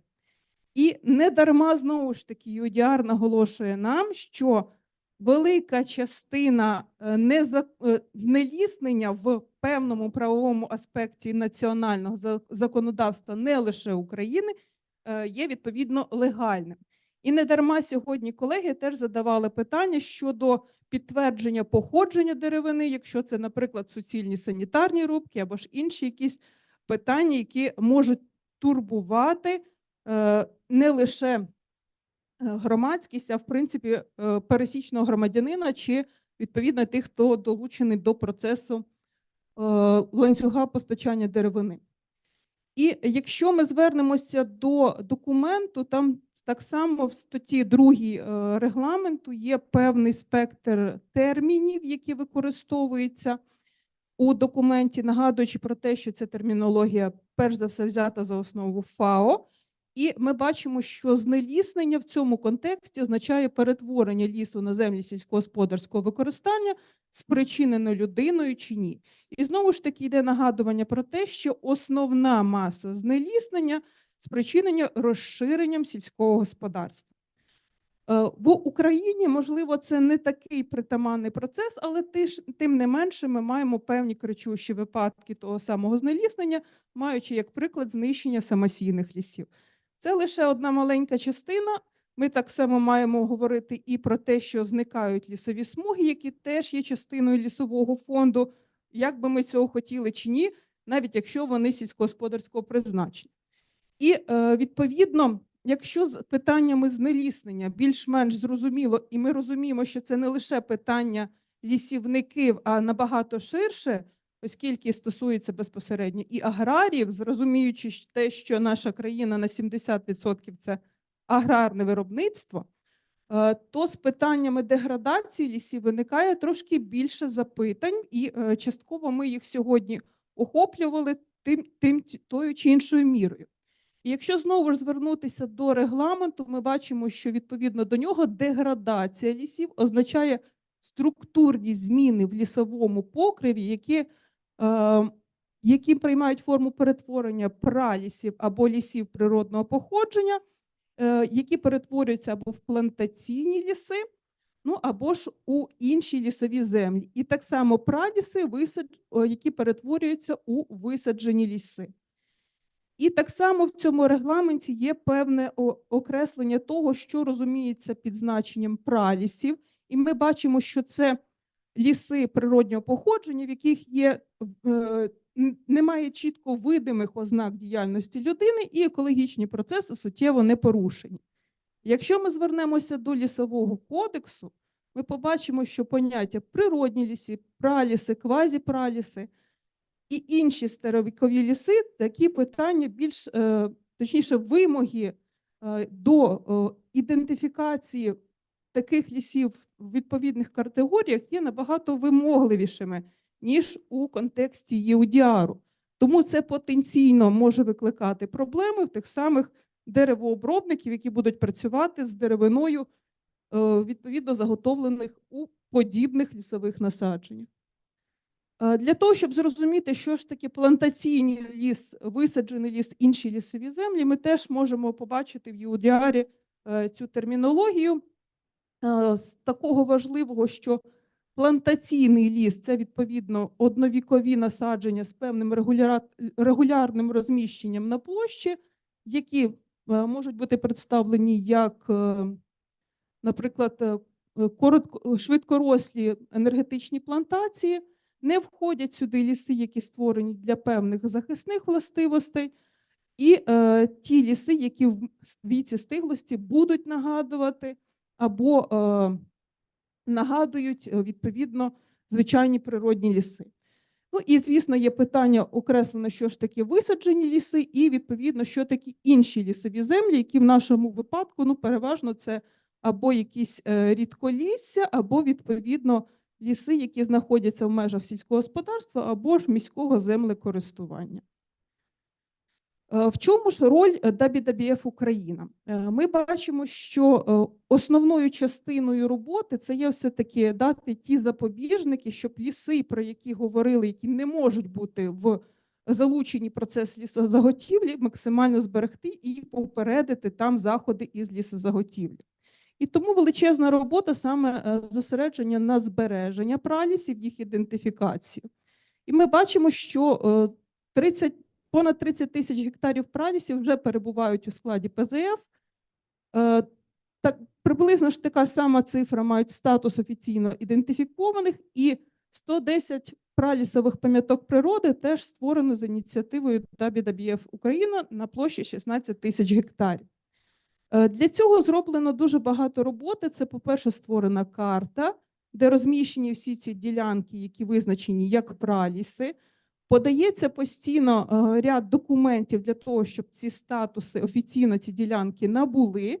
Ну і, відповідно, теж в свій час була розроблена методика, яка дає чіткі критерії, яким чином ці ділянки віднести до пралісів, квазіпралісів, природних лісів і таке інше.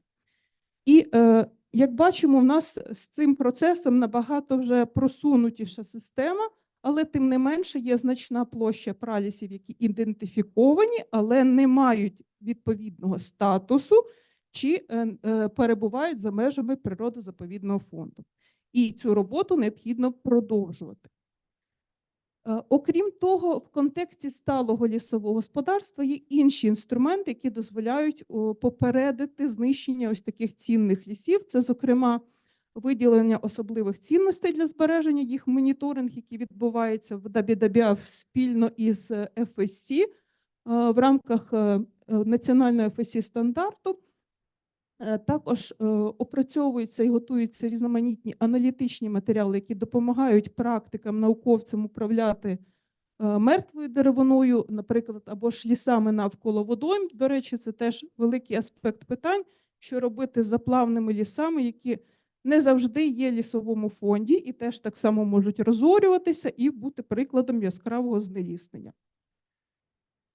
Також не оминає питання впливу війни на ліси, і ми розуміємо, що лісоуправління теж є точкою уваги природоохоронців. Зокрема, ми сьогодні говорили про певні питання використання річного приросту. Так? І ми зараз розуміємо, що були різні погляди, але питання залишається відкритим. Якщо кілька тисяч або мільйони гектарів лісів недоступні для лісозаготівлі, а ми маємо обсяги лісозаготівлі такі ж самі, як і довоєнні, чи не впливає в регіональних аспектах на рівні одиниць ось ці процеси? Чи ми говоримо в загальному про країну і нас не хвилює, що, наприклад, в певному регіоні ці процеси відбуваються більш інтенсивно, ніж це було коли-небудь. Так? І знову ж розуміючи питання, розуміючи питання потреб в забезпеченні енергетичними ресурсами, теж WWF працює в напрямку сталого використання лісової біомаси. І тут теж буде багато питань, оскільки це теж частина деревного ресурсу. І також ми помітили, що у визначеннях так ми говоримо про повний перехід або від природних лісів-пралісів до штучно створених лісів або плантацій. Питання природного відновлення і використання того потенціалу, який нам дає природа, мало означається в цих документах. Однак ми розуміємо, що такі практики, як наближене до природи лісівництво, дає нам багато інструментів попередити знеліснення і деградацію. Ну і, звісно, робота у законодавчій сфері теж важлива частина, і подібні заходи, і майданчики для обговорення, яким є Українська лісова платформа, теж дозволяє нам сформувати краще бачення і спільне розуміння тої мети, до якої ми рухаємося. Також для того, щоб і пересічні громадянини розуміли значення лісу, у WWF Україна ми позиціонуємо сталі практики і через природоорієнтовані рішення, які транслюємо до громадськості через платформу природоорієнтованих рішень. Іншою сферою роботи є протидія нелегальним рубкам, і, звісно, що є робота, яка стосується, знову ж таки, знаходження тих прогалин, які є в ланцюгах постачання деревини.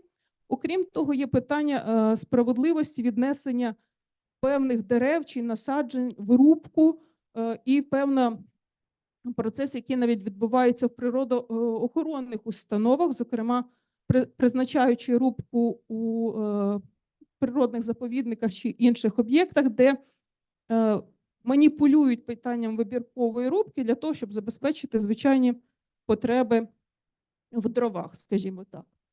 Ну і, звісно, далі, знову ж таки, долучення до законодавчої роботи для того, щоб, знову ж, попередити деградацію і знеліснення в Україні. І важливий аспект, про який ми ще сьогодні особливо і не згадували, це те, що регламент згадує нам про інші екосистеми. Не лише про ліси, а мова йде і про степові ділянки, водно-болотні угіддя, лучні торфовища і таке інше.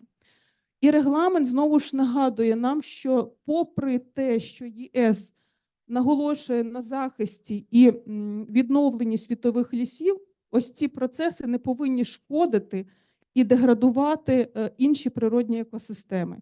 І в той же час ми спостерігаємо, коли знищуються залишки степових ділянок в Україні для того, щоб створити нові і нові ліси, або ж коли пралісову пам'ятку виділяють під видобувництво торфу. Тобто це речі, які не мали б траплятися зараз, коли ми боремося за справедливу Україну. Ось, і навіть для тих, хто, я знаю, що є ті, хто не вірять, що існують степи, вони існують, і це можна запитати в тих науковців, які з цим працюють. Що робить WWF Україна в цьому контексті? Зараз ми працюємо активно над таким проєктом, як платформа відновлення лісів, яка дасть інформацію не лише де ті ліси створювати, а попередити заліснення тих ділянок, де цього не потрібно робити, де вже є інші цінні екосистеми, які немає потреби перетворювати у ліси. І також важливо розуміти, що регламент нагадує, що можуть бути прийняті інші документи, які будуть регулювати питання інших екосистем. І важливо розуміти, що в Україні теж вже є певні напрацювання в цьому напрямі, які дозволяють нам означити, що ж таке охоронні зони для збереження біорізноманіття і певні визначення тих чи інших цінних екосистем. Тобто це важливий аспект, який вже у нас є на законодавчому полі, але знову ж таки має певні перспективи для розвитку, для того, щоб ми розуміли, як конкретно закріпити ці ділянки чи означити, щоб попередити, знову ж таки, деградацію інших екосистем. І в чому ж значення і роль громадськості? Сьогодні ми маємо ось таку досить різнопланову аудиторію, кожен представляє свій сектор, кожен має свій бекграунд, своє розуміння, і кожен з нас дивиться на ліс зі своєї перспективи. Тим не менше, ліс, якби це ресурс і постачання різноманітних екосистемних послуг. І якщо говорити про українців, то для 86% українців вирубка є однією з головних проблем лісів. Тобто ми все одно будемо працювати з широким спектром громадян, які не завжди розуміють усі особливості ведення лісового господарства і природоохорони в тому числі. Тому треба розуміти, що на вимогу занепокоєних громадян, які мають обґрунтовані звернення буде необхідність відповідно забезпечити доступ до різноманітної інформації для того, щоб попередити знову ж те саме знеліснення і деградацію. Тобто і роль природоохоронних організацій залишається значною у контексті імплементації UDR в Україні. Дякую. Дякую, пані Ганно. Чи є питання від шановної аудиторії? Да, прошу. Я бачу дві руки. Прошу, перше питання. Ліац Бачуни Валентин. У мене є питання. Ви зазначили, що ви досліджуєте питання недоліків в заготівлі і реалізації деревини. Які саме недоліки в цьому ланцюгу на сьогоднішній момент вами виявлені? Ну, можливо, ви нам щось порадите. Я би сказала так, що це був навіть попередній анонс. Невдовзі буде випущено ось такий аналітичний матеріал, представлено громадськості, тому можна буде детальніше обговорити. Звісно, кожен етап має свої якісь певні недоліки. І я відразу скажу, що в документі, який готується, це більш детально буде окреслено. Насправді я не готувалась прям розповісти вам всі ці елементи. Я думаю, що буде нагода і про це поговорити детальніше, але знову ж таки на етапі від лісовідведення та відведення лісу в рубку є певні свої особливості того, як визначити, чи це дерев'яна деревина, чи це відповідно ділове дерево і таке інше. Теж є свої конфлікти інтересів, скажімо так. На етапі транспортування деревини теж виникає питання. Ми ніби можемо відслідкувати, вже є фотофіксація, багато речей, але є громадяни, які так далі продовжують вести свій нелегальний бізнес, десь вивезши ті самі заготівлю деревини, провівши нелегально, вивезти на край села, десь на крайню пилораму, переробити і відслідкувати ось цей етап, чи десь там бігати за кожним, цього неможливо досягнути повного контролю. Ну і на кожному етапі є певні свої прогалини, але я думаю, що якраз під час висвітлення такого документу зможемо проговорити детальніше. Да, друге питання, прошу. Дякую. У мене цікавить ваша думка, можливо, інституційна, як ВВФ. Ви говорили про праліси, про один із інструментів збереження пралісів, яким є карти пралісів, де зображення, де саме ці праліси знаходяться, з тим, щоб будь-хто міг моніторити стан цих пралісів і, відповідно, здійснювати, вносити свій вклад в охорону цих цінних лісів. У мене питання стосовно саме карти. Ви відображаєте свою інформацію, яку ВВФ України в свій час ідентифікувала і зараз продовжує ідентифікувати, і частину пралісів інших інституцій, які в свій час теж ідентифікували ці праліси. Але все ж таки здається, що не всі 100% пралісів, які мають такий статус. Це перше питання, але я продовжу. Стосовно статусу саме, як на мене, проблема є в самому законодавстві, закладена з самого початку у Лісовому кодексі по відношенню до пралісів, тому що в кодексі записано, що всі ці ліси, які визнані за допомогою певної процедури пралісами, вони відносяться одразу до лісів першої групи, і відносяться також до ділянок, до лісів з особливою цінністю. Так? Але вони є підставою для створення природозаповідних об'єктів. Не автоматично вони одразу стають природозаповідним фондом, а вони є лише підставою. От тут, як на мене, законодавцем одразу внесене трошки невірний посил в законі цим статусом. Чому? Тому що праліс – це найцінніший ліс, який взагалі у нас є в Україні. Тобто це найвища цінність з точки зору охорони природи. Але з точки зору закону він автоматично таким не стає. І тільки після того, як визнаний цей праліс пралісом, тільки після того вже другий окремий незалежний етап, процес повинен відбутися, аби надати цій ділянці статус ПЗФ, внести її в ПЗФ, в фонд ПЗФ, природозаповідний фонд. Чи ви не думали над цим, щоб, власне, запропонувати зміни до лісового кодексу, щоб оці ділянки одразу, так само, як вони автоматично стають лісами першої групи, одразу так само набували статус, ну, це скоріше не тільки в лісовий кодекс, це треба і в цей в закон про охорону природи вносити зміни.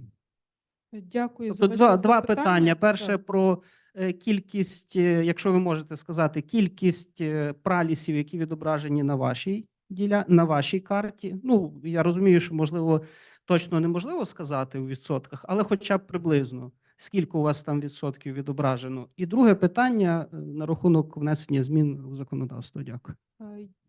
Дякую.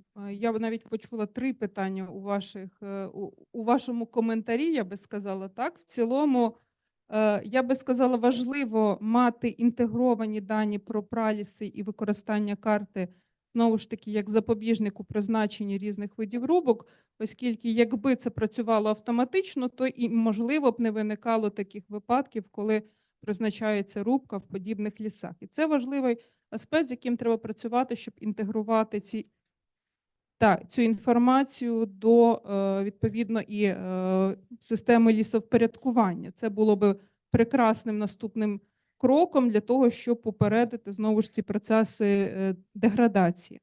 Щодо відображення, я вам насправді не можу дати чіткої відповіді, оскільки я не працюю саме з цим аспектом в організації, тому якби, наприклад, Михайло міг можливість сьогодні Богомаз бути з нами тут присутній, він би вам розповів трошечки детальніше, але я думаю, що ми можемо продовжити цю дискусію по завершенню заходу або ж контактуючи безпосередньо із тими, хто веде цей напрям роботи. Щодо методик, щодо процедур, однозначно перші кроки, які робилися в Україні, можна сказати, частково навпомацьки, так, вони вже якусь дали нам розуміння, де є прогалини, де є вже якісь здобутки, і важливо знову ж таки цю методику і ці всі процедури змінювати, удосконалювати. Ніщо не ідеальне, якщо воно робилося вперше і немає якогось аналогу до цього. Тому так, згодні, що треба працювати. Дякую. І ще є одне питання, коротеньке обіцяли. Відповідно, Вчора під час форуму прозвучала цифра 30 тисяч пралісів. Ви також сьогодні кажете, що їх 30 тисяч, але науковець з Львівського лісотехнічного заперечив, казав, що за його інформацією 12. Все-таки де істина, скільки їх по факту в Україні? Ви знаєте, це дуже цікаве запитання, враховуючи те, що Карпатська конвенція звернулася щодо уточнених даних, і їх переадресували на науковців, які десь затрималися з відповіддю, висвітлили свої дані, але проблема якраз полягає в тому, що ніхто не хоче брати на рівні держави на себе відповідальність і мати якесь чітке розуміння, скільки ж у нас тих пралісів. ВВФ Україна працює над тим, щоб їх ідентифікувати, подати, отримати відповідний статус. Але оскільки це екосистеми, які не несуть особливо економічного прибутку, то й зацікавленості вкладати кошти на те, щоб їх моніторити, щоб їх ідентифікувати, немає, відверто немає. Тому, звісно, хотілося б мати чітку якусь координовану співпрацю чи запит, щоб ці дані були актуалізовані станом на сьогодні. Дякую.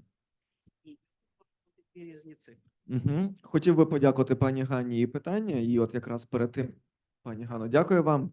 І колегам, які задавали питання, теж на правах WWF скажу, що з пралісами ще є одна складність у зв'язку з методикою визначення, що таке праліс.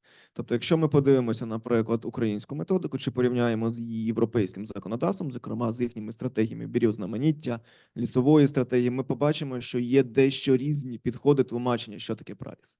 Відповідно, в науковому середовищі так само немає єдиного підходу, що це таке праліс. Є різні підходи, які тлумачать. В залежності від того, яку методологію ми використовуємо, виходить абсолютно різна і кількість гектарів пралісових лісів. Добре, дякую. Давайте рухатись далі. Власне, на сьогодні у нас останній доповідач. Хотів би запросити і доповідача останнього, і одного з організаторів сьогоднішнього форуму, Павла Кравця. національного представника ФСІ в Україні з темою доповіді «Інструментарій добровільних ініціатив для попередження знеліснення та деградації лісів в Україні». Прошу, пане Павло. Дякую, Ярославе. Шановні колеги, переді мною дуже складна місія. Чому? Тому що, власне, це остання презентація сьогоднішнього форуму, і я сказав би дуже напруженого, можливо, десь трошки виснажливого, і мені дуже, напевно, буде важко донести деякі технічні складні речі. Але я просив би вас набратися сил, трошечки, як то кажуть, зараз зануритися в безпосередньо ту професійну тематику, якою я і разом зі мною тут присутні Євгеній і Оксана вже більше 20 років ми її формуємо. І це питання, яке стосується ФСІ сертифікації, яку організацію, яку я маю честь представляти, і разом із тим хочу наголосити, що я так само є науковцем Українського науково-дослідного інституту лісового господарства та агролісомеліорації.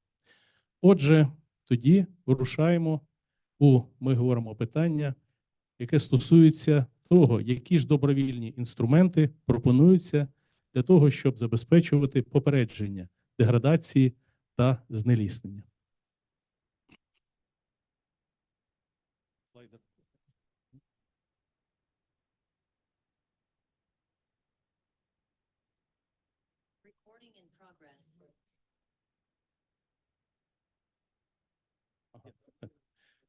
Дякую.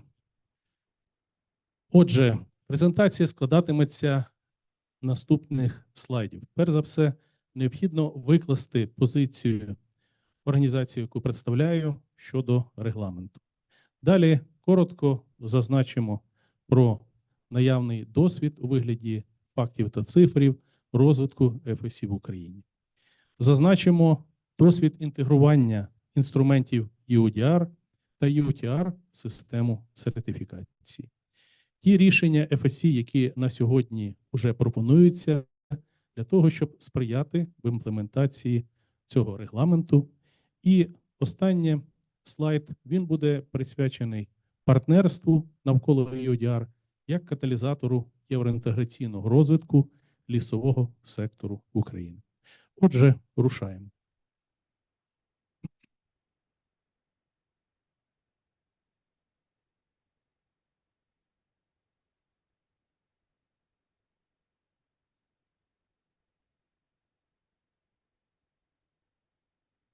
Якщо говорити позицію ФСІ щодо EUDR, то необхідно наголосити, що боротьба із знелісненням та деградацією лісів в Європі і в усьому світі, воно залишається у фокусі уваги ФСІ і є інтегральною складовою та нормативною частиною забезпечення системи сертифікації. Друге, це те, що як надійний союзник у подоланні глобальних проблем ФСІ брала і бере участь у різноманітних консультаційних процесах, починаючи від етапу розробки, так і впровадження EUDR. Зміцнюючи свою систему на основі новітніх інструментів і технологій, ФСІ сприяє забезпеченню відповідності EUDR та іншого лісового законодавства в Україні та в усьому світі. І слід наголосити, що ФСІ забезпечує цілеспрямовану підтримку компаній у їхньому практичному прагненні впровадження нових інструментів технологій, розроблених задля сприяння виконання вимог EUDR щодо законності, сталості та належної перевірки. Таким чином, можна сказати, ФСІ є надійним партнером саме того відповідального бізнесу, який прагне забезпечити виконання вимог регламенту Європейського Союзу. Можливо, більшість із вас знайомилися, можливо, ні, але перед вами перша сторінка цього документу, є посилання безпосередньо на оригінал цього документу і невеличка, ми говоримо, цитата із нього, яка ж все-таки зв'язок між регламентом Європейського Союзу і схемами сертифікації. Це посилання звучить в наступному вигляді. Для підтримки належної практики в процедурах оцінки ризиків можна використовувати сертифікацію або інші схеми верифікації третьою стороною, однак вони не повинні підміняти відповідальність оператора щодо належної перевірки. Отже, як, власне, сьогодні і було підкреслено у виступі представника Європейської комісії, схеми сертифікації є важливою частиною, але вони не є, ми говоримо, тим green line, для того, щоб можна було безпосередньо експортувати продукцію на ринки Європейського Союзу. Оператори повинні сформувати належну систему перевірки, слідувати неї. Відповідно, схеми сертифікації можуть використовуватися і можуть сприяти. Якщо говорити про FSC, більше ніж 20-літня історія перебування в Україні та розвитку вказує на доволі суттєві досягнення, які ми маємо на тепер. Хочу звернути увагу на графік зростання площі сертифікованих лісів, там, де ми бачимо і зростання, і падіння, але, напевно, це є величезним досягненням і навіть, можливо, якимось, напевно, ще тим фактом, який треба чітко усвідомити, що незважаючи на всі складнощі сьогоднішнього моменту і викликів, які пов'язані з агресією, ми бачимо, що площа сертифікованих лісів сягнула 4,8 мільйона гектарів лісів, що є, напевно, найбільшим показником за всю історію FSC сертифікації в Україні. Тобто це, ми говоримо, дуже серйозна, гарна робота утримувачів, зокрема філії ДП «Ліси України», але не тільки, є і інші сертифіковані лісогосподарські підприємства. Так само ми бачимо графік числа сертифікованих компаній. На превеликий жаль, ми маємо доволі суттєве падіння, якраз ми говоримо 22-й рік, це пов'язано, зрозуміло, з якими причинами, і поступове відновлення цього росту.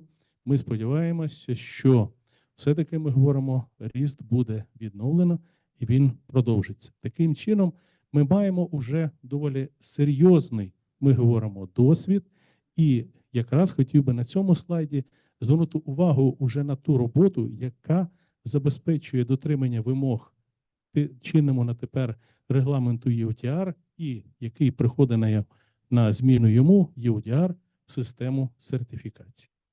Перш за все, я хотів би звернути увагу на національний стандарт FSC, національний стандарт системи ведення лісогосподарства, який був прийнятий ще в 2019 році. І наголосити, що першим принципом цього стандарту якраз є відповідність чинному законодавству. І знову ж таки, якщо ми повернемося до змісту регламенту EUTR і EUDR, то в основі, і сьогодні це, власне, прозвучало кілька разів, є, ми говоримо, дотримання, ми говоримо, законодавства. З цього розпочинається все. Це забезпечувати належне ведення лісогосподарства. Тобто базова вимога – це забезпечення дотримання застосованого законодавства. Друге, і сьогодні теж згадувалося, це, власне, є національна оцінка ризику контрольованої деревини і окремий, ми говоримо, документ – це стандарт контрольованої деревини. Відповідно, національна оцінка ризику контрольованої деревини, вона, власне, є на тепер дуже, ми говоримо, серйозним таким підґрунтям для забезпечення дотримання вимог EUTR. І наразі ведеться робота для того, щоб адаптувати цю національну оцінку ризику до вимог уже EUDR. Згадувалося сьогодні питання про те, що є стандарт контрольованої деревини, зміст якого, якщо подивитися, він, власне, фактично вказує послідовно ті складові, які передбачають необхідність формування системи належної обачливості. Як збір, ми говоримо, інформації, як здійснення оцінки ризику, і ми говоримо так само, остання компонента – це зниження ризиків. Таким чином, ми говоримо, такий стандарт є, він застосовувався, і, власне, на тепер він так само залишається чинним. Таким, власне, чином слід наголосити, що той практичний досвід застосування базових елементів, дотичних до EUTR, а також EUDR, він зміцнив FSC-систему в її практичній інноваційних рішеннях для сприяння впровадженню нового європейського законодавства. Іншими словами, у нас є потужний досвід, який дозволяє говорити про можливість реалізації EUDR також.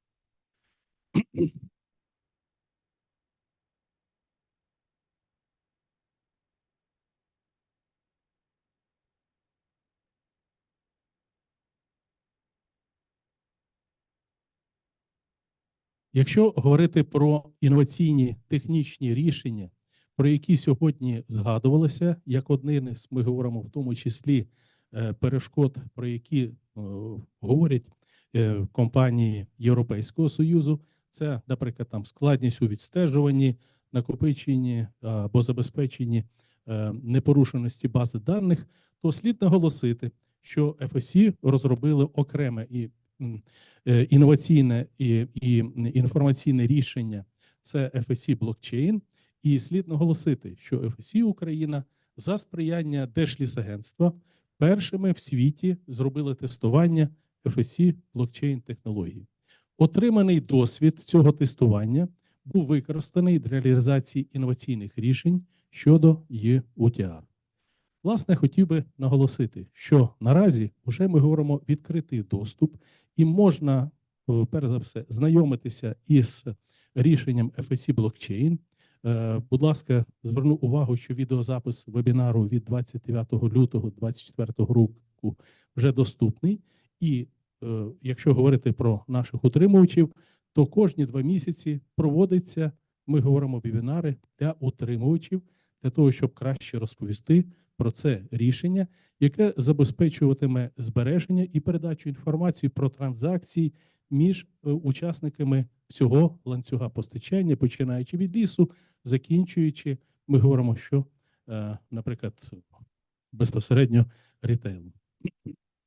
Інші рішення, які стосуються, як інші рішення FSC, які безпосередньо стосуються імплементації EUDR.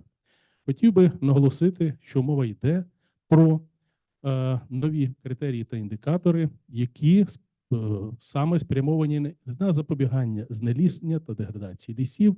Власне, були змінені критерії 6.9-6.11, які безпосередньо пов'язані із попередженням знеліснення та деградації. Таким чином, ці вимоги вже вступили в дію, починаючи із 1 липня 2023 року, і вони є обов'язковими для застосування в процесі сертифікаційних оцінювань уже з минулого року. Більш детальна інформація про, ми говоримо, окреме рішення, воно наводиться на цьому слайді. І, власне, ми говоримо, є ще інші рішення. Це, перепрошую, це у нас...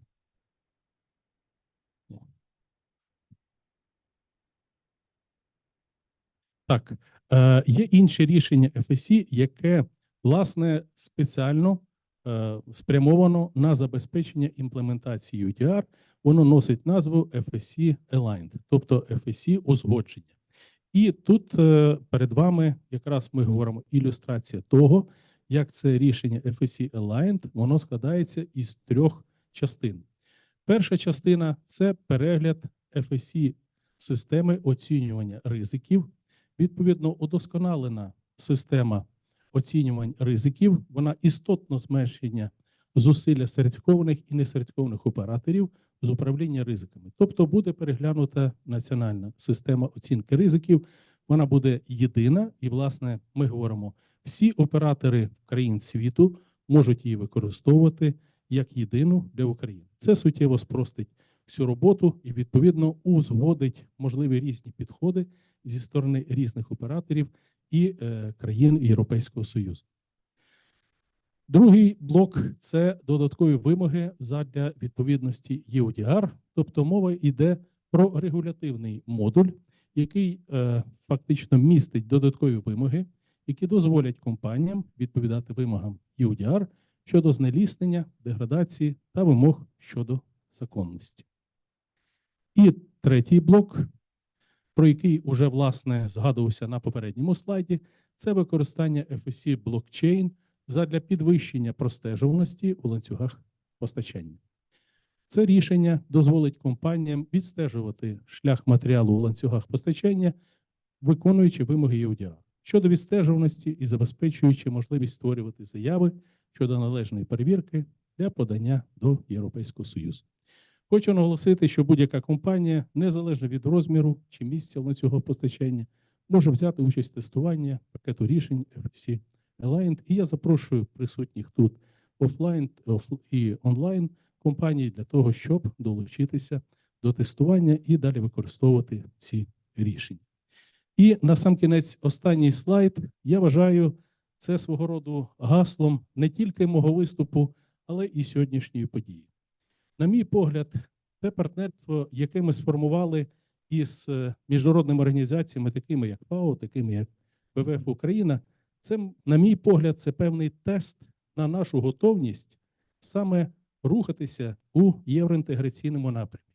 Наскільки спільні зусилля, які ми намагалися реалізувати сьогодні, будуть успішними, наскільки ми здамо цей тест і покажемо, що Україна, незважаючи на всі ті виклики, на всі ті, ми говоримо, надзвичайну ситуацію, яка є, вона здатна довести про те, що та продукція, яка, ми говоримо, походить з українських лісів, відповідає вимогам законодавства, вона попереджає, ми говоримо, знеліснення і не сприяє деградації, тим самим це, ми говоримо, буде що? Якраз і тим важливим елементом і важливим вектором євроінтеграційного розвитку лісового сектору, тому що мова йде не тільки про один регламент. Давайте згадаємо нещодавно зустріч в рамках такого вагомої події, як United for Nature Agenda for Ukraine, де йшлося про 400, ми говоримо, регуляторних документів Європейського Союзу, які стосуються довкілля, 400. А зараз ми обговорюємо лише один регламент, коротко назву EUDR. Власне, як ми бачимо можливість реалізації партнерства, якраз коли мова йде лише про один документ. Перш за все, це те, що наша команда готова спільно з партнерами долучатися до формування інтеграційної платформи рішень щодо державної та секторальних політик України з урахуванням EUDR. Відповідальність та взаємодія різних цільових груп, які представляють уряд, бізнес, НГО та інші, є ключовим чинником для посилення можливостей України від впровадження EUDR. Друге, це те, що інноваційні рішення, які наразі пропонуються FSC для лісової галузі, для лісопромислового бізнесу, можуть бути орієнтиром як для сертифікованих, так і несертифікованих компаній в частині виконання зобов'язань щодо підтвердження джерел походження продукції згідно з вимогами EUDR. З огляду на досвід глобальної мережі партнерів FSC, експертна підтримка, удосконалення ведення системи лісогосподарства з урахуванням вимог EUDR може бути одним із дієвих кроків FSC України для посилення потенціалу лісової галузі. Той механізм, який ми наразі використовуємо, а мова йде про громадські ради при Держлісагентстві Міндовкіллі, він продовжуватиме доносити ключові аспекти нового регламенту Європейського Союзу, які потребують реагування органів виконавчої влади. І насамкінець ініціювання FSC України низки комунікаційних і просвітницьких заходів, передусім для отримувачів FSC сертифікатів та інших зацікавлених сторін з питань інтеграції інноваційних рішень FSC в системі менеджменту та практики господарювання, ми розглядаємо як інвестицію у розвиток лісової галузі та сприяння підвищенню її конкурентоспроможності з огляду на вимоги EUDR. Дякую. Дякую, пане Павле. Насправді такі висновки підвели по FSC свої презентації, але загалом вони підходять під висновки взагалі сьогоднішнього першого форуму. Відповідно, тому що, знаєте, я от, власне, думав, як підвести підсумки, і зрозумів, що добру 2/3 ви точно сказали, що я хотів сказати. Тому поки що ми ще не підводимо підсумки, поки що є можливість задати питання пану Павлу. Чи є серед присутніх онлайн чи офлайн, хто хотів би задати питання? Да, прошу. Але дивіться, я бачу, пане Павло, ви там підвевши такі висновки, ви нас на всіх вже налаштували, що ми закруглюємося. Тут тому я розумію, Ні, що мене питання, коли ми продовжуємо. Як це засідання не закриваємо.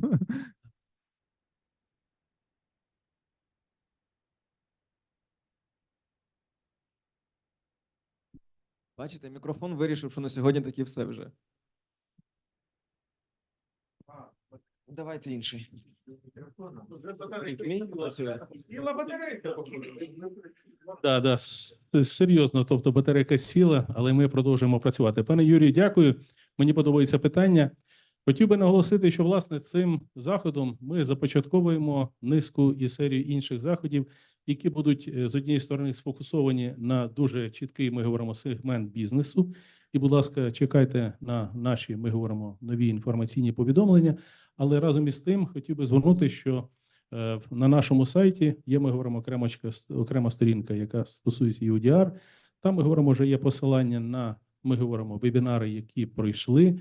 Буквально в березні місяці, ми говоримо, відбулися консультації по ось цьому, ми говоримо, рішенню ФСІ, який стосується згаданих, ми говоримо, національної оцінки ризиків, а також регуляторного блоку. Таким чином, ми ближнім часом повертаємося, працюємо безпосередньо з бізнесом. Крім того, ми так само працюємо з нашими партнерами по іншому заходу, який в нас заплановано. Дякую. Алло, чути все. Компанія Легаліс, Сергій Розвод. Питання. От сьогодні вже прозвучало, так якби не прямо, але хотів би задати, так скажемо, може більше прямо це питання. Чому FSC, ну не тільки FSC, будь-яка схема сертифікації, PFC, FSC, якщо вона, скажімо так, удостовіряє, що лісове господарство ведеться з дотримання всіх норм, відповідно, якщо підприємство сертифіковане, так, відповідно, там знеліснення немає, це все дотримується. Далі, якщо ланцюжок цей весь прослідковується, чому, власне, тоді ця система не може бути взагалі заміняти, по суті, вимогу ЄС щодо ЄУДР? От, то просто виходить, якби ми сама система сертифікації щось має доповнювати. А тут от трошки якби дисонанс, я так розумію, в багатьох з цього приводу. Зрозуміло, дякую, Сергію Володимировичу. Я думаю, що це питання, напевно, і, власне, треба було задавати і безпосередньо Європейській комісії. Ось чому? Тому що хотів би наголосити, що FSC-сертифікація, вона вже існує 30 років. І, власне, наші організації були сформовані міжнародні принципи критерії. EUDR з'явилося вже трошки пізніше. І ми говоримо, це доволі вузький сегмент вимог, який саме, власне, передивляється Європейським Союзом. Зверніть увагу, що у виступі представника Європейської комісії говориться про те, що ми тепер хочемо якісь рішення по EUDR погодити із, ми говоримо, Сполученими Штатами, іншими країнами. Тобто, так чи інакше, ми говоримо, якийсь певний елемент між різними країнами всього світу, він має відбутися. Но ми започаткували цю систему і пропонуємо рішення глобальні, які є універсальні для всього світу. Зараз ми ми робимо трошечки крок назустріч. Саме ми говоримо законодавчим вимогам Європейського Союзу. І це законодавчі вимоги Європейського Союзу. Но ми пропонуємо добровільні рішення, які можуть охоплювати увесь світ. Чим, мені здається, більше Європейська комісія познайомиться і побачить про те, що ті рішення, які пропонуються нами, вони є дієві, вони знову ж таки дійсно, так сказати, забезпечують виконання цих всіх вимог, тим, напевно, ми говоримо, і з часом буде легше всім. Але наразі, ми маємо ту ситуацію, яку маємо. Дякую.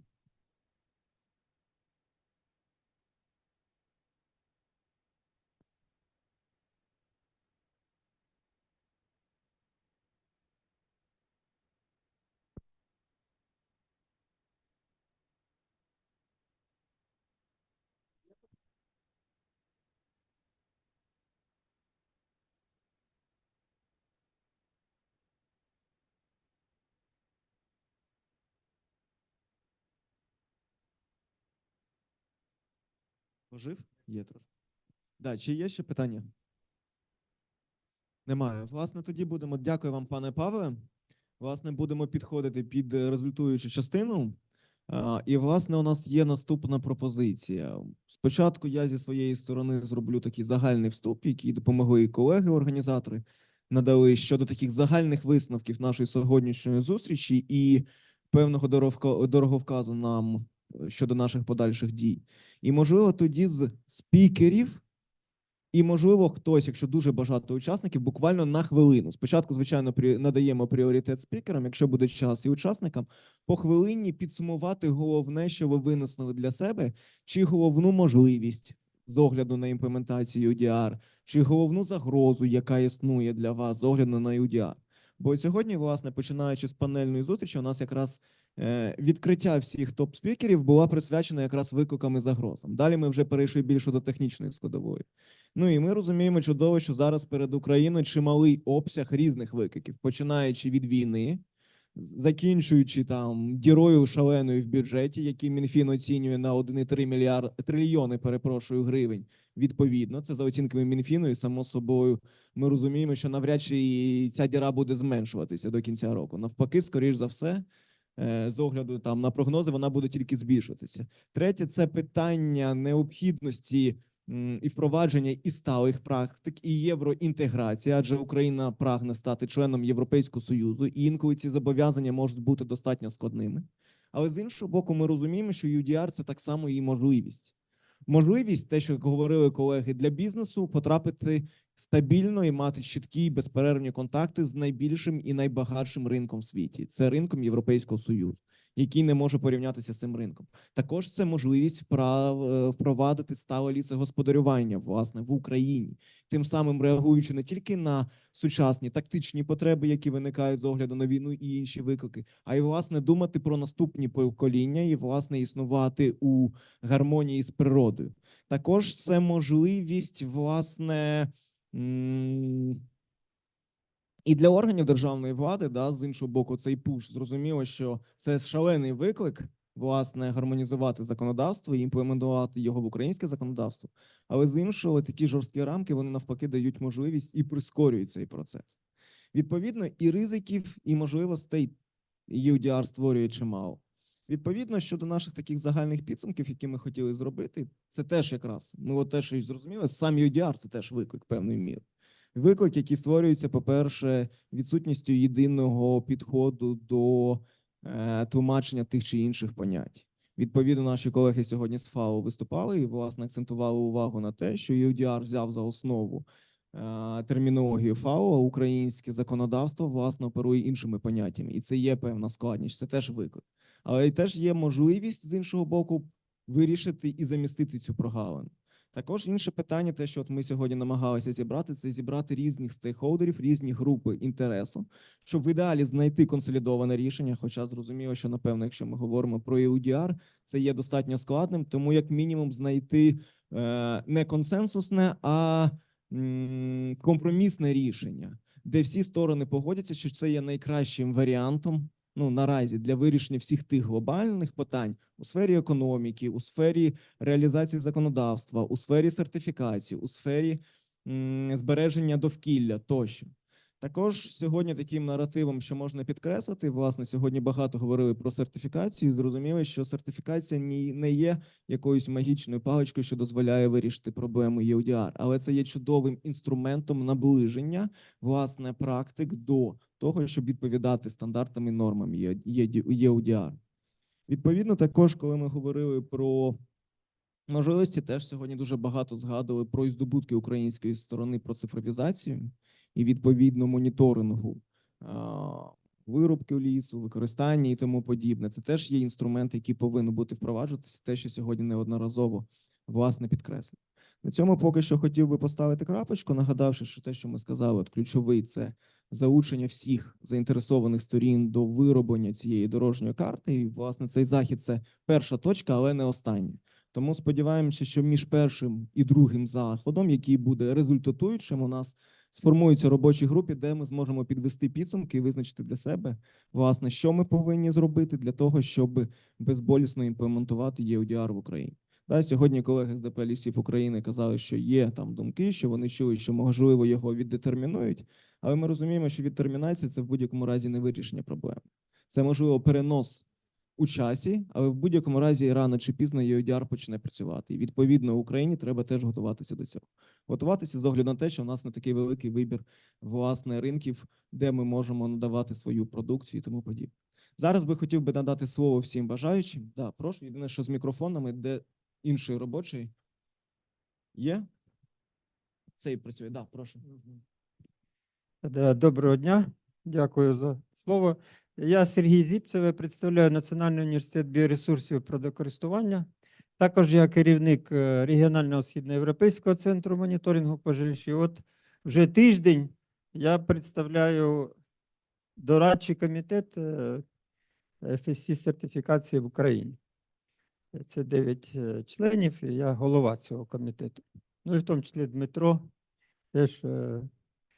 З цієї точки зору я хочу сказати, що дійсно це сьогоднішнє засідання важливий крок в сторону формування ефективного лісового сектору в Україні. І ми бачимо декілька організацій, які рухаються в цьому напрямку. Це ФАО, в першу чергу, яке затвердило стратегію, яке спрямовано на підтримку лісового господарства в першу чергу, але і не тільки. І всіх стейкхолдерів, всіх тих, хто користується продукцією лісу, деревною, недеревною, в тому числі і меблевиків, і деревопереробників. Ось, FSC, звісно, ми, як дорадчий комітет, наша функція – це, власне, донесення цінностей FSC до стейкхолдерів теж. І оскільки в кінці кінців, ну, сьогодні не звучало цього, але б ми хотіли мати модель, на що ми орієнтуємось.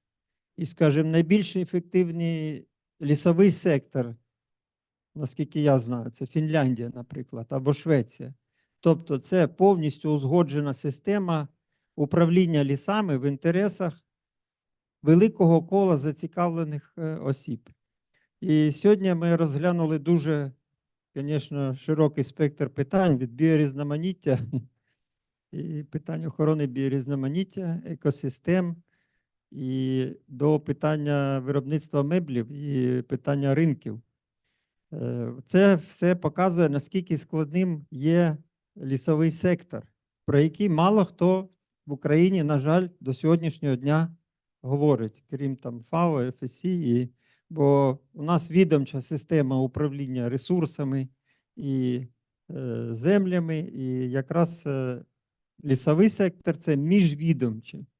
Ну і до того, що, виходить, деревопереробка і меблева промисловість – це багато в чому приватні підприємства, які взагалі, я не знаю, до якого міністерства відносяться. І, до речі, от сьогодні не присутній якраз представник влади, які спілкуються з цими, скільки там, 1000 чи більше меблевиків приватних, малий бізнес. Фактично нема цього органу влади у нас на сьогоднішній день. Так що я з свого боку, ми займаємося, власне, пожежами і займаємося наближеним до природи лісівництвом. У нас скоро буде конференція в цьому плані. Ми вважаємо, що для того, щоб цей лісовий сектор і далі працював ефективно, зараз є дуже позитивні приклади роботи лісового сектору, тобто більш-менш гармонія між заготівлею лісу, відтворенням лісу, там, виробленням продукції з деревини і реалізації цієї продукції, при тому, що екосистеми продовжують функціонувати. Але мало тут хто сьогодні говорив, і навіть WWF не згадував, що йдуть зміни клімату, вони вже тут. Я вважаю особисто, що десь у 2010 році ми вступили в епоху змін клімату. В 2014-2015 у нас була велика посуха, в 2015 були великі пожежі, в 2020 році ще більші пожежі. І от вся ця система, лісовий сектор, вона може бути зруйнована непередбачуваними змінами клімату. Тому сьогодні це питання, на жаль, не звучало. І, мабуть, це питання до ВВФ в першу чергу, да? Ну і ми готові підтримувати цю роботу і подальшому. Дякую. Дякую. Хотів зазначити, зараз передайте, будь ласка, колезі якраз по дорозі. Зазначити, що у нас перший доповідач якраз від представників Європейського Союзу, від Євроінституції директорату довкілля. Він якраз згадував загальну тенденцію зміну клімату. Відповідно, з огляду на нас, ми сьогодні просто акцент робили дещо на інших складових. Але як рамкова сьогодні згадують, безперечно, це один з викликів, який є перед лісовою галузю так само. Прошу. Алла Оборська, представляю національний орган управління PFC в Україні. Дуже дякую організаторам за такий надзвичайно насичений, цікавий і актуальний захід. І хочу сказати, що PFC загалом і ми, як представництво в Україні, зі свого боку будемо брати активну участь у всіх наступних заходах, приєднуємося. І дуже коротенько про те, які ж кроки робить PFC. PFC International надзвичайно перейнялося можливостями і ризиками, які представляє собою UDR, і також вже зроблено багато кроків. Є дорожня карта розписана для того, щоб отримати повну відповідність PFC і UDR. І можливо взяти за основу таку політику, що якщо будуть сертифіковані підприємства, хоч за одною, хоч за іншою системою, тоді просто в DDS тої організації, яка є оператором, можна буде записати, що ми в своїй DDS сприймаємо цю систему сертифікації, взяти на себе відповідальність. Ну і ми сподіваємося, що це буде можливим і це буде працювати. Які особливості PFC в цих кроках? Перше, в наших стандартах вже застосована вся термінологія ФАО. Друге, стандарти лісоуправління. У нас в кожній країні свій стандарт національне лісоуправління, але прийнята загальна політика, що всі стандарти лісоуправління будуть повністю, це не буде один базовий і до нього додаток, це буде повністю стандарт лісоуправління, який задовольняв би і UDR. Що стосується стандартів ланцюга поставок, буде опція, але теж це буде не додаток, це можна буде обирати або просто стандарт PFC, або PFC і UDR. Зараз всі ці стандарти перебувають на обговоренні. Ви можете зайти на сайт PFC International, поцікавитися, подивитися, давати свої пропозиції і рекомендації. Загалом зближення дуже іде таким інтенсивним шляхом, і сподіваюся, що Україна теж буде в цих кроках не на останньому місці. Як я вже сказала, ми підтримуємо ініціативи, дякуємо, приєднуємося. Не буду займати довго часу, думаю, ще є бажаючі виступити. Дякую. Да, прошу, бачу руку. Напевно, давайте я і, власне, доставлю мікрофон.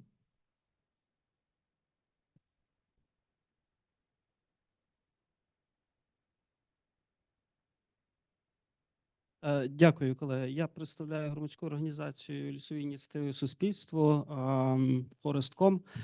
Також тісно ми співпрацюємо із FSC і у галузі те, що стосується імплементації і UTR, зараз і UDR, а взагалі ширше відповідального бізнесу, який використовує в своїй виробничій в ланцюгу виробництва тільки законно здобуту деревину, ми вже працюємо добрих 3 роки. Те, що стосується UTR, ми надали більше 50 консультацій українському бізнесу з тим, як відповідати власне цим вимогам.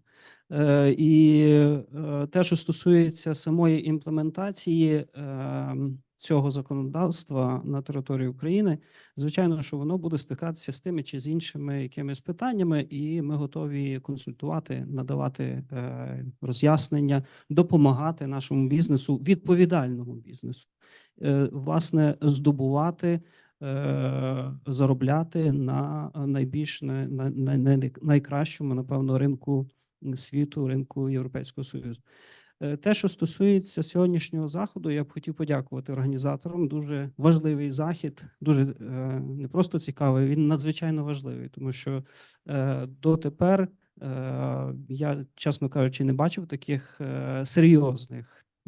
серйозних майданчиків, де ця тема би обговорювалася. А тема надзвичайно важлива, тому що для бізнесу, для відповідального бізнесу з нового року це будуть зовсім інші умови, які будуть визначати власне можливість бути присутнім на ринку ЄС. І це, що стосується імплементації EUDR, не просто розмови, а бізнес для того, щоб відправити партію продукції перед тим, як її відправити до ринку ЄС, він змушений буде пройти аудит третьої сторони, який буде засвідчувати, брати на себе ці ризики, що власне оця продукція, яка в цій конкретній партії представлена, вона не має ризиків, або ці ризики є мінімальними. І, звичайно, що наявністю цих всіх конкретних елементів інформаційних, починаючи із географічних координат, потім повного переліку документів на цю партію продукції, а також додатковим є і наявність сертифікату, незалежного сертифікату, який засвідчує відповідальне ставлення лісокористувачів до ведення лісового господарства. Ми говоримо перш за все про FSC. Він буде надзвичайно також допоміжним, тому що EUDR – це не тільки про механізм дослідження цепочки, а про відповідальність також в національному законодавстві в більш ширшому плані, в тому числі те, що стосується соціальних і інших аспектів законодавства. Тому дякую ще раз організаторам і сподіваюся також, що всім було корисно. Дякую. Дякую. І, можливо, якби завершення хотів би дати ще по слову всім представникам організаторів сьогоднішнього. Пане Василю, давайте з вас почнемо.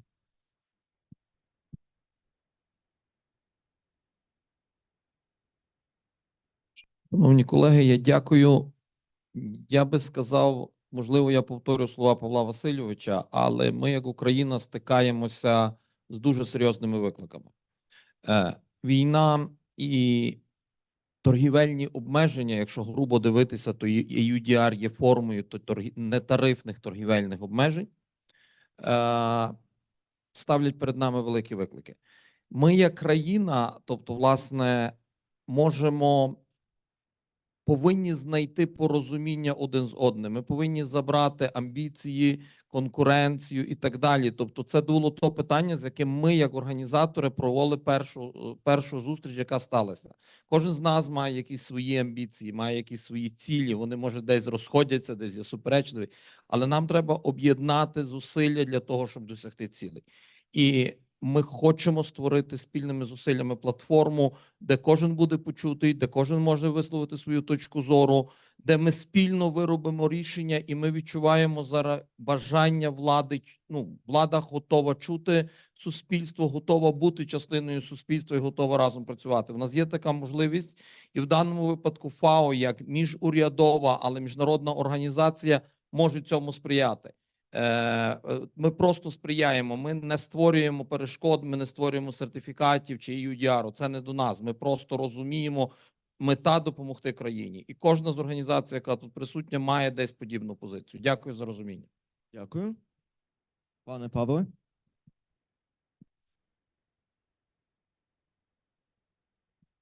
Дякую, пане Ярославе. Мені надзвичайно приємно бути серед такого добірного товариства. Хотів би від імені організаторів подякувати за вашу, ми говоримо, увагу, за те, що ви разом зараз знаходитеся спільно в цій аудиторії. Якщо так, то ви сповідуєте ті цінності, на які об'єдналися, ми говоримо, організації, які виступили саме ініціаторами цього заходу. Хотів би зазначити, що наша організація виходить за межі лише просто тої організації, яка представляє міжнародну схему сертифікації. Ми не обговорюємо і не говоримо про гектари. Ми говоримо зараз про об'єднання навколо цінностей, які забезпечуватимуть, перш за все, збереження і посилення системи ведення лісогосподарства, яке в подальшому забезпечуватиме раціональне, невиснажливе використання лісових ресурсів в інтересах майбутніх поколінь.